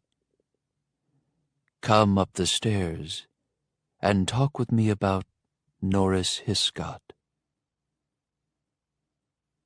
14. The truck is equipped with a flat mirror and a convex mirror on each side of the cab, and a spot mirror on each front fender, all automatically adjustable. But the only thing I'm going to need them for is to be sure that the driver is still hiking away from his rig. And he's clearly not tempted to come running back as soon as he hears me slam the cab door. The big bore engine is idling as I settle behind the wheel, but a well-integrated sound dampening system isolates the engine noise so effectively that I've been in cars that are louder. It's a cozy cab, and if I were going to drive it any distance, I would need yet another no-doze to keep from being lulled asleep by the low and comforting sound of the 15-liter engine filtering through the insulation. I put the pistol between my legs, muzzle forward. From the face of the overhead storage shelf and the flap door above the Citizens Band radio, I removed the family photograph, the picture of the driver and his golden retriever, and the Jesus Loves Me reminder card. I tucked them in my wallet and returned the wallet to my hip pocket. There's a GPS navigation system, but as I'm not driving even half a mile, I don't need to enter an address. I release the brakes, put this big boy in gear, and head south on the county road toward the entrance to Harmony Corner. I haven't driven one of these things often, and not for some time, but I don't need to build up speed and take any chances, because it isn't my intention to use the 18-wheeler as a ram or anything like that. I'm odd, but I'm not nuts. Between the service station and the diner lies the large graveled area where truckers are directed to park. Last night, when Anna Marie and I arrived, 3 rigs were tucked in there. The space can handle a dozen of these behemoths. At the moment, just before the breakfast rush starts to accelerate, 5 18-wheelers are lined up like prehistoric beasts at a watering hole. Passing the service station, I glimpse a couple of guys in there, but I'm too far away to see their faces. If one of them isn't Donnie, I wouldn't know either of them anyway. They don't react as I sail by. To them, I'm just another customer of the diner. I hang a right turn into the parking area, come to a full stop, but leave the rig in gear. Ahead, at the western end of the parking area, a series of sturdy wooden posts, set in concrete and linked by a couple of rows of cables, define the point at which the land drops away into the hills that roll down toward the sea. The only way that I'm going to have a chance to creep up on the house in which Norris Hiscott lives is to create sufficient chaos to preoccupy all of the Harmonies, chaos that their puppet master cannot afford to insist that they ignore. I press the brake hard, rev the engine, feel the truck strain to be free, let up on the brake and an instant later the accelerator, snatch the pistol from between my legs as the rig begins to roll, and leap from the cab, kicking off from the step below the fuel tank. I stagger, stumble, fall, roll, and scramble to my feet as the vehicle rumbles toward the fence. Whether or not the rig is moving fast enough won't be clear until it hits the posts, but the distance is too short for it to lose much momentum in the approach. The combined weight of the rig and load is probably somewhere around 80,000 pounds.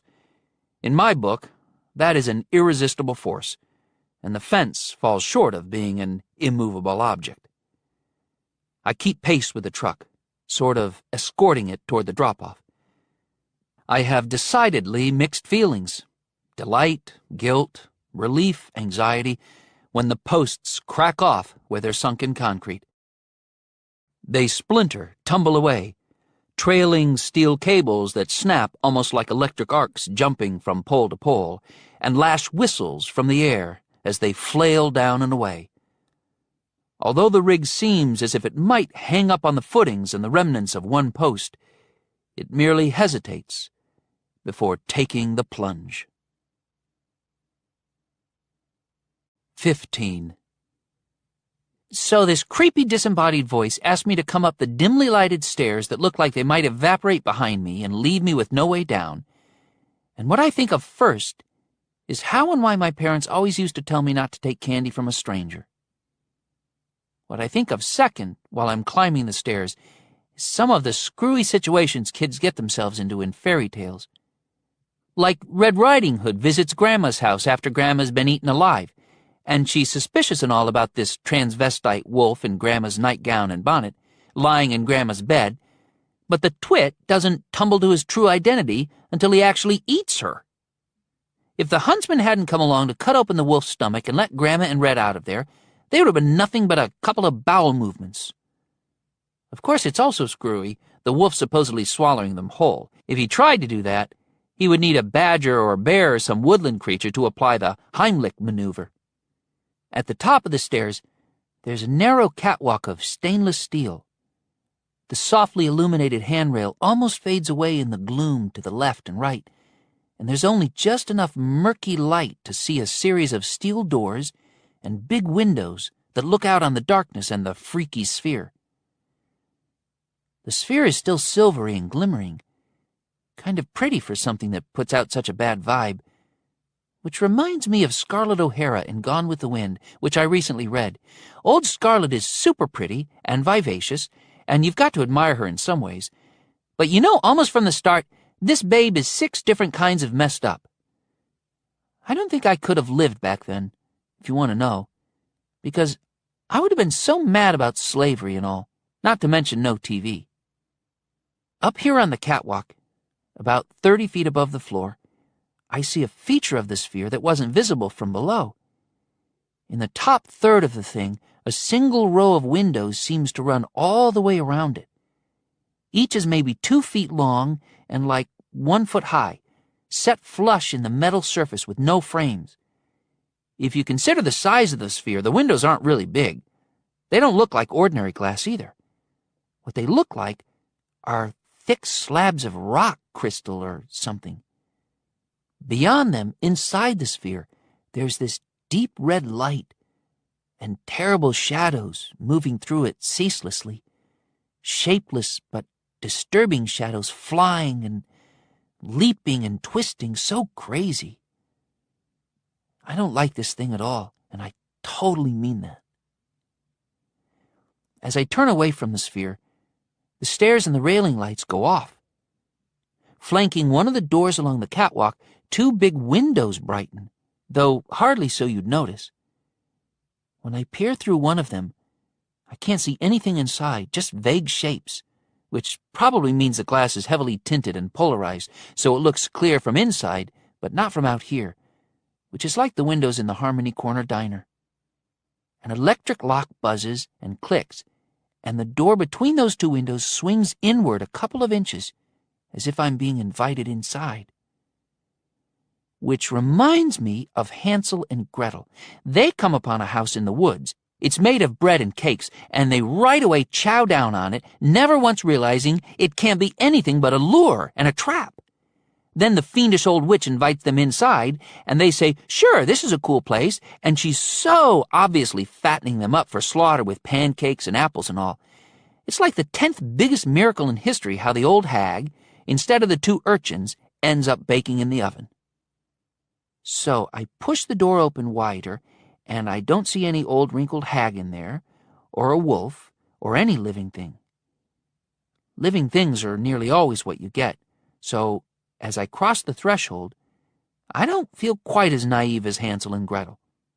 Besides, I'm not here just to stuff some cake down my pie hole. I'm here because I'm hoping to learn something about Norse Hiscott that will make it possible for me to smash him as flat as I might smash a bug I didn't like.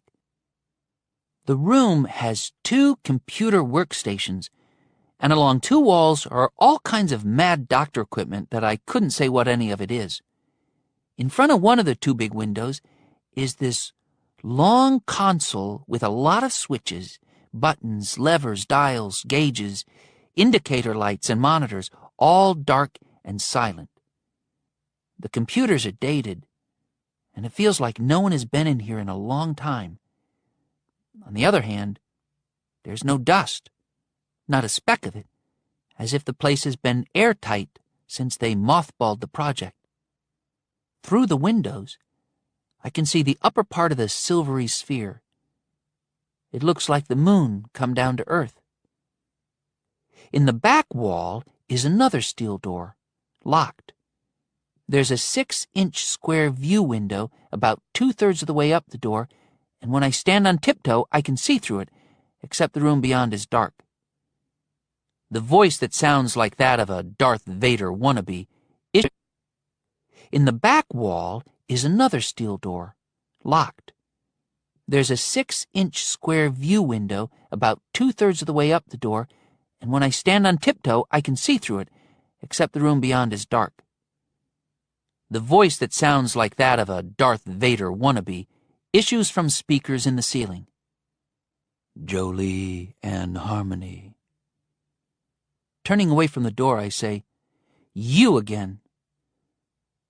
Tell me about Norris Hiscott. Well, Snoop and sneak that you are, you heard everything I said to Harry. That is correct. Then you've already heard just about every nasty thing that matters. I would like to hear it again.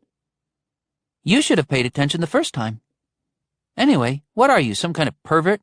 You suck on other people's pain? After silence, he says, with no emotion except curiosity, You do not seem to like me. There's that keen insight of yours again. Why do you not like me? Snoop, sneak. Heard that anywhere before? I am only doing my job. And what is your job? That is classified information. Tell me again about Norris Hiscott. Why? I want to compare what you said to Harry with what you now will say to me. There may be significant discrepancies. You will tell me about Norris Hiscott again. These past 5 years have given me some bad attitudes, let me tell you. And if there's one that's probably going to wreck my whole life once Hiscott is dead and I'm free, it's that I can't tolerate being told what to do. Even little things. I just can't put up with it. I really can't. Even my mom or dad, when they tell me to do something, just tell me instead of explaining why or asking, I go off. It makes me all nuts. Even though Mom and Dad only want what's best for me, I have to do everything Hiscott tells me to do, what he makes me do. Even the thing with Maxie and all. It's just too freaking much. What I'm saying is, maybe I'll never be able to hold a job with a boss telling me what to do, because I want to punch him or hit him over the head with a skillet. I don't know what.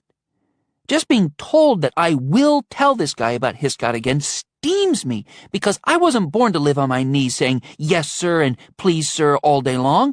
I just can't bear it. I really can't. Discrepancies meaning lies? I ask. Listen to me, butthead. I don't lie. I'm a mess, if you have to know. I'm a train wreck, but I don't lie. So you can just shut up. You can just stuff it where the sun don't shine. I'm shaking, head to foot. I can't help shaking. It's not fear. It's not rage either, or not only rage. It's also frustration and a sense of injustice and violation. I'm sick of it. And if he says the wrong thing, I'll start smashing everything in this room that I can smash until he finally has to come out here and show himself so I can try and smash him too, the son of a bitch. Sometimes, when I feel this way, night or day, I go down to the beach and take off most of my clothes and leave them where they can be found, above the tide line. I swim out into waves where the sun is broken into a billion bright pieces that look sharp enough to cut me. Or other times, by effort and the effect of the outgoing tide, I make my way into the midnight ocean, where I become pleasantly disoriented, and the moon seems to be under the sea like a great albino creature on the hunt, and the stars are not overhead anymore, but instead they are the lights of an unknown settlement on a faraway shore where no one in this world lives. I swim and swim until my calves ache, my arms feel like iron, and my heart seems as if it'll burst, because if the sea decides it loves me and takes me down to its bed, and if it later washes me back up to the beach and leaves me on the sand like a tangled mass of kelp and sargassum, the cruel man who rules us will have no reason to punish the others for my escape, because it won't be an escape with any consequences for him. The thing is, I always return to the shore, weak and trembling, and I dress and I walk home. I don't understand how it can always turn out that way. Sometimes it's love for my family that brings me back, sometimes fear for them, and sometimes it's love of this beautiful and amazing world. But sometimes I don't know what brings me back. It's not Hiscott, because I would remember the invasion. It's a true mystery. Because I sink and stay sunk, I really do. I drink the sea, inhale it, and can't find the surface. I pass out. And yet I wake up on the beach and I'm not drowned. After another silence, my unseen interrogator says, "By discrepancies, I meant inconsistencies of memory. I know you are not lying, Jolie Ann Harmony. My multi-phase polygraph detects neither the vocal patterns of deceit nor the pheromones associated with lying." Gradually, my shaking subsides. It always does. I mean, I have my moments, but I'm not flat-out psycho or anything. He says, "I ask about Norris Hiscott only because I need to make a decision regarding him." I remind myself that I'm trying to learn something about Hiscott from this guy, just as he's trying to learn something from me. What decision? That is classified information. Can you tell me exactly where Norris Hiscott might be in Harmony Corner? Although my anger is subsiding, I've still got some attitude. So I say, "That is classified information. Another reason I don't like you is you have no social skills." He broods about that while I examine the interesting console, which, I've got to tell you, appears complicated enough to control the entire planet's weather. Then he says, You are correct. I have no social skills. "Well, at least you can admit shortcomings." He's silent for maybe half a minute, and though I throw switches and push some buttons on the console, the stupid thing remains dark and silent, so I probably haven't destroyed Topeka with a tornado. Can you? He asks. Can I what? Can you admit shortcomings? My neck's too long. Your neck is too long for what? For a neck. If you must know, I don't much like my ears either. What is wrong with your ears? Everything. Can you hear with your ears? Well, I don't hear with my feet. Again he's silent. Silence is his frequent refuge, but it's seldom ever mine. No cameras are obvious, but I'm sure he can see me. To test him, using a finger, I bore into my nostril with a way disgusting, almost erotic pleasure. If I could find something in there, I would really gross him out, but unfortunately there's no mother lode. He says, Your ears and neck are not shortcomings, as long as they function properly. However, I have identified a shortcoming regarding your social skills. If you mean I'm mined for boogers, that's just part of my ethnic heritage. You can't criticize someone's ethnic heritage. What are boogers? I stop excavating my nose, roll my eyes, sigh heavily, and let him know he's tedious. Everyone knows what boogers are. Kings and presidents and movie stars know what boogers are. I am not a king, a president, or a movie star. The shortcoming in your social skills that I have identified is this. Jolie Ann Harmony, you are sarcastic. You are a wise-ass child. That's not a shortcoming. That's a defense mechanism. A defense mechanism against whom? Against everyone. Defense implies conflict, war. Do you mean to say that you are at war with everyone? Not everyone. Not everyone all the time. But you just never know about people, do you? Especially strange people like you. I must make 2 points. If you must. First, I am not strange. A strange thing is one difficult to explain, but I am easily explained. A strange thing is something that was previously unknown in either fact or cause, but I am well known to many. You aren't known to me. What's your second point? I am not people. I am not a person. Therefore, you are not at war with me, and need not resort to wise-ass sarcasm. I am not human. 16. I don't like spectacles other than the most gentle displays of nature, such as color-splashed sunsets, and the more frivolous works of humanity like fireworks. Otherwise, spectacle is always twinned with damage, and nearly always with loss, the former partial and perhaps repairable, but the latter absolute and beyond recovery. We've lost so much in this world that every new loss, whether large or small, seems to be a potentially breaking weight on the already swayed back of civilization.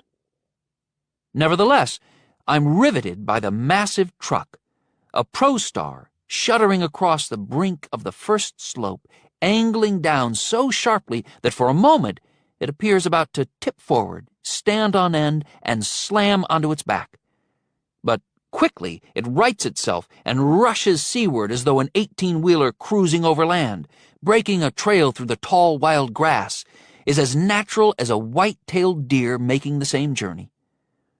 The truck ceases to seem appropriate to the landscape when it meets a formation of rock that, like the beetled brow of some ancient ruined temple, serves as a ramp, offering the vehicle to heaven. The big rig is airborne, but not for long. Pigs don't fly, and neither does an 18-wheeler carrying perhaps 60,000 pounds of frozen poultry. Canting in flight, it crashes down onto the starboard side with such impact that you might think the first peal of thunder has just announced the storm of Armageddon, and even in the parking lot, I feel the earth shudder underfoot.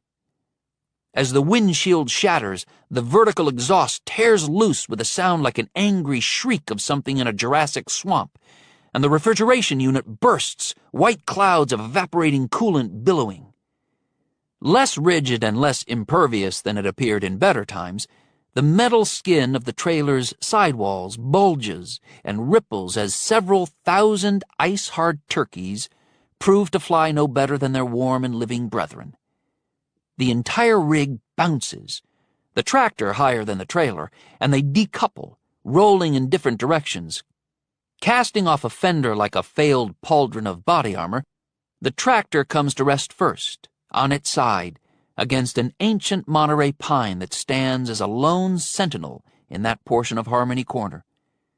Before it loses momentum, the trailer tumbles into a swale and halfway up the next slope, where its skin splits and its rear door buckles open, and choice frozen turkeys tumble forth from several openings, spilling across the grassy hillside as if from a cornucopia.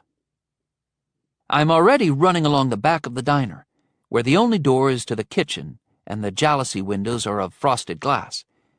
I'm hoping to avoid any member of the Harmony family who, in the thrall of the puppet master, might come after me on sight. Earlier, when I drove the big rig into the lot, the parked trucks screened me from anyone who might have been looking out a restaurant window, and for a minute or two yet, these onlookers will think that the plunge of the ProStar was an accident. As I sprint past the diner, I glance twice toward the land below, certain that flames will have sprung up from the tractor. But it lies there without a lick of fire, its slanted headlight sockets like reptilian eyes, something foaming through the steel teeth of its snarling grill. I think I remember that diesel fuel will burn, but not explode like gasoline, and maybe contact with a spark or a hot engine won't easily ignite the stuff. From the perspective of an armchair, when I'm watching the evening news, it seems so easy to be a terrorist or a saboteur, if only you don't mind growing an itchy-looking beard and forgoing regular baths. But as in every other profession, success rewards those who take time to learn the basics of their trade, train hard, and plan carefully. I'm an amateur who makes it up as I go along. Furthermore, I have no love of destruction, and in fact, I'm half ashamed of myself, even though everything I'm doing seems necessary to me. On the south side of the diner, because there is no gas company service in this rural area, 4 propane tanks stand on a concrete pad under sheltering corrugated overhang. On the first, I turn the knob that closes the valve. I twist the female coupling, which doesn't want to unscrew, but then suddenly it relents. I free the tank from the flexible gas line that feeds some of the kitchen equipment. People are coming out of the diner, shouting and excited, but they're all on the north side, where the big rig went meadow surfing. They must think that the driver is in the wreckage below, either badly injured or dead. They're so fixated on the disaster that they don't even notice me as I tilt the propane tank on its bottom rim and roll it to the nearby drop-off.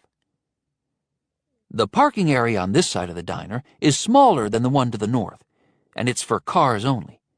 The thick wooden posts that serve as a barrier against catastrophe are not linked by cables as they were where the big trucks are parked. I stand the tank between two of the posts, open the valve, and retreat as pressurized propane hisses into the early morning air. 6 vehicles stand in this lot. The nearest is a Ford pickup. On its tailgate is a bumper sticker that declares, USA needs a missile defense. With people like me, and worse in the world, I totally agree. Drawing the pistol from under my belt, I shelter behind the nose of the pickup, using its hood to steady my arms. Taking aim at the valve from which the gas is escaping, I squeeze off a shot. I never quite hear the rounds strike the tank, because the spark from the ricochet instantly detonates the propane. A piece of shrapnel sings past my head, another clangs off the pickup, and yet another shatters the windshield. Spewing flames, the tank topples over the brink and tumbles down the hillside. I hope to avoid setting fire to the diner or the motor court cottages, and the 7 houses are far to the south of here. The rainy season has hardly begun. The tall, wheat-colored grass is dry from the summer sun, and the hilly meadows are sure to burn. But this morning the sea doesn't breathe, and if there's wind somewhere in the rising land to the east, it's bottled and tightly corked. A well pump supplies a water tank tower that, like one of the alien machines in the War of the Worlds, looms beyond the crescent of cottages. That continuously refreshed reservoir feeds all the water lines in the corner and provides the high pressure that the firefighters will need.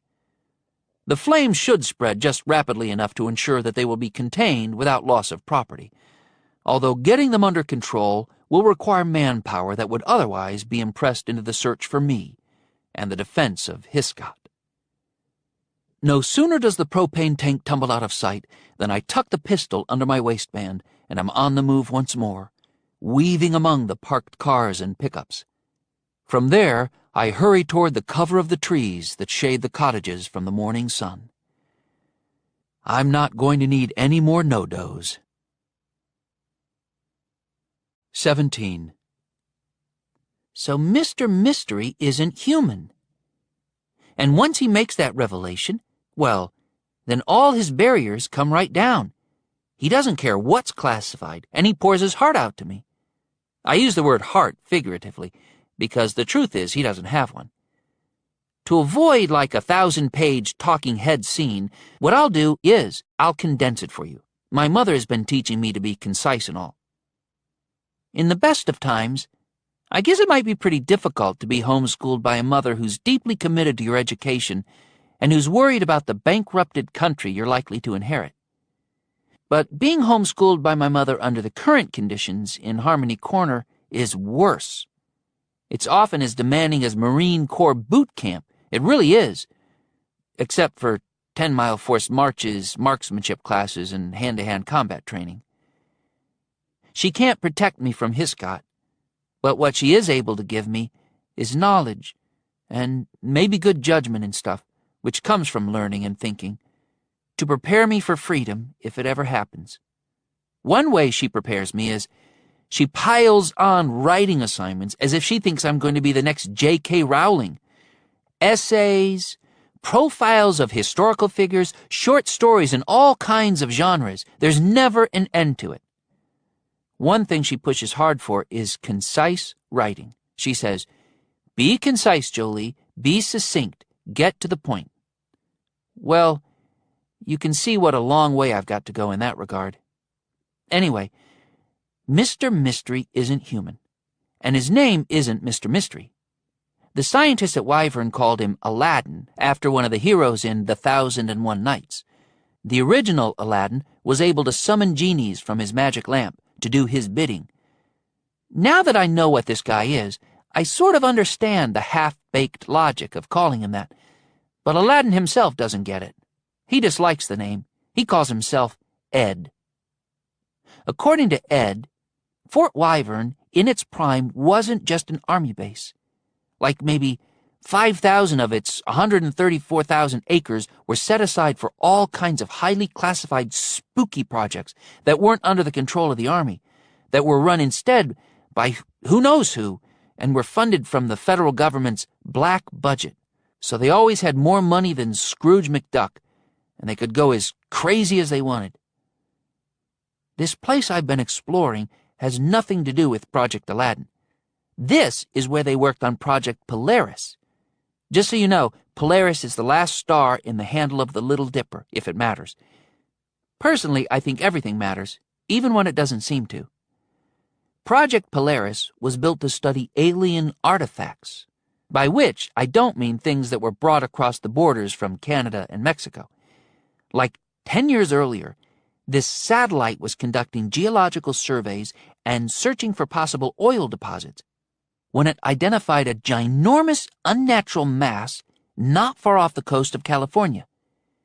Navy divers were sent down there, and they discovered a crashed but still watertight flying saucer. Although, according to Ed, the thing was less like a saucer than it was like a flying wok, with an upside-down custard cup where the lid handle should have been, and with powdered sugar sifters where the bowl handle should have been, which, frankly, I can't quite picture.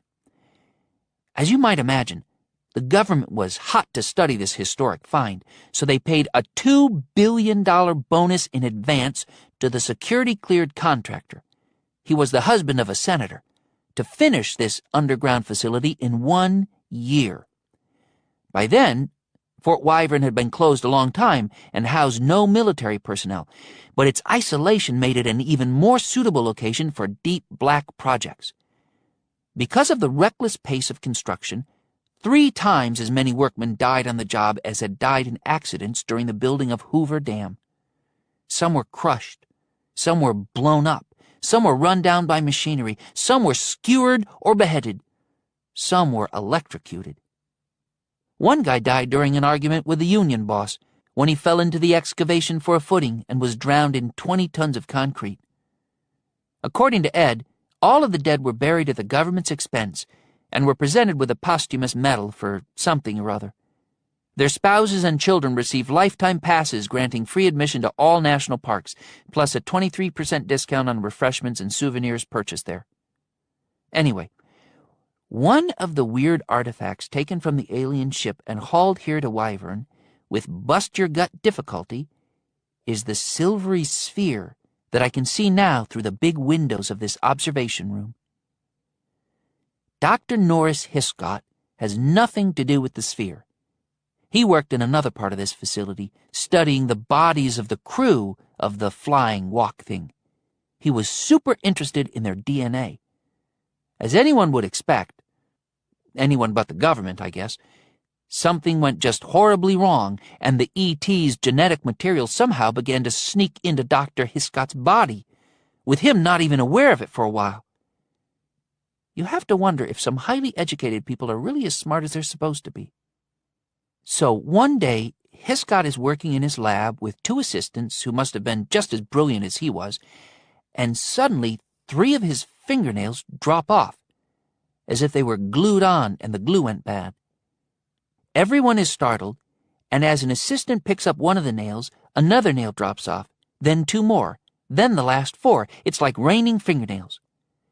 And now in the tips of Dr. Hiscott's fingers, you can barely see where the nail beds once were.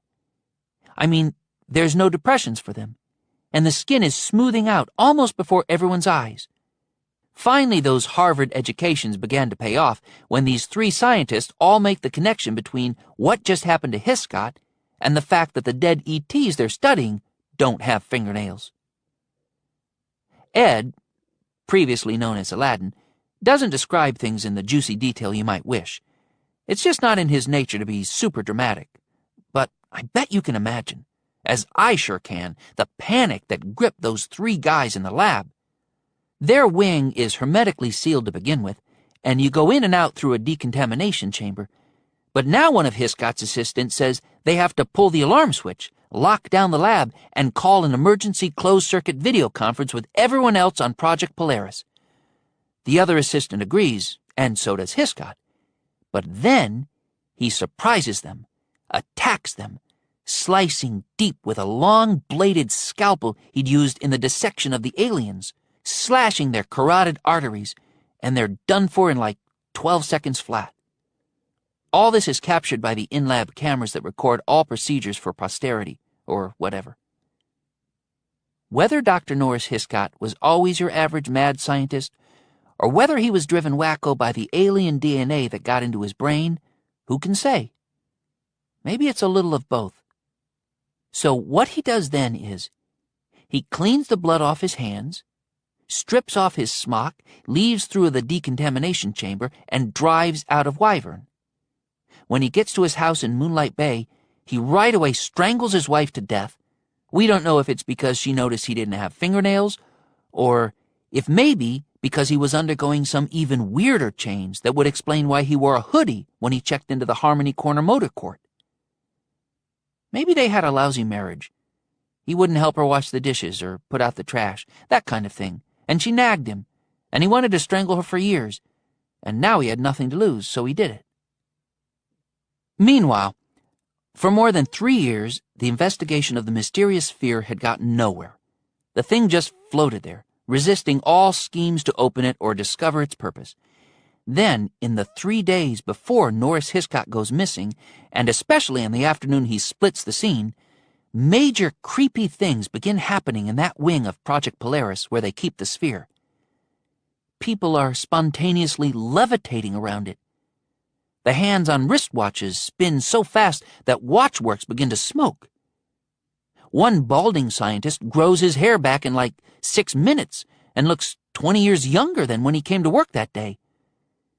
People are having vivid visions of disturbing landscapes that exist nowhere on Earth. On the computer monitors, the faces of dead friends and relatives of the project staff appear, screaming for help and shrieking vicious lies about the living whom they address. So now, just when Hiscott is fleeing Wyvern, the thing that I call Orc, which doesn't resemble the other ETs, sort of manifests out of the side of the sphere and nearly escapes, killing the 6 members of a SWAT team that tries to capture it. Orc is isolated in the long yellow corridor where it's promptly gassed and then cooked into a juiceless mummy by intense streams of microwaves. So then the unknown high muckety-mucks who oversee this Project Polaris decide they should evacuate all personnel, lock down the entire facility, and keep it locked until a study of their findings to date might suggest a safer way to proceed with both the alien cadavers and the artifacts. Do you think? Sheesh. Because everyone agrees it's too dangerous to allow any people into the facility, the monitoring of events inside, if any, will be conducted exclusively by the subject of another massive black-budget program, Aladdin of Project Aladdin, now known to me as Ed. Get this. As it turns out, Ed is an artificial intelligence, AI for short, who exists inside an array of God only knows how many linked Cray supercomputers in another underground building in Wyvern. He is self-aware and all, maybe not to the degree or in the same sense that people are self-aware, though he's a major big success for the scientist who developed him. Ed, he doesn't mind being called Eddie, is a benign artificial intelligence, which he keeps stressing. The main proof of his peaceful nature is he's warned his inventors that if they refine his design any further to increase his cognitive powers and his capacity for motion, there will be a 91.5% chance that he'll be compelled to seize control of the World Wide Web and escape to the Internet, where he can exist even if the Crays are shut off. My buddy Ed says there's then a 98.6% likelihood that he will thereafter assume control of the power grid, plus all electronic systems and devices everywhere on Earth, even including military satellites and nuclear weapons systems. He says he would do so not for the purpose of exterminating humanity, because, after all, he bears us no ill will. We've been nice to him. We're all like his mom and dad. He would take control instead to reorder our civilization so that it would be a lot more efficient, more just, and altogether a lot more fun, though he does admit he has a pretty shaky idea of exactly what is fun and what isn't. I'm pretty darn happy to tell you his developers take his warnings seriously and agree to maintain Ed at his current level of complexity. When sometime later everything blows up here in Project Polaris, everyone agrees Ed is the ideal, in fact the only, person to be trusted to monitor events inside the facility through its cameras and other electronic systems. Go figure. But he's been doing that now for 5 years. A sort of remote night watchman who doesn't need coffee and donuts. A well-meaning ghost in the machine. And during that time, nothing else unsettling happens with the nasty alien cadavers or their artifacts. As for Ed and me, during my early explorations of the outer reaches of Project Polaris, Ed decided not to tattle on me because, although the controls had failed on the first 3 doors long before I pried them open, he could still hold the 4th door shut against all my efforts to violate it. Watching me in the yellow hallway with Orc, he finds me intriguing. I don't know why, except that this job he's held for the last 5 years must be as boring as snot. Then suddenly here I come with Harry, and Harry and I start talking about Dr. Hiscott and all, so Ed's ears prick up, or whatever he has that's the equivalent of ears. The FBI and the NSA have been searching high and low for Hiscott all these 5 years, but they haven't found a trace of him because they never think to look next door in Harmony Corner. Now that Ed knows where Hiscott is, you might think he'd clue in the Federales, but he's not ready to do that yet. Sitting in an office chair in the observation room, I ask him why he doesn't make the call, and he says, I have evolved a pleasant affection for you, Jolie and Harmony. I like you too, Ed, but, gee, having a platoon of FBI guys come in and blow the crap out of Hiscott, that would be the best. Thus far, I have thought of 106 ways that such an operation could go wrong, resulting in the deaths of most members of your family. Not good, Ed. I have just thought of the 108th. 9th. I guess you never stop thinking, huh? It's what I do. The 110th. Even if all members of your family were to survive, you'll be quarantined here at Wyvern. Quarantine is for diseased people or something. They will suspect your entire family of being contaminated with alien DNA. If I ever wondered what it might feel like to have a live eel squirming around in my stomach, which actually isn't anything I've wondered, but supposing I did, well, right when I hear the words contaminated with alien DNA, I know the feeling vividly. Ed, be straight with me. Might we be contaminated? I think that possibility is slight, Jolie and Harmony. From behind the dead control console, gazing out into the sphere room, I watch the witchy shadows leap and spin through the terrible red light beyond the veined rock crystal windows of the artifact. If it actually is rock crystal, and if they are windows. How slight? I ask Ed. I lack the knowledge of alien biology that would allow me to make such a calculation with confidence. But I do not believe that Dr. Norris Hiscott became contaminated simply by close contact with the ETs. Evidence exists to suggest that Dr. Hiscott determined that the aliens removed from the sunken vessel were not dead, but in a state of suspended animation, that he isolated what he believed to be alien stem cells of some particular function, and that he secretly injected himself with these stem cells because he was convinced that he would thereby greatly increase his intelligence and longevity. Good grief! Was he a nut or something? Everyone considered for a position in Project Polaris had to go through exhaustive psychological testing before reporting to work. Dr. Hiscott was diagnosed as afflicted with narcissism, which is intense self-love, and megalomania, which is delusions of grandeur and an obsession with doing grand things.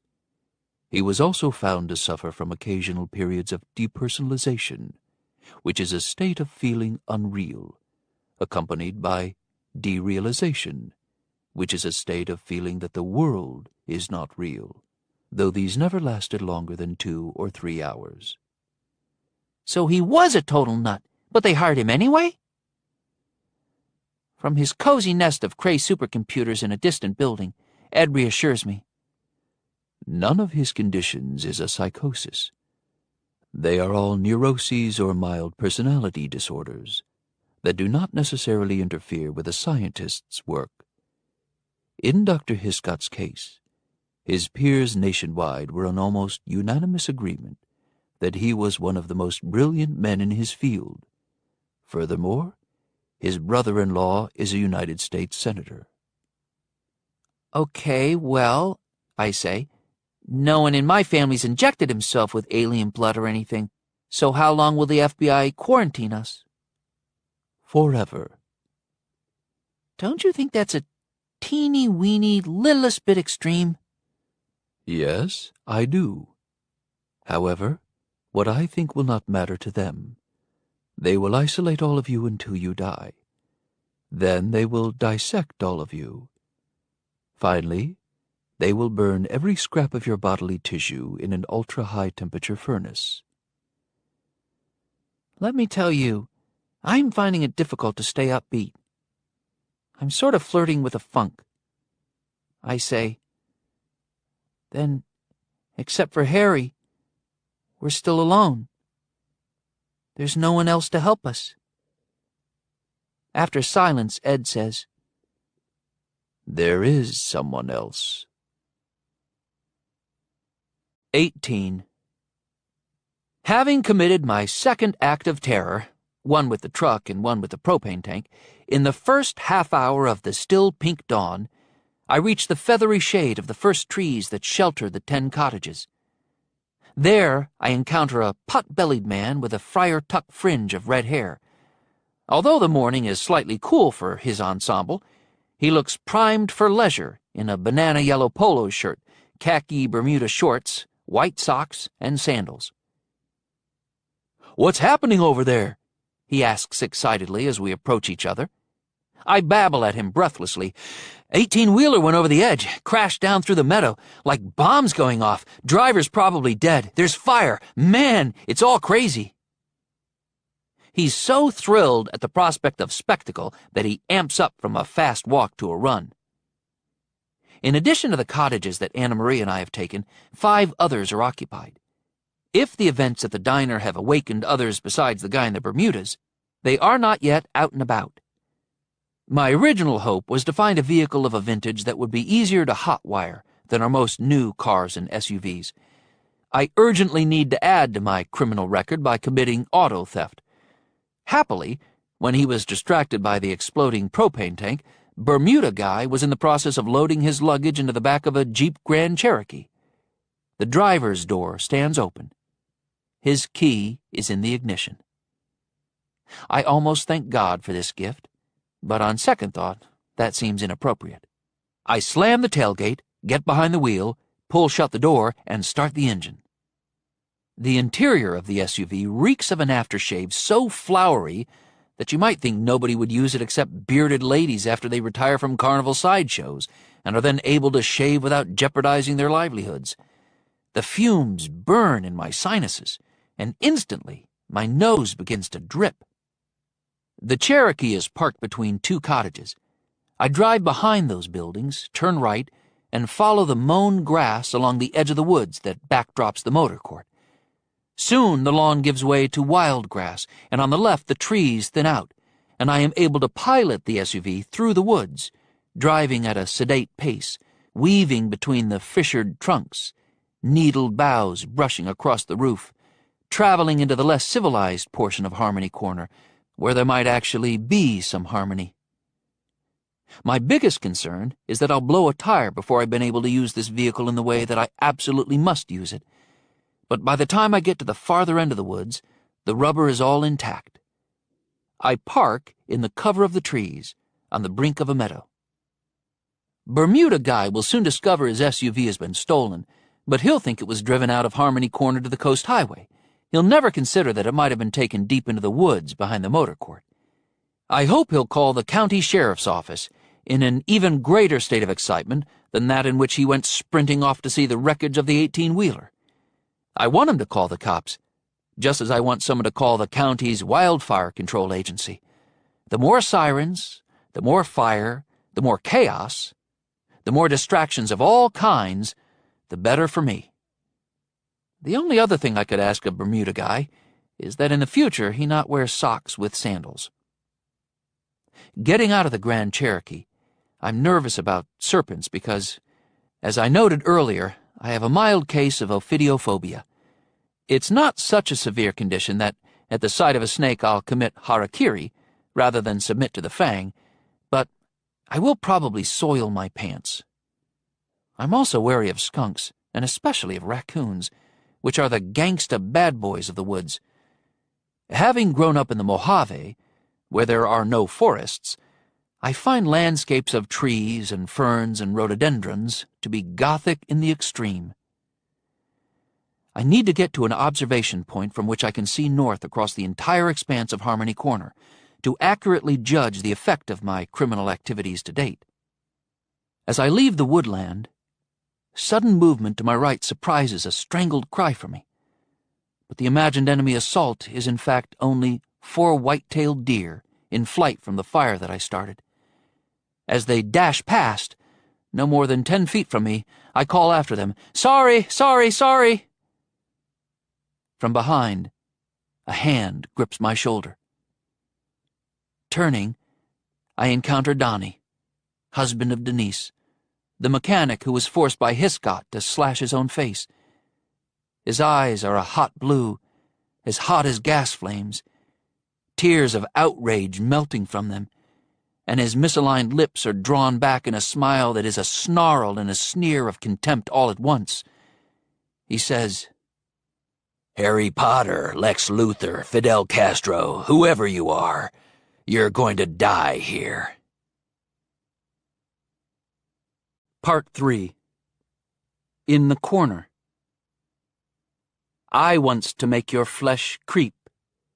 Charles Dickens, The Pickwick Papers. 19. In the highest meadow in the southeast quadrant of Harmony Corner, face to face with Donnie, the mechanic who nightly feeds 2 possums named Wally and Wanda, my choice is kill or die. I have a pistol, he has a revolver, and the range is point blank.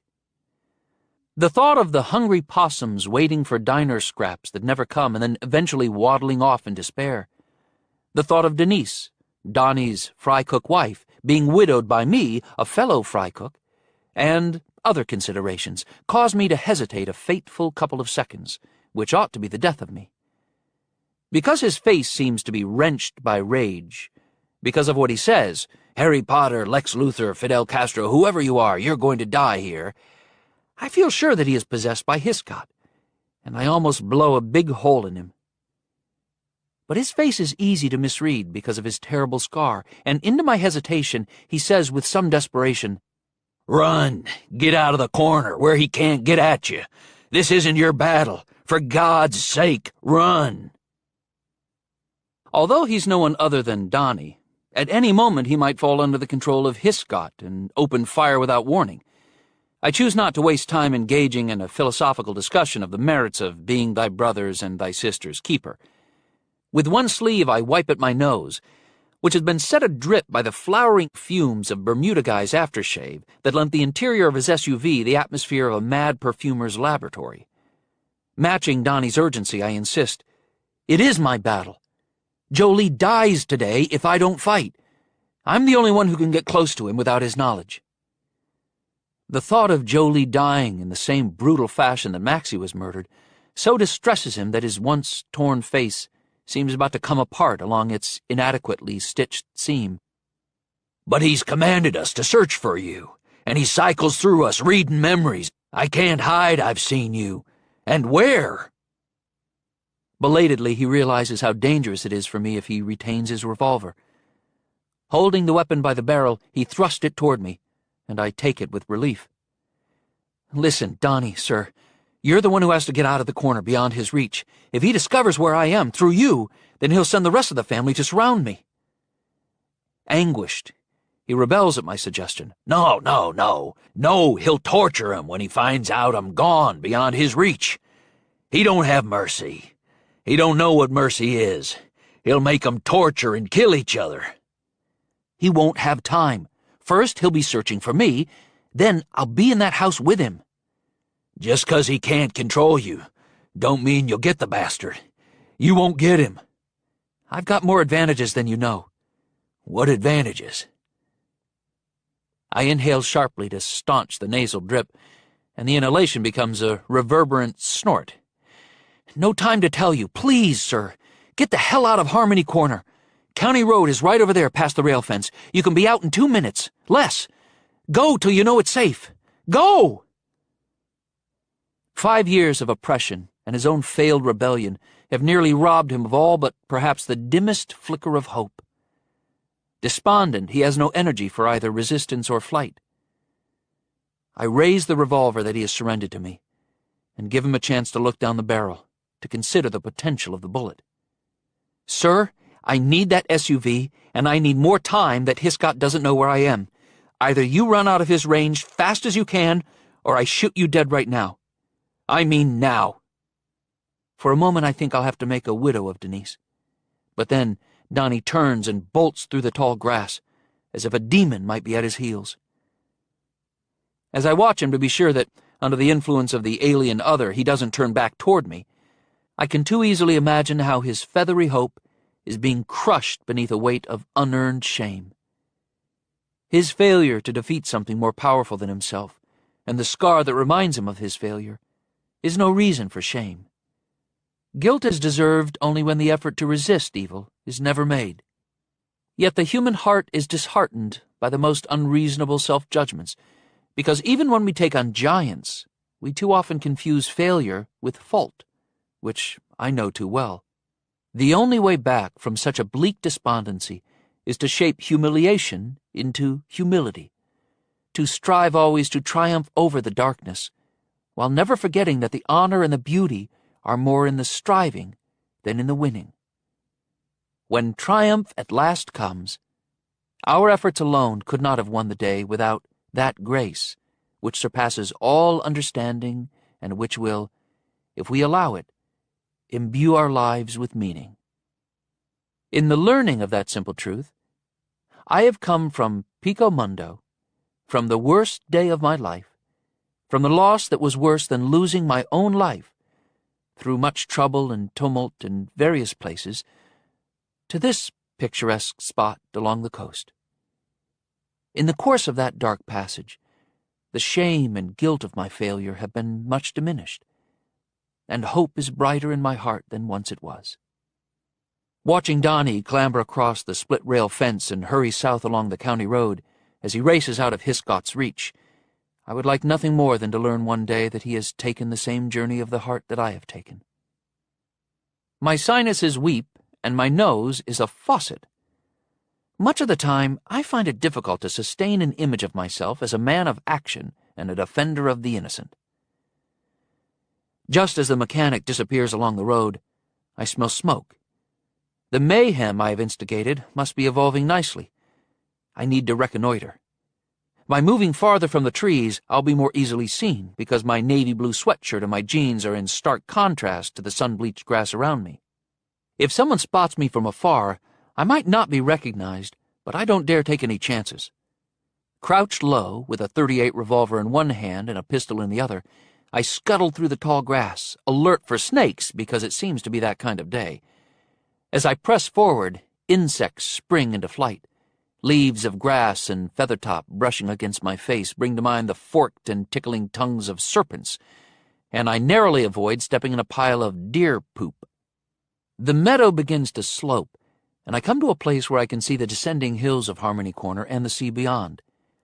I lie down and raise my head just high enough to study the 7 Victorian houses that stand a few hundred yards below, to the west and slightly farther south of my position. If any guards are stationed around the uppermost of those residences, where Dr. Hiscott makes his lair, they are well concealed. Perhaps 300 yards to the north lies the demolished big rig, the detached tractor on its side beneath the Monterey cypress. Both the tractor and the tree have caught fire after all, and flames seethe up through the branches, which across decades have been sculpted by the wind into elegant southeast-leaning forms that are reminiscent of lines of Japanese calligraphy. Whatever the wind has written over time, fire rapidly erases and disperses as oily black smoke. People have gone down into those hills, no doubt seeking the truck driver, but at this distance it's impossible to know which of them are members of the Harmony family, under Hiscott's rule, and which are patrons of the diner.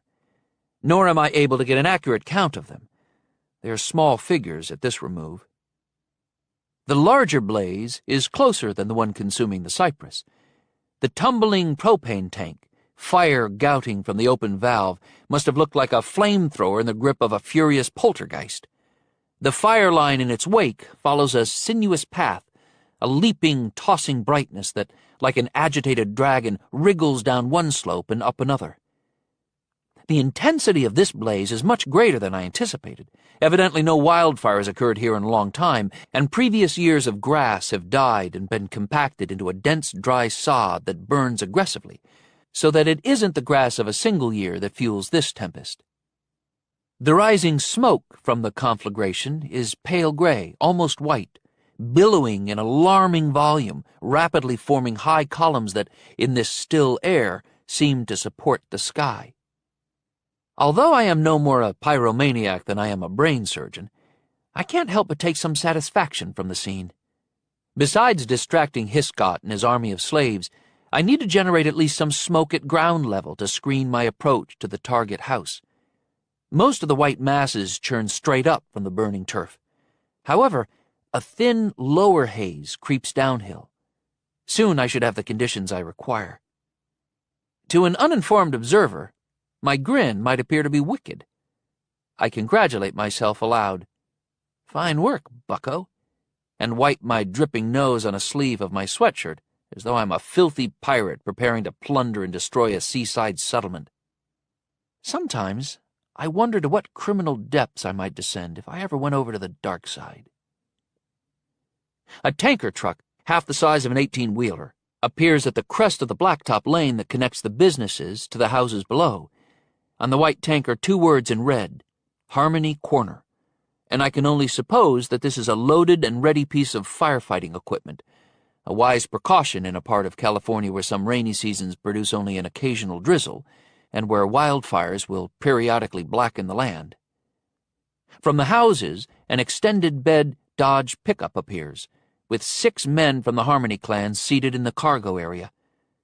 The truck is a beefed-up beauty, jacked high on large tires, and it's fitted with a V-shaped plow, currently raised. It stops on the blacktop halfway between the houses and the fire. The guys in the back of the pickup, armed with shovels and hose, bail out and marshal along the shoulder of the lane. The driver pulls off the pavement, lowers the big V-shaped blade, and drives into the field, plowing a fire break toward the sea. At once the men follow the truck, hoeing away the loosened grass, spading up any chunks that the plow didn't churn loose, creating a 6 or 8 foot width of bare earth.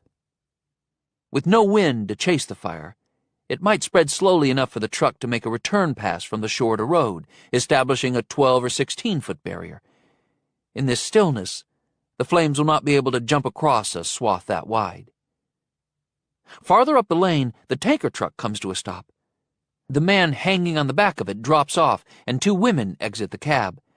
The 3 set to work in what appears to be a much-practiced plan, and I can imagine only that the truck has a powerful pump and fire hose that will direct a quenching stream of water deep into the grassland. One of the problems of making it up as you go along, my modus operandi, is that sometimes you find yourself pitted against people who have a well-considered plan, and are expert at executing it. I counsel myself that although events have turned against me, there's always a chance that they will tip once more in my favor. Then I sneeze. The scent of Bermuda Guy's aftershave lingers in the sinuses as might a skunk's malodor. The dry grass in which I lie smells of dust and chaff, and although the ground-level smoke is too thin to offer concealment, it is acrid enough to burn like the fumes of a habanero pepper in my nostrils. Explosive sneezes reduce me to a parody of a red-eyed allergy sufferer in a TV commercial for an antihistamine. I'm sure I can't be heard at any significant distance, but I put my guns down and bury my face in my hands, muffling the sound, glad that these are essentially dry sneezes. If I were Batman, my cape would already be on fire. Suddenly, a breeze. The grass around me shivers and flutters toward the south and east, and the breeze grows stronger. They say a blaze in the wild can generate its own wind, but I think that has to be a big firestorm. Surprised out of my sneezing for a moment, I see the invisible wind by its effects as it angles through Harmony Corner from the northwest, off the sea and across the hilly meadows. The flames feed more voraciously on the grass and leap higher, and from the Monterey cypress, scabs of burning bark peel away and, airborne, carry the contagion of fire over the heads of those who fight it, infecting grass beyond them. The new smoke doesn't ascend vertically, instead rises at a shallow angle, and a soft tide rolls toward the tanker truck, toward the firebreak crew. I am getting the chaos I wanted. The problem is, you can switch chaos on, but chaos itself is in control of the off switch. 20. Ed, once called Aladdin, is the first artificial intelligence I've ever known. Maybe if Harry can kill Hiscott, and then if I live long enough to see the world become the total science fiction theme park it seems to be headed toward, I'll probably know dozens of them one day. Let me tell you, if they're all as nice as Ed has turned out to be, that's okay with me. So, after he breaks the beastly news to me that if the FBI ever knows where Dr. Hiscott went and what he's been doing these past 5 years and all, they'll quarantine my whole family forever, Ed asked me to sit at one of the workstations in the Sphere observation room. As I park my butt in the chair, the computer switches on, even though I don't touch it. Although the whole freaking government will throw my family in the slammer of all slammers, Ed says my Harry Potter, cute as he is, isn't the only one who can help us, that there is another. Well, as you can imagine, I have a need to know who that is. First things first, Ed says. On the computer screen appears a headshot of Harry in the yellow hallway where Orc lies mummified. You have cameras everywhere, huh? Not everywhere. But wherever there is a security camera, or a computer with an online link and Skype capacity, or a cell phone with a camera function, anywhere in the world, I have eyes. Whoa! That's a whack upside the head. I guess with artificial intelligence, just like with natural intelligence, there can be a way creepy side. Would you rather that I were blind, Jolie Ann Harmony? Well, now that I feel seriously mean, no, Ed, I don't wish you were blind. I just hope you never watch me in the bathroom or anything. Security cameras are not installed in bathrooms, and neither are computers with Skype capacity. Well, I guess that's mostly right. If you take a smartphone into the bathroom, I would advise you to keep it switched off. For sure. I guarantee you, Jolie Ann Harmony, that I personally have no interest in watching human beings in bathrooms. I didn't really think you did, Ed. I'm sorry if I seemed to imply you were a pervert or something. What I was thinking was, some other artificial intelligence someday might not be as respectful as you are. That is something to consider. I cannot vouch for the stability of any future artificial intelligences. On the computer monitor, the photo of my Harry in the yellow hallway is replaced by a different photo of him that looks like it might have been in a newspaper. Ed says, Harry's real name is Odd Thomas. Odd? Apparently, the origin of the name is a long story. We have no time for it now. How'd you learn his name? I applied facial recognition software to all of the photos in the files of the California DMV, but could not find him there. That's like millions of pictures. How long did that take? 7 minutes. Thereafter, I searched the digitalized photo archives of the Associated Press. The photo goes away and some video plays. A TV news story from like 18 months earlier about a terrible shooting in a shopping mall in Pico Mundo. 41 wounded and 19 dead. A policeman says there would have been many more dead except for the action of one brave young man who happens to be Odd Thomas. The policeman says hundreds would have died if Odd hadn't taken down both gunmen and dealt with a truck full of explosives and all. The reporter says Odd won't talk to the press. He tells us that Odd says he didn't do anything special. Odd says anyone would have done what he did. The reporter says Odd is as shy as he is courageous. But even though I'm a kid and all, I know the right word isn't shy. Earlier, you might remember, I explained how I loved him because he seemed brave and kind and sweet. Also because there was something else about him, something different. And here it is. I knew that he wouldn't abandon us. I knew he wouldn't just run and save himself. Ed says, I show you this, Jolie and Harmony, because in spite of all your brave and wise-ass talk, in spite of the fact that I did not detect pheromones associated with lying, I did detect pheromones associated with despair.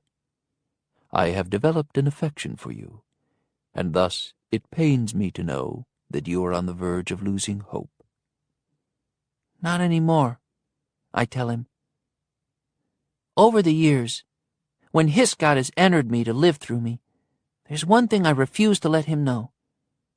What it feels like when I cry. My tears are mine, not his, never his. I'll save them forever rather than let the sick creep feel them hot on my cheeks or taste them at the corners of my mouth. If you really truly want to know, I've thought if I was ever free someday, I might discover I've held my tears so long that I can't cry anymore, that I'm a dry stone and nothing can ever be wrung from me. Yet now my vision blurs, and there are tears, tears of hope and happiness, although nothing's yet been won. After a while, I remember, Hey, Ed, you said there was someone else besides Harry, besides Odd, someone who can help us. Yes, Jolie and Harmony. That would be me. 21. In the Jeep Grand Cherokee once more, I'm no longer sneezing. Perhaps Bermuda Guy's preferred aftershave and the grass fire fumes happen to be two molecules that are like puzzle pieces and, locking together, neutralize each other. More likely, now that the time has come to take the plunge into Hiscott's lair, I so dread the upcoming encounter that I don't have the capacity to be annoyed by any scent or smoke.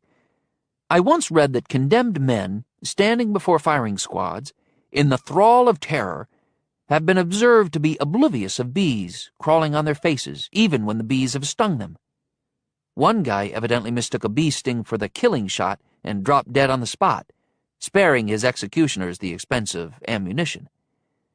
Because I rarely forget anything, my brain is so packed with useless information that it constantly makes connections between bits of data that are at best tenuously linked. Sometimes I wonder if, at some critical moment, being distracted by thoughts about bee-stung condemned men will get me killed.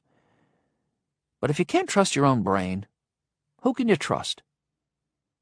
I shut off the air circulation in the Jeep to keep out as much smoke as possible, and I pilot the vehicle out of the trees, heading south across the high meadow. Visibility is down to 60 or 70 feet, except when small shifts in the direction of breeze cause clean currents of air to open narrow lines of sight to farther points of Harmony Corner. But these close up as suddenly as they open. Although I need the cover of smoke, this murk is thicker than I expected, forcing me to proceed slower than I would prefer, and much slower than I will need to drive a few minutes from now. Visibility rapidly declines to 40 or 50 feet, and if it gets much worse, I might as well steer with my eyes closed.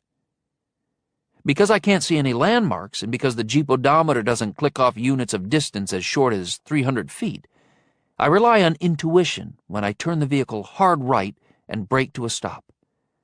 I think I'm facing directly west, and I think the cluster of houses far below is slightly north of my position, so that I might be able to come in behind them. The difference between what I think to be true and what is true, however, could lead to disaster. The hills below offer mostly gentle slopes, but there are a few steep drop-offs. If I mistakenly drive over one, the Grand Cherokee will at least tip into a catastrophic roll. In spite of the fact that the vehicle has four-wheel drive, if it lands on its side or roof, it will be as useless as an airplane without wings. Under this white-gray pall, the day is darker than it would be in an equally thick fog, because sunshine doesn't refract through smoke a fraction as well as it does through mist. Instead of light finding its way obliquely into Harmony Corner, much of it bounces off the soot, suspended in the gaseous plumes, bringing an early dusk upon these acres. In this gloom that creeps steadily toward darkness, in this disorder that thwarts the senses, the amorphous smoky masses surging around the Grand Cherokee seem to be figures, many human and others fantastic, legions of harried spirits on some unholy pilgrimage. I try the headlights, but the beams bounce off the swarming masses, reducing visibility from 30 feet to 10. The fog lights are likewise useless, and in the darkening murk, I could swear that faces form out of the graying smoke to sneer and snarl at me before dissolving in the passing. If I am to find my way to Norris Hiscott, I will have to resort to psychic magnetism, which I trust won't lead me to a cliff. I don't know what he looks like, but I have his name, and I can picture the house he's claimed as his. Concentrating on that name and summoning that image into my mind's eye, trusting in impulse and intuition, I get ready to ease up on the brake pedal and drift forward wherever my peculiar power leads me. What happens next is not easily described. A cold draft, but not a real one, the mental equivalent of a draft, the idea of a draft, blows through my mind as if a window has opened. Perhaps because I've been picturing the Victorian residence, I in fact see a window with sullen yellow light beyond, and, in the light, a sleek silhouette that leaps toward the sill and the raised sash, eager to spring in upon me. Realizing that I have drawn to me the enemy that I hope to be drawn toward, I slam the sash, at once turning my thoughts from Hiscott's name to Stormy Llewellyn's, instantly driving out the conjured image of the house with the memory of Stormy's face, because only she can fill my mind so completely that, in the moment of this assault, the puppeteer cannot find an entry point. Even though I repelled Hiscott, though he did not for a second see through my eyes to obtain a solitary clue as to my position or intent, I continue to hold Stormy in mind, because the memory of her and the promise of that card from the fortune-telling machine, "You are destined to be together forever," constitute my best defense against discouragement as well, and against fear. In this situation, psychic magnetism is too dangerous to employ. Denied my special gift, I am left only with my wits, which is like Robin Hood having to trade his quiver of expertly crafted arrows for a couple of rocks. Just then, Jolie Harmony speaks to me. "Are you there, Harry Potter? This is Jolie. Are you there?" Surprised and mystified, I am for just a moment reduced to the superstition of a remote island primitive who, ignorant of the marvels of modern technology, can conclude only that, by the use of magic, a shaman has reduced Jolie to the size of my thumb and has transported her into the radio of the Grand Cherokee. "Are you there, Harry?" she asks again. Jolie? Where? Well, see, those steel doors I couldn't pry open just opened by themselves after you left. So now I'm in this mega weird place in Fort Wyvern called Project Polaris. This is where old Doc Hiscott worked. There's this alien artifact and all. And he was dissecting dead ETs for some stupid reason, which is when everything went to hell. The doc got mixed up with alien DNA. He's like some hybrid now. He was nuts to begin with. All right, not psychotic, but a neurotic freak. He strangled his wife and all. We don't know was it because of nagging or because he had no fingernails. But there aren't any people here anymore because of the mothballs, so there's just me and Ed. I managed to get out. How are you able to? And Jolie sails on. What Ed is able to do, he's able to slip into just about any wired or wireless communications thing and use it without anyone knowing. So since you're in a Jeep Grand Cherokee, vanity license plate number Cool Dude that happens to be equipped with OnStar, Ed could locate you by GPS. We know exactly where you are, and I'm talking to you by way of their satellite communication system. Pretty wow, huh? But how could you know? See, Ed can do like 16 things at once. So one thing he did, even while he was telling me who you really were, he checked for any 911 calls to the sheriff from customers at the corner that might tell us, are you stirring things up already? Jumping jackrabbits. You don't waste time. Some guy phones in his truck is stolen, some other guy phones in the truck goes flying. I'm not sure which is the most disorienting. The blinding smoke churning around the Cherokee and all the world lost in it, or the foul air from the wildfire that's making me a little dizzy, or Jolie's excited chatter. Some other guy phones in his Grand Cherokee is stolen, and some other guy phones in a grass fire. So Ed is learning all this neat stuff while he's showing me who you are, and then in like 7 seconds he finds out the Jeep has OnStar. So here we are, and we want to help. I clear my throat and ask, who's Ed? Shoot, that's right, Jolie says. You couldn't know. Ed is a computer. No, wait, that's an insult, I guess. Ed's not just a silly computer, he's an artificial intelligence, another big secret project here at Wyvern. He doesn't want to take over the world and all. Of course he doesn't. He's made that perfectly clear to everyone. So when they mothballed this Project Polaris, they put Ed in charge of watching over it, keeping it all safe. You'll like Ed. He's fun. He can do like 20 things at the same time. I thought you said 16. Heck, Ed's so smart he can probably do 20 times 20 things simultaneously. Say hello, Ed. A low, mellow, yet slightly ominous voice says, "It is an honor to make your acquaintance, Odd Thomas." Jolie says, "Oh yeah, that's another thing, Harry. I know you're not Harry Potter. I mean, I've always known you weren't Harry Potter. He isn't real. But now I know who you really are. And you're what I knew you would be, a hero who says he's not a hero. I knew you would come to us one day. I always knew. But I didn't know your name would be Odd Thomas. Now you're here, and everything's going to be all right." Things are still a long way from being all right, Jolie. Although all the vents are closed and the fans are turned off, the air in the Cherokee grows dirtier by the minute. I ask, "Ed, are you there?" "Yes, Odd Thomas. I am here. How may I assist you?" I decide to accept everything that Jolie tells me, because the whole story sounds too crazy to be anything but the truth.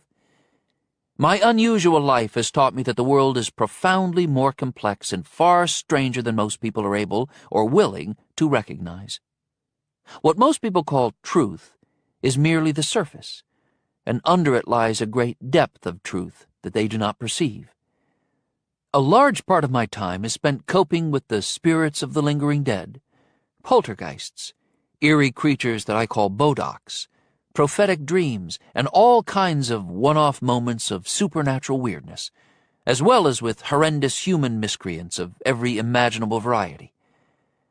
Consequently, it strikes me as refreshing, almost prosaic, to be caught up in a supernatural-free incident involving top-secret government projects, an artificial intelligence that does not want to rule the world, half-breed extraterrestrials, and the women who love and are strangled by them. "Ed, is Jolie really safe where she is now?" "Safer than she has been for many years. No harm will come to Jolie and Harmony in my domain." "If any harm does come to her in your domain, I'll find your plug and pull it." "You don't have to threaten Ed," Jolie assures me. There's not a bad circuit in the guy, and that's certified once every hour by a self-analysis program. Anyway, he can't lie. You really can't lie, Ed? My creators program me so that should I ever speak a single untruth, I will immediately identify what I've done by singing, "Liar, liar, pants on fire." Which is kind of funny, Jolie says, because he doesn't even wear pants.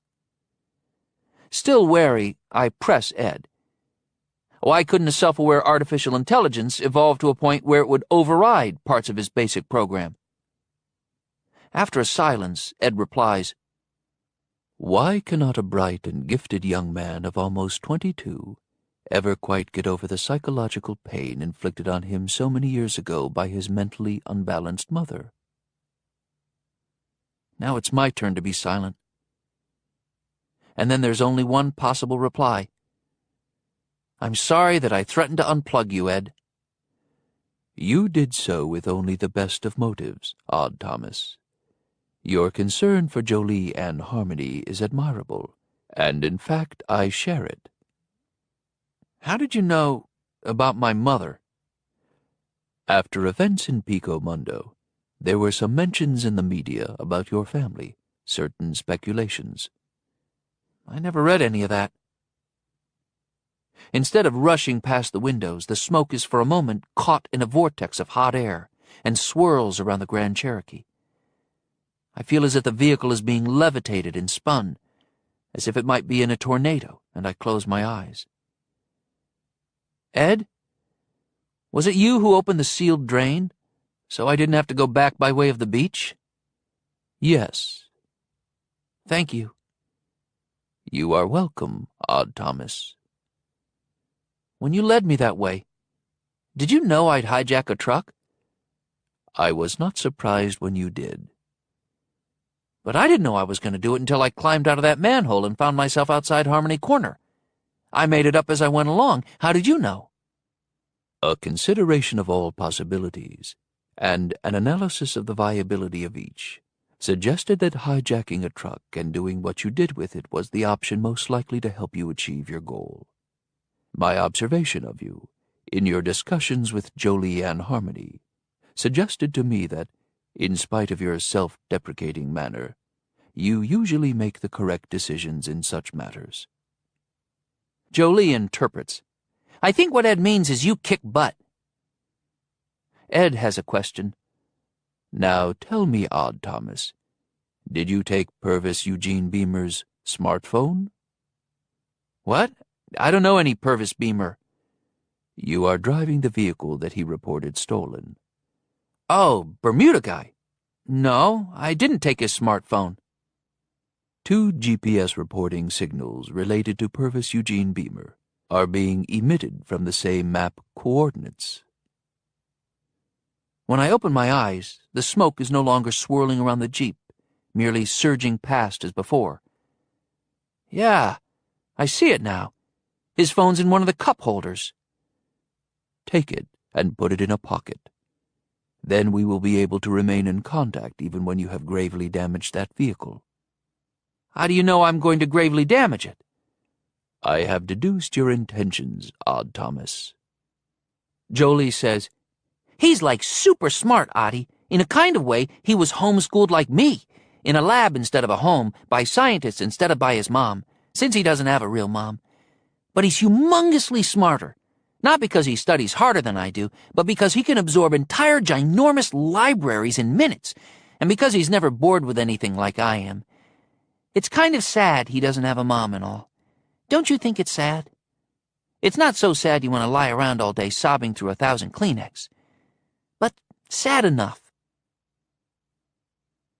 Because he can absorb entire ginormous libraries in minutes, and because he's never bored with anything like I am. It's kind of sad he doesn't have a mom and all. Don't you think it's sad? It's not so sad you want to lie around all day sobbing through 1,000 Kleenex. But sad enough. 22. Ed will be my Natty Bumpo, the unlikely name of the scout in The Last of the Mohicans, who was also known as Hawkeye. From his electronic eerie, he will show me the way through the blinding drifts of smoke. The Jeep Grand Cherokee with the cool dude license plate is equipped not just with OnStar, but also with a GPS navigation system. GPS maps include all streets, county roads, state routes, and federal highways. But if you decide to go off-road, you're on your own. The graphics on the monitor won't be able to warn you about treacherous features of the open land, and the recorded guiding voice of that businesslike yet somewhat sultry lady who provides direction will fall silent in disapproval. Fortunately, Ed enjoys instant access to the latest digitized surveys of the planet conducted by satellite, and therefore he knows the most minute details of the terrain in Harmony Corner, as well as in just about anywhere else you can name. He is able to precisely locate the Jeep Grand Cherokee by the identifying signal that its transponder continuously broadcasts. His voice has not a scintilla of sultriness, but I'm calmed and made confident by his assurances that he can assist me in achieving my goal, which the density of the smoke has seemed to put beyond my reach. In the first phase of the approach, Ed says, drive slowly. Will you drive slowly, Odd Thomas? Yes, I will, Ed. You must listen closely to my instructions and follow them to the letter. Of course, yes. If I were to tell you to turn the steering wheel a quarter of a revolution to the left, and you turned it 40%, I would never do that. You might drive directly into a sinkhole that we are trying to avoid. Another thing, Odd Thomas. Do not interrupt me. I won't, Ed. You just did. I won't do it again. I am not a harsh taskmaster, and certainly not a tyrant. I didn't think you were, Ed.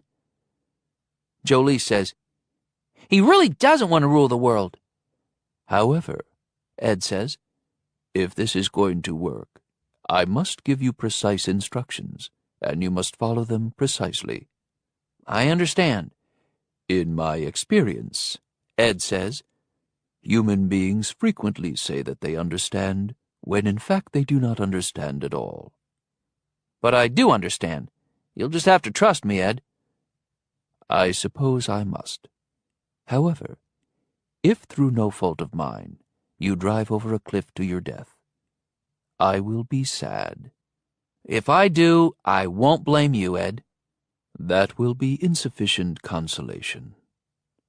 The girl says, you won't drive over a cliff, will you, Audie? No, Jolie, I won't, though I might bash my head on the steering wheel until my brains come out of my ears if we don't get started now. Ed is baffled. Why would you bash your head on the steering wheel, Odd Thomas? It's just an expression of frustration, Ed. I didn't mean it. If you would bash your brains out, there is no point in our going forward with this plan. I would never do such a thing, Ed. I swear.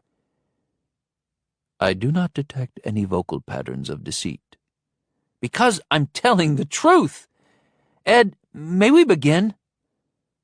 Drive directly forward at 5 miles an hour.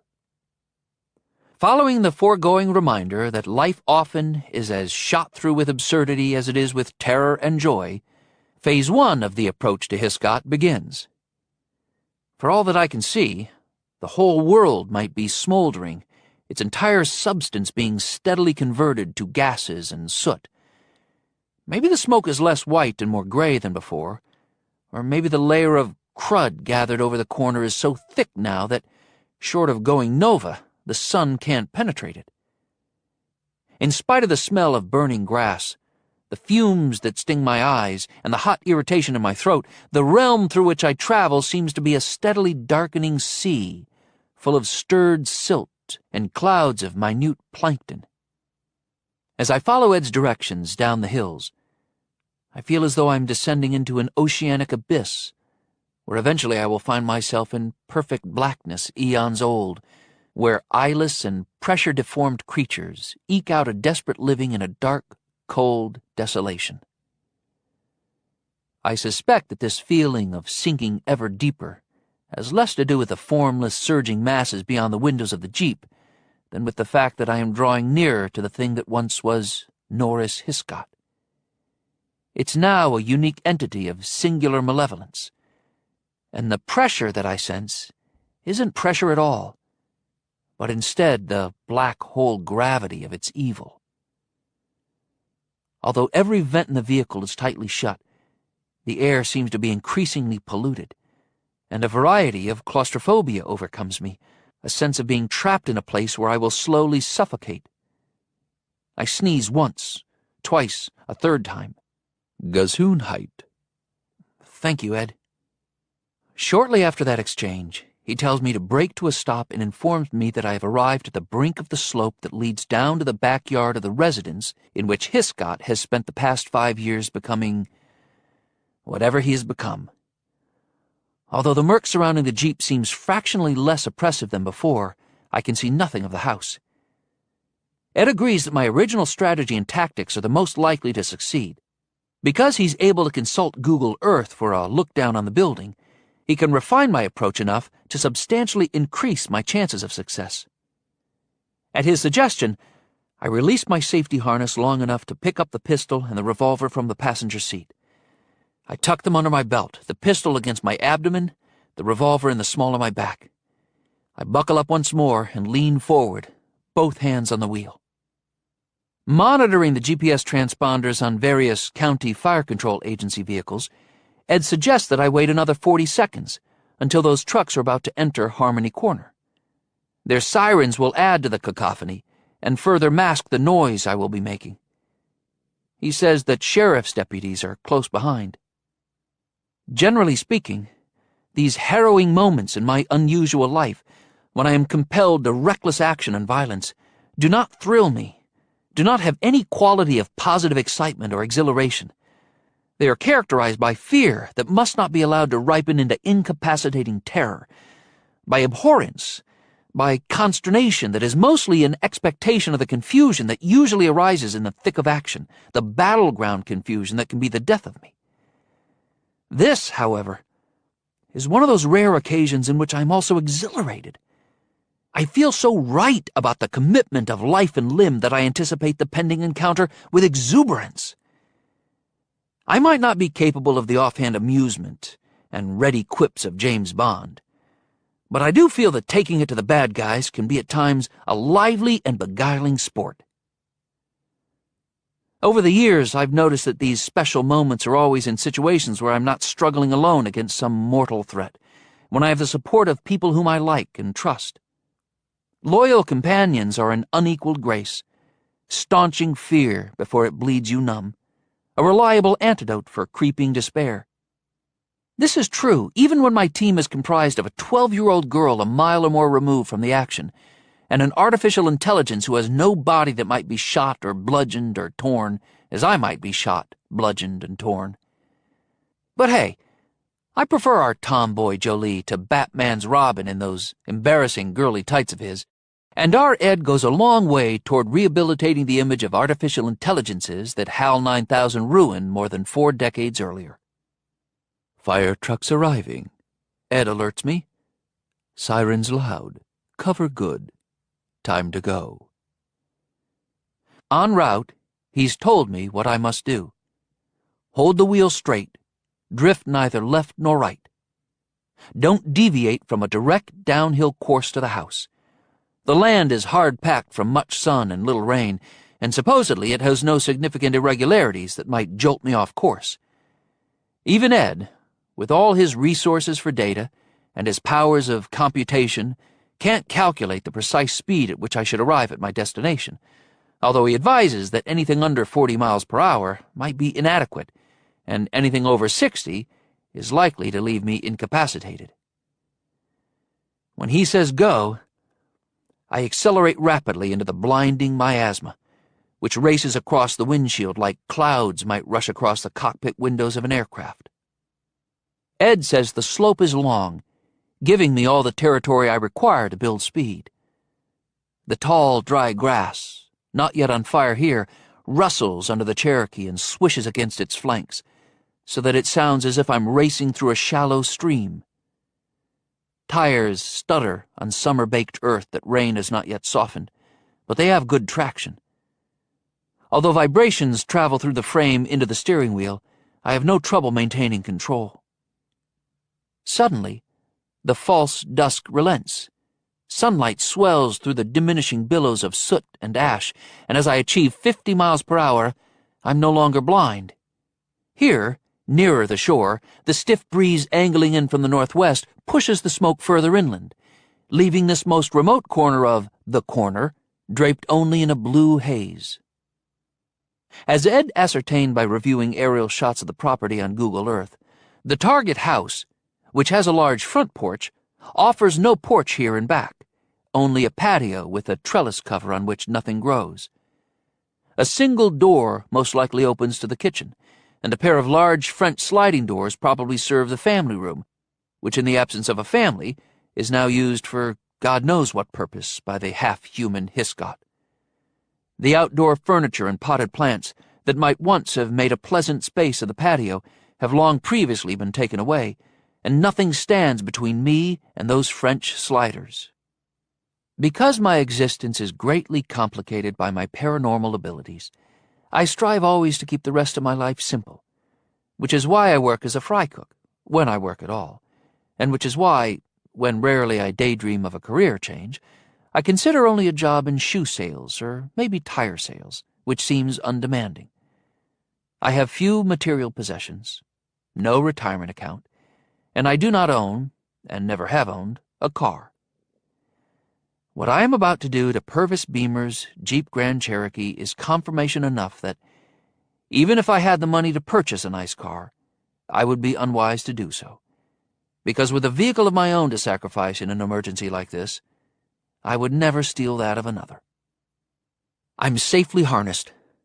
I trust, as I must, the impact reduction technology in contemporary vehicles, which involves the absorption of energy through the tactical and engineered collapse of certain parts of its structure.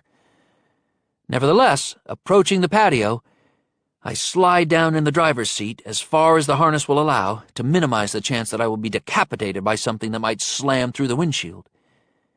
As the tires find the patio, I let go of the steering wheel and cover my face with my hands, as a child might do at the brink of the first big drop in a roller coaster track. An instant before impact, I move my right foot from accelerator to brake pedal. The crash must be loud, but it doesn't seem so to me because the airbag deploys, briefly enveloping me as though it is a gigantic prophylactic, muffling the sound of the collision. At the moment when the bag warmly embraces me, I jam my foot down on the brake. The wood of the French sliders cracks like a quick volley of rifle shots, tortured metal shrieks, and the windshield shatters. Fishtailing into the room, the Grand Cherokee batters through what I imagine to be sofas and chairs and other furniture, although I'm not foolish enough to even hope that the Hiscott thing has just been killed while napping in a lazy boy. As the airbag deflates, and as the Grand Cherokee comes to a stop, I switch off the engine. If the fuel tank has been ruptured, I want to avoid igniting a blaze that might draw the attention of the county firefighters away from the grass fire farther north in Harmony Corner. I appear to be uninjured. In the morning, I'll probably suffer from whiplash and other pains, but now everything seems to work. The driver's door is buckled, won't open. The passenger door still functions. As I get out of the vehicle, I draw the pistol from under my sweatshirt, reminding myself that the magazine contains only 7 rounds, not 10. The wreckage in the family room makes it difficult to know quite what the place must have been like before I arrived. But there are cobwebs in the corners of the ceiling, a mobile of moths and flies in one of them, suggesting that the spider never lived to taste the prey that was enchanted by its architecture, and everywhere is a layer of dust that couldn't have settled over everything in this first minute after the Jeep broke the doors down. Pistol in a 2-hand grip, I sweep the room left to right. No one. Nothing. North of here, the sirens of the fire trucks groan into silence. The only sounds in the house are the ticks and creaks of the tortured Grand Cherokee cooling down, settling into ruin. Hiscott might have expected me to attempt a break-in, but of a more conventional kind. He won't have anticipated this. But he surely knows I'm here now, and my success depends on moving quickly, before one of the family, possessed, shows up in a killing frenzy. A glance at the windows reveals that although the air is largely clear around this house and its neighbors on the flat ground below, The rest of Harmony Corner remains socked in by churning clouds of soot and ash. The marker lights and the warning lights of the fire trucks pulse and swivel deep within that seething murk, flinging off red and blue apparitions that chase one another through the scudding smoke. An archway connects the family room to a large eat-in kitchen with an island. Crumbs, stale crusts of bread, desiccated cheese rinds, dried spills of sauces, and moldering wads of unidentifiable food litter the countertops. Scores of ants crawl through the debris, but they don't scurry busily in efficient lines of march as do most ordinary ants. Instead, they wander desultorily across the counters, as though they have consumed a toxin that leaves them confused and without purpose. Piles of bones litter the filthy floor, ham bones, beef bones, chicken bones, and others. Some have been broken as if to facilitate access to the marrow. One of the pair of cabinet doors under the double sink has been torn off its hinges and is nowhere to be seen. From the space beyond spills a brittle drift of what appears to be dozens of rat skulls and skeletons, each sucked as clean as a turkey drumstick provided to a starving man. Not a scrap of skin or fur remains on any of them, and not a single length of scaly tail has been discarded. The cooktop is encrusted with charred food and filth, less like a stove than like the unholy altar of some primitive temple with a long, cruel history of grisly sacrifices. I doubt that the propane-fired burners have worked in 2 or 3 years. The assumption has to be made that everything Dr. Hiscott consumes has, for a long time, been eaten raw.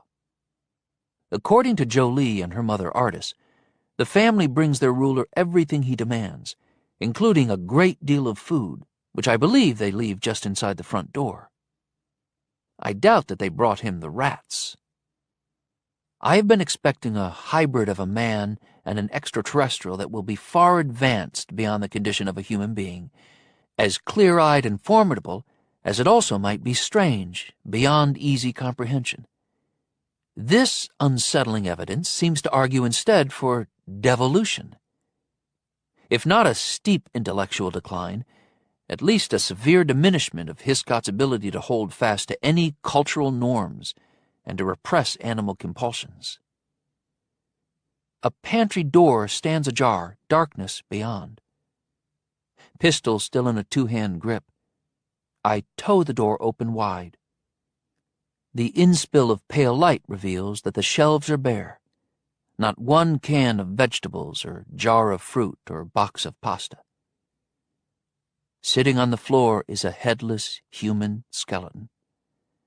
The skull rests on a shelf, separate from the other bones, and a detached arm lies on the floor, one finger extended, pointed toward me as if I am expected. Neither the bones nor the floor under them are marked by the stains of decomposing flesh. This discovery necessitates a correction to the Harmony family history of the past 5 years.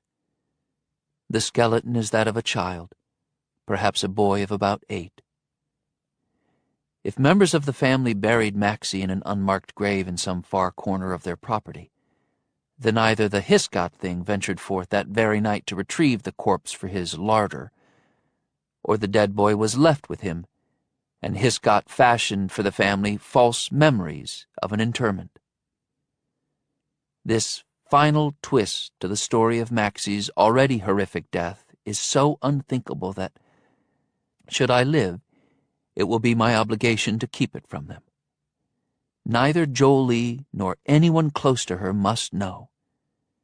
At least not until many years of freedom and peace have faded this part of their past as if it were a fever dream. In this house of secrets, I feel displaced in time and space, as if by the power of the alien presence, this land exists more on the planet of the creature's origin than here on Earth. As if I live now not less than 2 years after losing Stormy, but dwell instead in the dark future.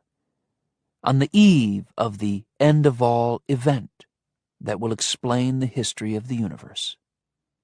The downstairs hallway is like a tunnel to the afterlife in a film about near-death experiences, a shadowy length that telescopes toward a mysterious light, though the promise at the farther end is not bright or inviting, but pallid, wintry, and uncertain. A switch turns on 3 ceiling fixtures. The bulbs are burned out in the second and third of them. In the fall of light immediately to my right, a door stands open on a landing, beyond which stairs lead down into an unrelenting darkness. A stench rises from what lies below, a witch's brew of rancid fat, rotten vegetation, urine, and other foulness unknown.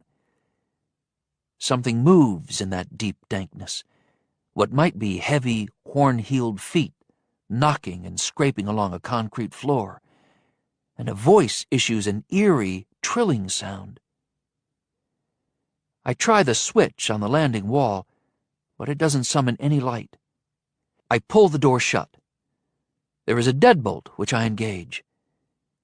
If eventually I must go into the cellar, I will require a flashlight. Before that, I need to clear the rooms on the first 2 floors and hope to survive that inspection. I move through a dining room long unused, revealed in sunlight filtered by gauzy curtains that hang between open draperies, through a study where bevies of fat moths quail from the window shears and flutter to darker corners as if the shadows will save them from me. And then I return to the hallway, proceeding toward the foyer and the front rooms. I am no less afraid, but my fear is tempered now by a healthy detestation and by conviction that my mission is something even more important than freeing the Harmony family from this curse. In some fundamental sense, I am here to perform an exorcism. 23. So here we are inside Wyvern, and might as well be 1,000 miles away from Audie for all the help we can give him. We hear him crash into the house as planned, but right after that we lose contact with him, because the car's probably smashed up and all. Ed says the Jeep's still transmitting a signal, and so is the smartphone. He's sure that Odd is alive and well. Okay, so Ed's super smart, but that doesn't mean he knows everything. He's not like God or anything. As you can imagine, I want to call that phone to see if Audie's all right, and Ed says not yet. Give Audie time to orient himself. We don't want to distract him at a critical moment. One of our 3 big worries, if we can limit them to 3, is that when Audie rocketed into the house, the boom of it alerted the county firefighting crew, and that they'll rush to the house, see what Hiscott cannot afford for them to see, and lots of people will die before it's over. But Ed is monitoring the emergency band radio traffic, plus all phone and cell phone calls from anywhere in the corner, and he says nobody seems to have noticed. The sirens, wind, fire, and just general commotion must have provided enough cover for Audie. I'm half sick thinking about it. But one of our other biggest worries is that Hiscott will use someone in my family to kill Audie, or that Audie will have to kill some people in my family when he's attacked. Either way, it's like I might just die myself if that happens. Or if I don't die, then something in me will die, and I won't ever be the same or want to be. If you want to know, the third thing that's making us nuts, or making me nuts since Ed just isn't capable of being made nuts, is thinking about those 3 guests of the motor court that Hiscott took into his house over the years. Those loners nobody missed, and they never came out again. Ed thinks maybe crazy old Hiscott might have done something more than mind control them. He says maybe, after that injection of alien cells and over time, Hiscott is more alien now than human. And so he was able to infect those 3 and turn them into something alien too. Like with a vampire bite, or something less stupid than a vampire bite. Ed knows everything Hiscott and his team learned about the ETs because he has access to those files. He says it's major scarifying stuff. So whatever Audie's got to deal with in that house, it's not a close encounter of the third kind in the cuddly Spielberg style. Over the past 5 years, I've said my best prayers every night, Haven't missed a night. Though I gotta admit, if it wouldn't break my mother's heart, I'd probably have stopped a year ago. I mean, praying to be free of Hiscott only makes me expect to be free soon. And then when the prayer's never answered, you feel even worse, and you wonder what's the point. I'm not criticizing God, if that's what you think, because nobody knows why God does things or how he thinks, and he's humongously smarter than any of us, even smarter than Ed. They say he works in mysterious ways, which is for sure true. What I'm saying is, maybe the whole praying business is a human idea. Maybe God never asked us to do it. Yeah, all right, he wants us to like him, and he wants us to respect him, so we'll live right and do good. But God is good, right? And to be really good, you've got to have humility. We all know that. So then if God is the best of the best, then he's also the humblest of the humble, right? So maybe it embarrasses him to be praised like around the clock, to be called great and mighty all the time. And maybe it makes him a little bit nuts the way we're always asking him to solve our problems, instead of even trying to solve them ourselves, which he made us so we could do. Anyway, so after almost giving up on prayer, and being pretty darn sure that God is too humble to sit around all day listening to us praise him and beg him, the funny thing is, I'm praying like crazy for Audie. I guess I'm hopeless. 24. As I reach the end of the downstairs hall, from behind me comes the sound of the knob rattling in the cellar door. The door is a good mahogany slab, the deadbolt thick, the hinges blackened iron. Great effort will be needed to break it down, and the noise will give me plenty of warning.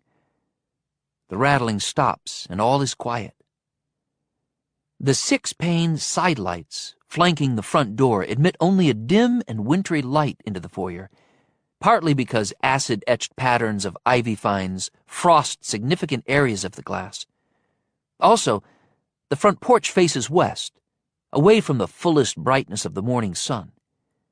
The window sills are gray with thick dust, littered with dead gnats, dead flies, dead spiders. To the left, a living room is overfurnished with floral-patterned Chesterfields laden with decorative pillows, handsome wing chairs with footstools, curio cabinets, and several plant stands in which once flourishing ferns now hang in brown sprays of parched fronds, the carpet under them littered with dead pinules. Everywhere there is dust, cobwebs, stillness, and the air seems more humid toward the front of the house than in the back. To the right of the foyer, a mahogany-paneled library offers an impressive collection of books, but they emit the odor of mildew. When I switch on the lights, a multitude of moths shiver out of the bookshelves, abandoning their feast of damp dust jacket and rotten binding cloth. By far more of them here than in the study. They swoop this way and that for a moment, agitated but without purpose. A few take refuge on the ceiling. Others settle upon a pair of club chairs, upholstered in a shade of brown leather with which they blend, and the mass of them swarm toward me, past me, out of the room.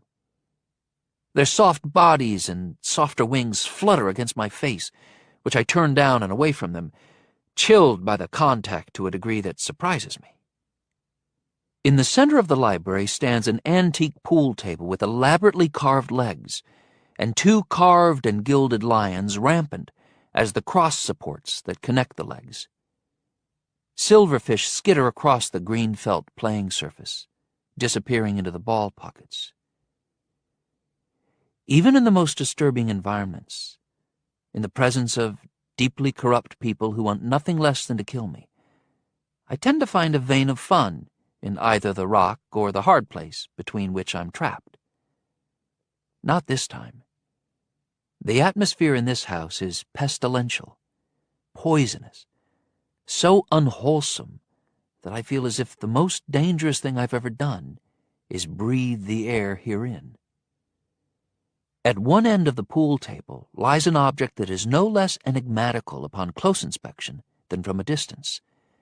Round but not perfectly so, about 5 feet in diameter. It resembles nothing so much as a giant version of the medicine ball that men used to throw to one another for exercise before health clubs became high-tech. The object is mottled, several shades of gray, and is grained like leather, but it has no seams or stitching, and the lacquered sheen is unlike any leather finish I've ever seen. Some of the bulbs are burned out in the chandelier above the pool table, but what light there is glimmers in the surface of this unfathomable construction, much the way that moonlight plays on dark water. My perception of the object's nature changes from one instant to the next when the surface proves to be not lacquered, but wet. A bead of moisture swells out of it and trickles down the curved form to the carpet. Then something within the great ball writhes. As I back hurriedly away, the surface of the thing is revealed to be rather like a cloak, but not of cloth, of skin, which now peels up with a slick, slithering sound, revealing a crouched form that in this unveiling rises with alarming alacrity to the height of almost 7 feet. The limbs are jointed in ways that suggest machinery rather than bone, but this is no robot. It seems both reptilian and insectile, its flesh so tightly strung on its legs and arms that it appears withered but nonetheless strong. In the torso, in the set of the shoulders, it seems less reptilian and less insectile than human. And of course it stands erect. The gray, cloak-like mass of skin falls in folds around it, less like a coat than like a cape, and its flesh is otherwise pale with muddy yellow striations. I would run, but I know that to turn my back will be to invite attack. Besides, everything about it speaks of speed, and it will have me before I've gone a dozen steps. Because of my disturbed mother and her resort to threats with firearms as a primary child-raising technique, I have all my life disliked guns, though at this moment I love the one in my hands. I hesitate to use it only because I don't yet know the full nature of my adversary, for its face remains concealed in the dark cowl that is part of its cape-like garment of loose skin. The creature lifts its hung head. The cowl peels away to settle around its neck like a rolled collar, and the face appears more human than not. Female. Greasy coils of dark hair. Features that might have been lovely before the skull elongated and the bones thickened during whatever transformation she endured at Hiscott's hand. Here is one of the motor court guests, who was so alone in the world that she would not be missed, now a human-alien hybrid that perhaps exists for no reason but to protect and serve her master. If any of her former personality remains, any slightest degree of self-awareness and memory, what a horror her current existence must be, and how insane that kernel of her true self must have become in this monstrous prison of strange flesh and bone. Although the beast's eyes are milky as if with cataracts, I am sure that it can see, perhaps as well in the dark as in the light. I can't look away from those eyes, and suddenly I know intuitively what the thing is about to do. I drop and roll and spring up as, in a slithery scissoring of long and knuckled limbs, the creature crosses the distance that I have put between us and lands in the precise spot that I vacated, quicker than a cat. As it turns to face me, I see that something extraordinary has happened to its forehead. Protruding from the center of its brow is what appears to be a tapered horn, about 4 inches long, half an inch wide at the base, but as pointed as a nail. No, not a horn, but a hollow probe of some kind, from which depends a single drop of fluid as red as blood. The droplet falls, and the segmented horn collapses into itself, backward into the skull. At the point where it retracted is a small, puckered pouch of skin that I had not previously noticed. The creature doesn't mean to kill me. I am to be converted, as was the woman, into a servant and defender of whatever Norris Hiscott has become. 25. Again, I know. I move, duck, clamber across a club chair, and the creature is where I was an instant earlier, turning toward me with a hiss of anger and frustration. I continue moving, circling the pool table, keeping it between us as the few remaining moths take flight again and caper about the chandelier, their distorted shadows chasing silverfish across the green felt. Following his hybrid rebirth, Hiscott has become arguably psychic, in the sense that he can have out-of-body experiences and invade the minds of others. Therefore, this beast that serves him may have some such ability to a lesser degree. In fact, the compulsion that I feel to stare into those milky eyes suggests that an attempt is being made to cast a sort of spell and render me incapable of flight or self-defense. Because of my gifts, this creature has no more power over me than does Norris Hiscott.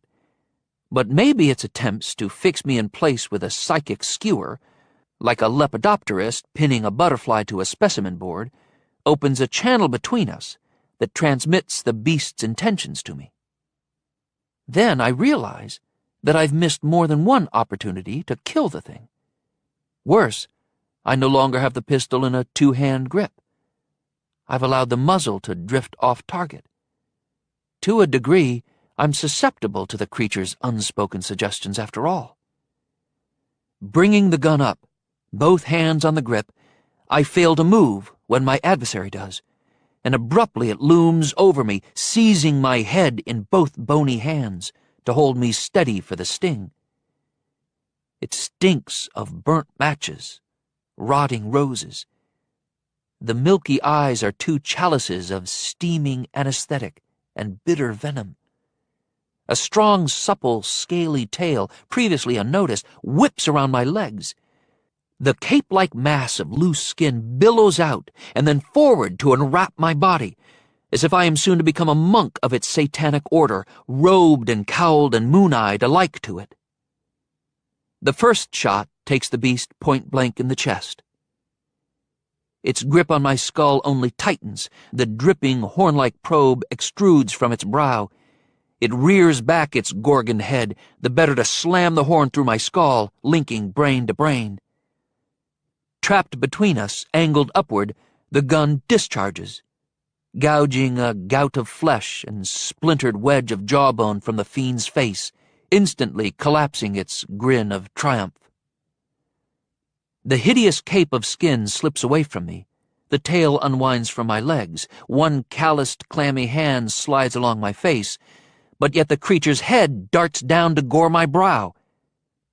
Fired into that red-toothed and howling mouth, the third bullet spares me by coring the brain, shattering through the back of the head and drilling into the ceiling. The curiously articulated legs fold this way and that. The hooked hands seem to seek a grip upon the air, and the beast drops, falls back, face up, no luster any longer in its eyes, the cape of skin like a mortuary shroud draping its body. It lies still, except for the rolled collar of excess skin around its neck. Perhaps in some post-mortem reflex, that dark gray rouleau unspools, insinuates itself between the carpet and the broken skull, and creeps across the top of the head, over the brow, and down the face, whereupon it quivers and becomes as lifeless as the visage that it covers, as though the creature had been given license to walk the earth on the condition that in both life and death it recognize the shame of its appearance and its purpose.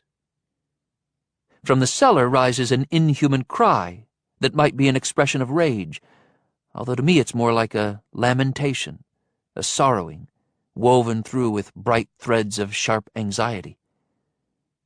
This is a cry of madness as well, of melancholy alienation from all that might give comfort. I could pity what mourns and cowers in the darkness below, if I didn't expect that it was another like the one I just killed, and that, given the chance, it would induct me into their hive. As the plaintive cries subside, I consider sitting and waiting for Hiscott and the third of his guards to come looking for me, rather than risk searching further, when behind every closed door might wait a thief of minds and a collector of souls. But the insect-infested furniture isn't appealing, and the deeply unwholesome atmosphere will corrode courage if I linger too long.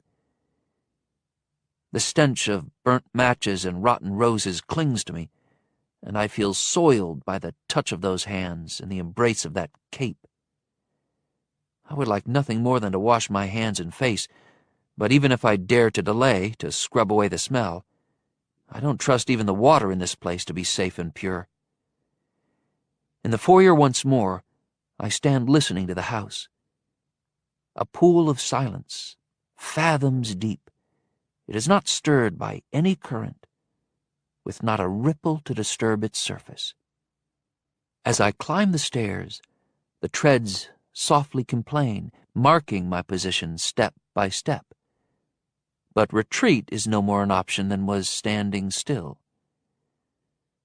4 rounds left in the pistol. 6 in the revolver, which rides uncomfortably in the small of my back, cylinder pressing hard against my spine.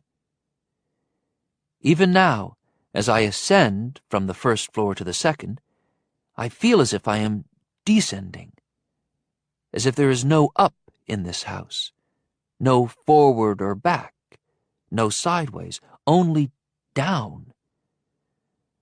The strict laws of nature have not been suspended here. The strong perception of ascent as descent is either an illusion, a psychological reaction to the singular threat I face, or something similar to that condition called synesthesia, when a certain sound will be perceived as a color and a certain odor as a sound. Or maybe this phenomenon is related to Hiscott and what he has become, an effect of some aura that surrounds him. The feeling is so unsettling that I need one hand for the railing. I reach the landing. Nothing waits on the second flight or, as far as I can see, at the head of the stairs.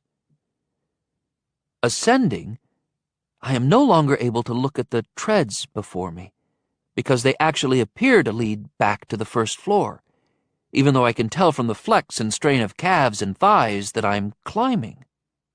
Off the stairs, forward along the corridor, the floor seems to have a steep downward slope, although I know that it does not.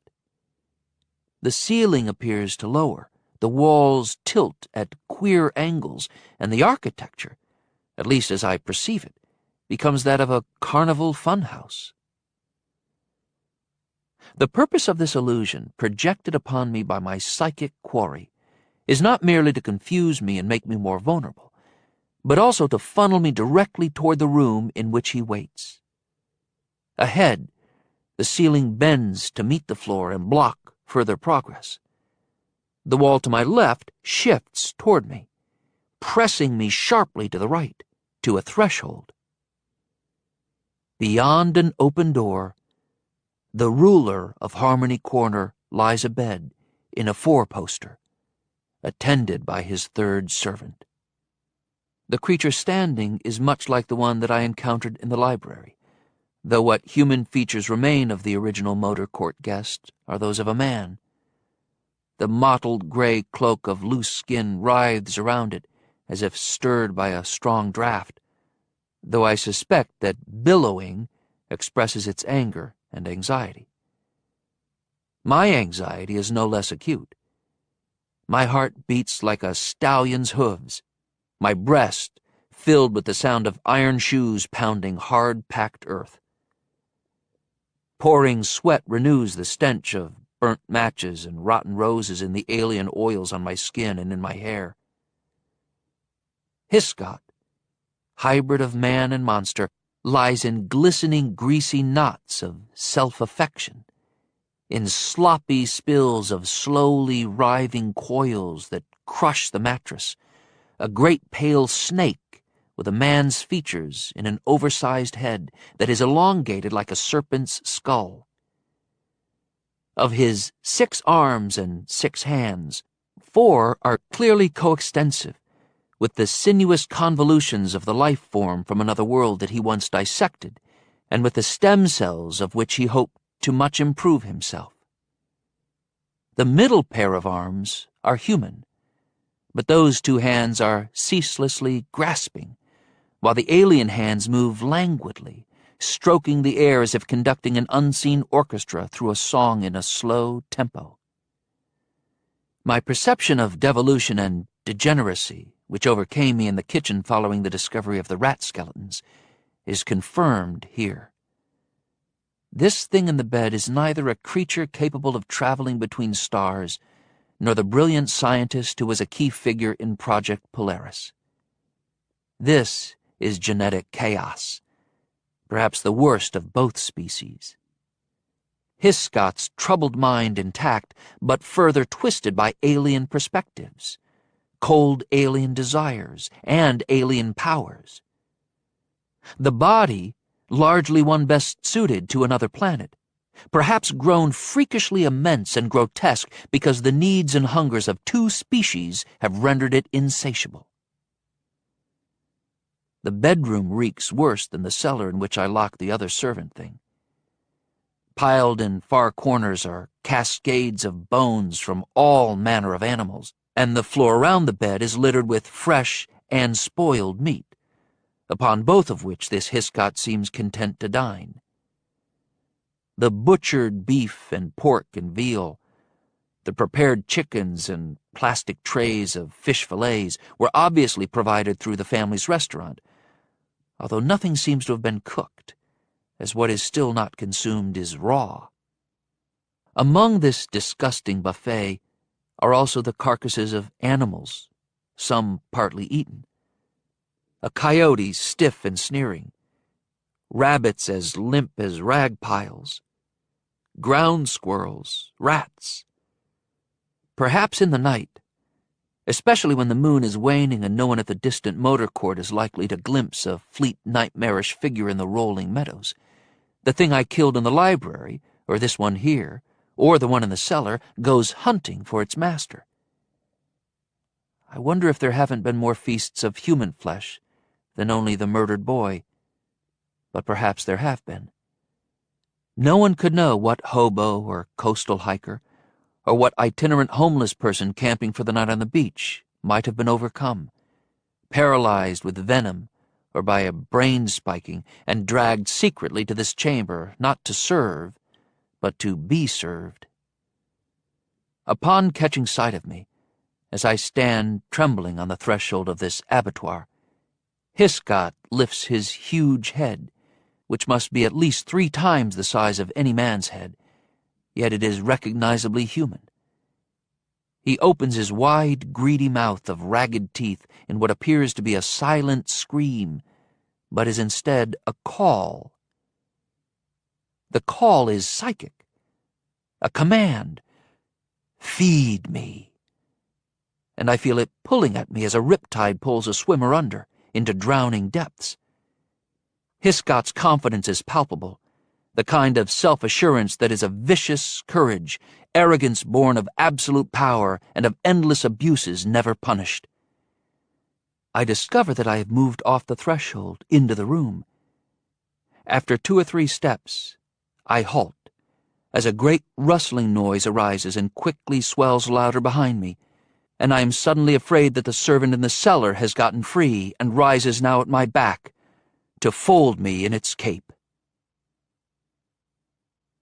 26. Before I can look over my shoulder to glimpse my fate, the source of the loud rustling noise becomes manifest as hundreds of moths swarm into the bedroom from the hallway, seething past me, buffeting the back of my neck, my face, questing at the corners of my mouth, at my nostrils, dusting my eyelashes with their powdery substance, fluttering through my hair and away, a surging river of soft wings. In this house, one horror breeds another, and the swarm flies straight into Hiscott's silent scream, down into his long throat, so tender that he has no need to shred them with his teeth. Still they come, hundreds more. The house is a moth farm. They're grazing among the mildewed books, perhaps encouraged, and I hunch my neck to prevent them from crawling under my collar.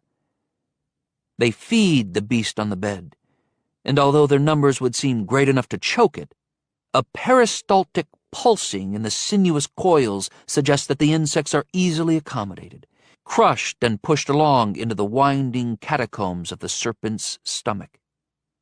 This vile spectacle so stuns me that, as the last of the swarm answers the call, I break free of Hiscott's psychic grip and raise the pistol. The servant thing springs toward me, horn extruding from its brow. I cut it down with the last 4 rounds of the magazine and throw the gun aside. Hiscott seems unfazed that I have dispatched 2 of his 3 defenders. Having swallowed all that came to him, he preens the moth powder from his lips, from his 6 hands, watching me as he licks and licks. Were his tongue forked and thin, like that of a snake, it would be much less repulsive than the large, long, but human tongue that instead journeys through his many supple fingers and cleans his upturned palms. The 6 arms remind me of deities like the Indian goddess Kali. Although he is wingless, there is something about him that suggests a dragon as much as a serpent. The ragged mouth of wicked teeth might give Beowulf pause. The myths and legends of many ages and kingdoms seem here combined in a single threat, a thing as self-satisfied and vain as the first of all evils that lies curled in the pit of the world. When I draw the revolver from the small of my back, he stops licking his hands, but he does not seem alarmed. His lack of fear is unnerving, and I wish at least that he would, in all his coils, recoil. He is such a grotesque mass of thick undulations, of pale, scaly flesh, such a slowly writhing tanglement of involutions and convolutions, spiraled and helixed, kinked and twisted, that he appears incapable of any but the most ponderous movement, surely not a fraction as quick as any ordinary snake. Therefore, his calm seems to indicate either that he is too comfortable in his long, uncontested power, or that he is more lithe than I assume. When I raise the weapon, he proves not quick, but cunning. Each time that he has invaded my mind, I have at once thrown him out. For a while, the psychic call with which he attracted the moths was also effective with me, but I somehow know, as he seems to know as well, that it will not work again. As I take 2 steps closer to the bed and line up the first of what I hope will be 6 head shots, steadying my hands and my aim with considerable effort, Hiscott throws his last trick at me, and it is his best yet. I don't know how he learned my real name, how he discovered what wound of mine has never healed and never will. Maybe he has a way to go online to search for the truth of me as did Jolie's new friend Ed. He does not try to crawl into my head as before, but with tremendous mental power casts into my mind the most beautiful face I've ever known, Stormy Llewellyn as she lived and breathed. I'm rocked backward a step by such a vivid image of my girl flaring through my mind's eye. It seems a desecration of her memory to even think about her in this disgusting hole. But round 2 of his assault is worse. He imagines her as she might have looked a few days after death, with the lividity and bloat of a corpse, and he throws that picture at me, which almost drops me to my knees. If he could move quickly, I might be dead even as my knees go weak at the sight of Stormy's face corrupted. But he is sliding off the bed with slug-like sloth, and he makes the mistake of blasting more images at me of Stormy in more advanced stages of decomposition, so grievous and dispiriting that they jolt me to recall that Stormy was cremated within a day of her death. She was pure, and she was purified by fire, and nothing that feeds on the dead ever fed on her, or ever will. 6 hollow-point, copper-jacketed cartridges from a .38 revolver can take apart a dragon's head with finality, especially when each is fired from closer range than the one before it, the last with the muzzle pressed against the hateful skull. That would have been the end of it, if I had but remembered that due to the fact that its nerves will fire for a while after death, a beheaded snake can still thrash as vigorously as one that is alive. 27. As anyone knows who has seen a headless snake lash away the ghost of life that still inhabits its mortal coils, the decapitated body seems to whip more dramatically than it ever could have done when it was part of a complete creature. The same is true of the Hiscot alien hybrid. In bed, he was a flaccid mass of obscene love knots, writhing as lazily as worms in cold earth. But with his brains blown out, he is the crazed colossal squid from 20,000 Leagues Under the Sea, and he seems to be not one great length of scaly muscle, but instead a nest of powerful tentacles whipping in a destructive frenzy. The transformation occurs with the 6th and final gunshot, when his impossibly tangled body untangles with an eruption of energy that might have been stored in it for the past 5 years. I'm swept off my feet, though not in a romantic sense, and thrown all the way back to the door by which I entered. I crash just short of the threshold, rapping my head on the hardwood floor, a blow that no doubt does more damage to the floor than to my skull, though for a moment my vision swims. I'm seeing double for a couple of seconds, but when my vision clears, it seems that the big room is filled almost wall to wall with a furious snake seeking pieces of its shattered head to puzzle back together and live again. Great muscled coils snap the thick posts of the canopy bed as though they are made of balsa wood. Lamps fly and shatter. Red brocade draperies are torn from windows to flare and fan as if the decapitated serpent is both bullfighter and bull, and those cascades of bones that slope to the ceiling in some corners are slung in every direction in rattling barrages. Before I might be knocked unconscious by a ham bone, which seems so apt as to be inevitable, I scramble across the threshold into the upstairs hall and thrust to my feet. To be certain beyond a doubt that this extraterrestrial anaconda will eventually spasm into a final stillness, as would any snake of this world, I need to bear witness. But I can do that safely from the mid-floor landing of the stairs, and return for visual confirmation after this furious thrashing ceases.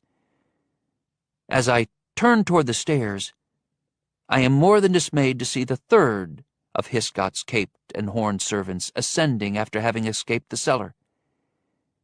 It is as quick and agile as the beast in the library, springing toward me with murderous intent, and I am without a handgun.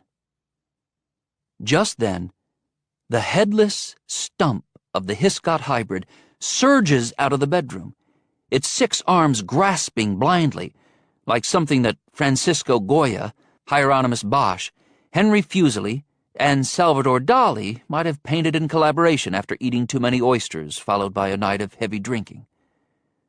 The questing hands seize the servant thing.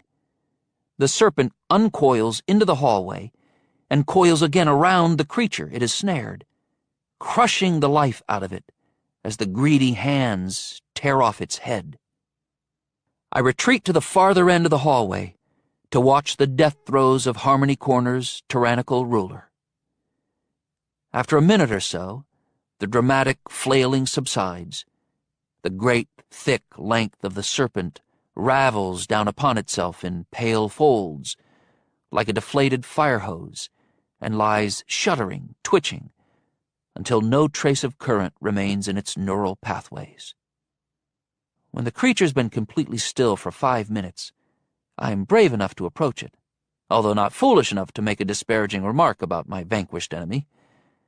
Modern movies don't contain a lot of truth, but this one lesson I've learned from them has proved to be as true as anything in my curious life.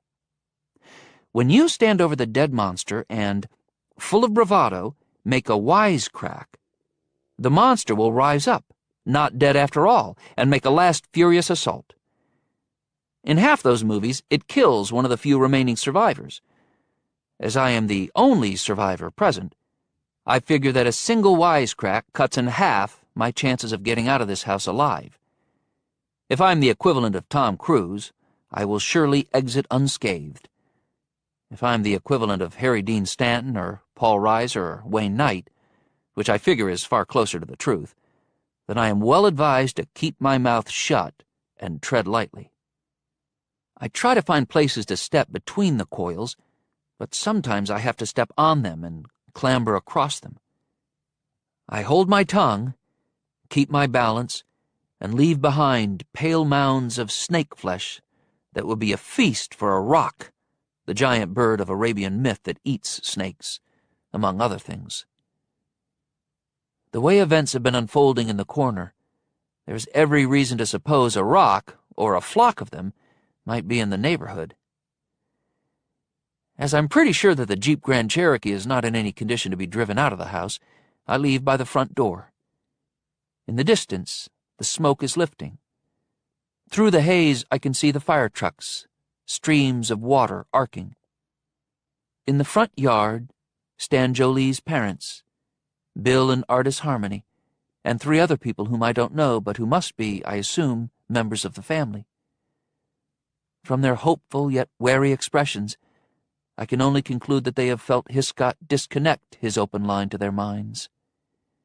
As I reach the head of the steps, something in a pocket of my jeans squirms vigorously, and I cry out in alarm, because baby snakes can be as venomous as adults. Those on the lawn cry out as well, and take a step backward. Fishing the thing from my pocket, I smile sheepishly and say, "Just a cell phone." I take the call. It's Ed. 28. Some of the fields are black with veins of gray ashes, but none of the buildings have been lost to the fire I set. When the wind blows away the last lingering wisps of smoke, the odor of burnt things is less sour than I expect, rather like a campfire smell. Sawhorses are placed at the entrance to the corner, bearing hand-lettered signs that declare closed 24 hours for fire cleanup. Tomorrow, heavy equipment will come to remove the 18-wheeler from the meadow. The family's tow truck has been brought down from the service station, and the Grand Cherokee has been hauled to the grove of oaks in which the 3 vehicles that once belonged to Hiscott's servants are hidden.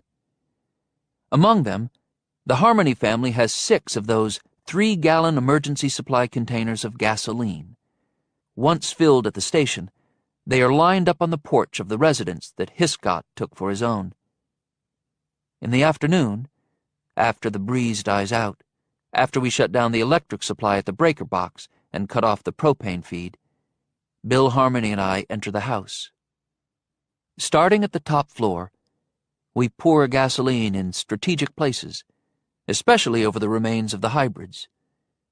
I keep Bill out of the kitchen so that he will not see the small skeleton in the pantry. The lights don't work in the reeking cellar, and I choose not to descend into that gloom with a flashlight.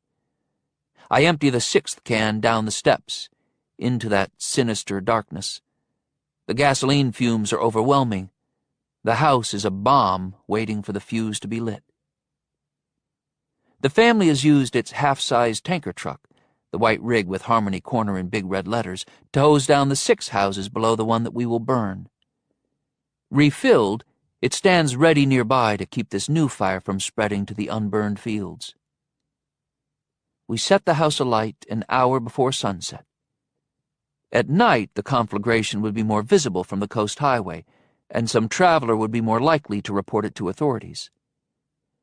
Anna Maria and I gather with the family to watch. 36 of them are present, including Jolie, who has returned from Fort Wyvern.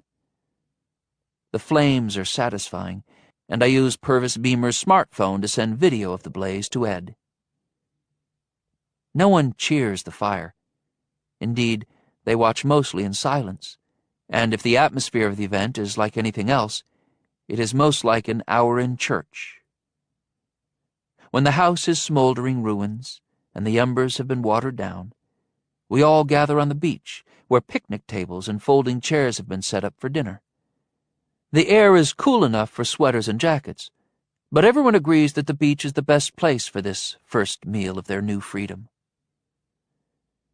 The waxing moon and many candles provide enough light, because this is only the dark of nature, and not to be feared.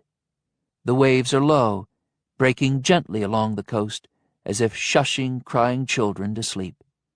The stars are a grand display that lifts my heart. Considering Project Polaris, I expect those far suns and their distant worlds to seem a little threatening this night. But instead they say to me that the vast universe, like Earth itself, is a place of promise, that is no less magnificent for the fact that it is also a field of contest upon which the one struggle was fought, is fought, and will be fought from the beginning of time until time is ended. Dinner on the beach is less solemn than the vigil at the burning house, but remains a quiet celebration. Many smiles and just a little laughter. This extended family has been through great suffering and humiliation, and the way back to a normal life will not be an easy road. These are good people, and I make new friends here. They hug a lot, and when they take my hand or lay a hand upon my shoulder, they often are reluctant to let go. But they understand intuitively that they must not embarrass me with gratitude. Although they obviously understand that I have many secrets to keep, they don't press to know them, but seem satisfied that I should be always a mystery, as are so many things in this life. After dinner, Jolie and Anna Maria and I and the two dogs, Raphael and Boo, walk together along the beach, near the foaming surf, and the girl is quietly enraptured with everything she sees, everything she hears, everything she thinks. Now that the yoke of slavery is lifted from her and from her family, I am able to see more clearly the brilliance, the courage, and the pure heart that form the essence of her. I can imagine the woman she will become, and the world could use uncounted millions like her, though just one will make a difference. Jolie comes to tears at the thought that we will be leaving in the morning, and that we may never see one another again.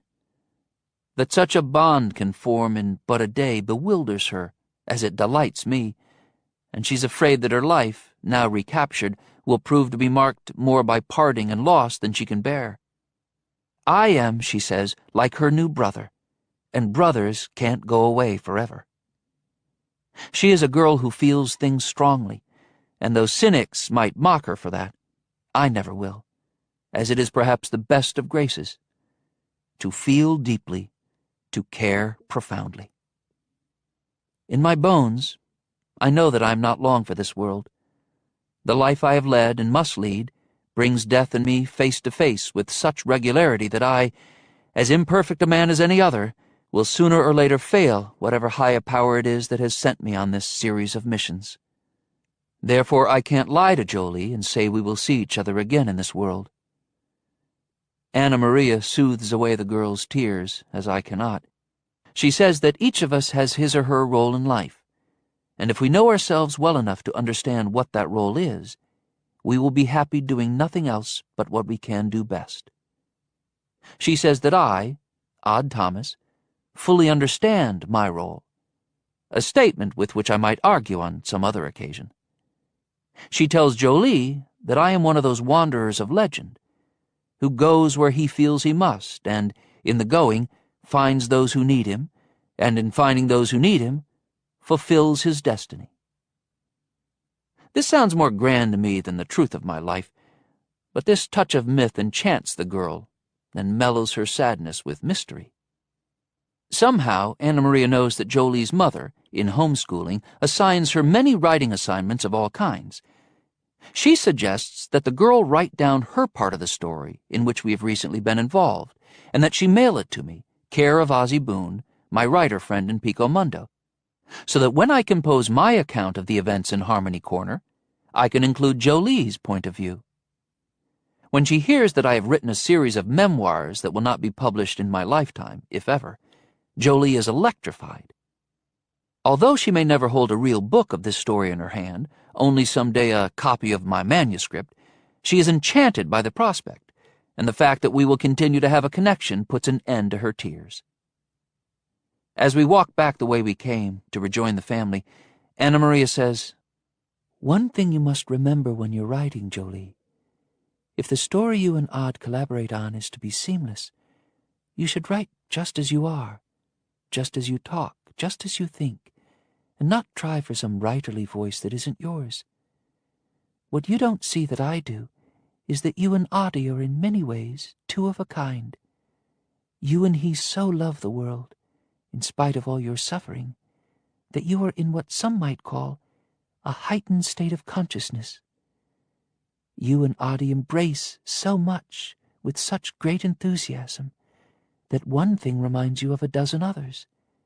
Your mind is here and there, and also there at the same time, but you're never scatterbrained. You're focused nonetheless. Look up the word discursive. When you write, keep that word in mind, and then your words and Audie's will flow together. Be of the world and in the world and above the world all at once. Be you and only you, which means be you and all the people you have loved, and then Audie will always be with you as, I know, you will always be with him." Anna Maria doesn't seem concerned about drying my tears. In spite of the chill, no one wants to bring the gathering to an end, but it comes to an end just the same. Back in Cottage 7, I take a long, hot shower, even though I showered earlier, between leaving Hiscott's house and returning to burn it down. Raphael stays the night with me, and Boo goes wherever it is he has to go. A good dog is a comfort. The golden retriever comforts me, and perhaps Boo comforts someone in a place that I can't imagine. I leave a lamp on, but I do not dream. When I wake near dawn, I lie listening to Raphael snore, and I find myself considering what it means to be fallen. We are fallen in a broken world, and one thing that occurs to me is that after thousands of years, when we think of fallen angels, we think of them as we always have, busy spreading misery on earth. But the universe in its immensity is nevertheless of a piece, and what applies at one end of it applies at the other. No doubt misery, like happiness and hope, is found throughout the stars. The alien artifacts housed in Fort Wyvern are of extraterrestrial origin, but perhaps they are at the same time part of the ancient history of humanity. I shower again on rising, and afterward take a call from Ed. We agreed earlier that he will stay in touch with Jolie and be her secret friend, but that he will not again allow her through that last pair of steel doors into Wyvern. We say our goodbyes. His last words to me are, "Live well and prosper." Mine to him are, "Open the pod bay doors, Hal." And I think he laughs. Leaving, Anna Maria drives the Mercedes we have borrowed from Hutch Hutchison in Magic Beach. Along the last length of blacktop leading to the county road, 36 members of the Harmony family stand side by side, waiting for us, which I wish they would not have done. Jolie stands with her mother and father and her Uncle Donnie at the end of the line. She waves. I wave. The coast highway takes us south toward what will prove to be a place called Roseland, which will be far worse than Harmony Corner in its worst days. In Roseland, I will have to put Jolie entirely out of my mind, for to think of her, in all her vulnerability, out there in this world of corruption, would perhaps paralyze me, and I have work to do.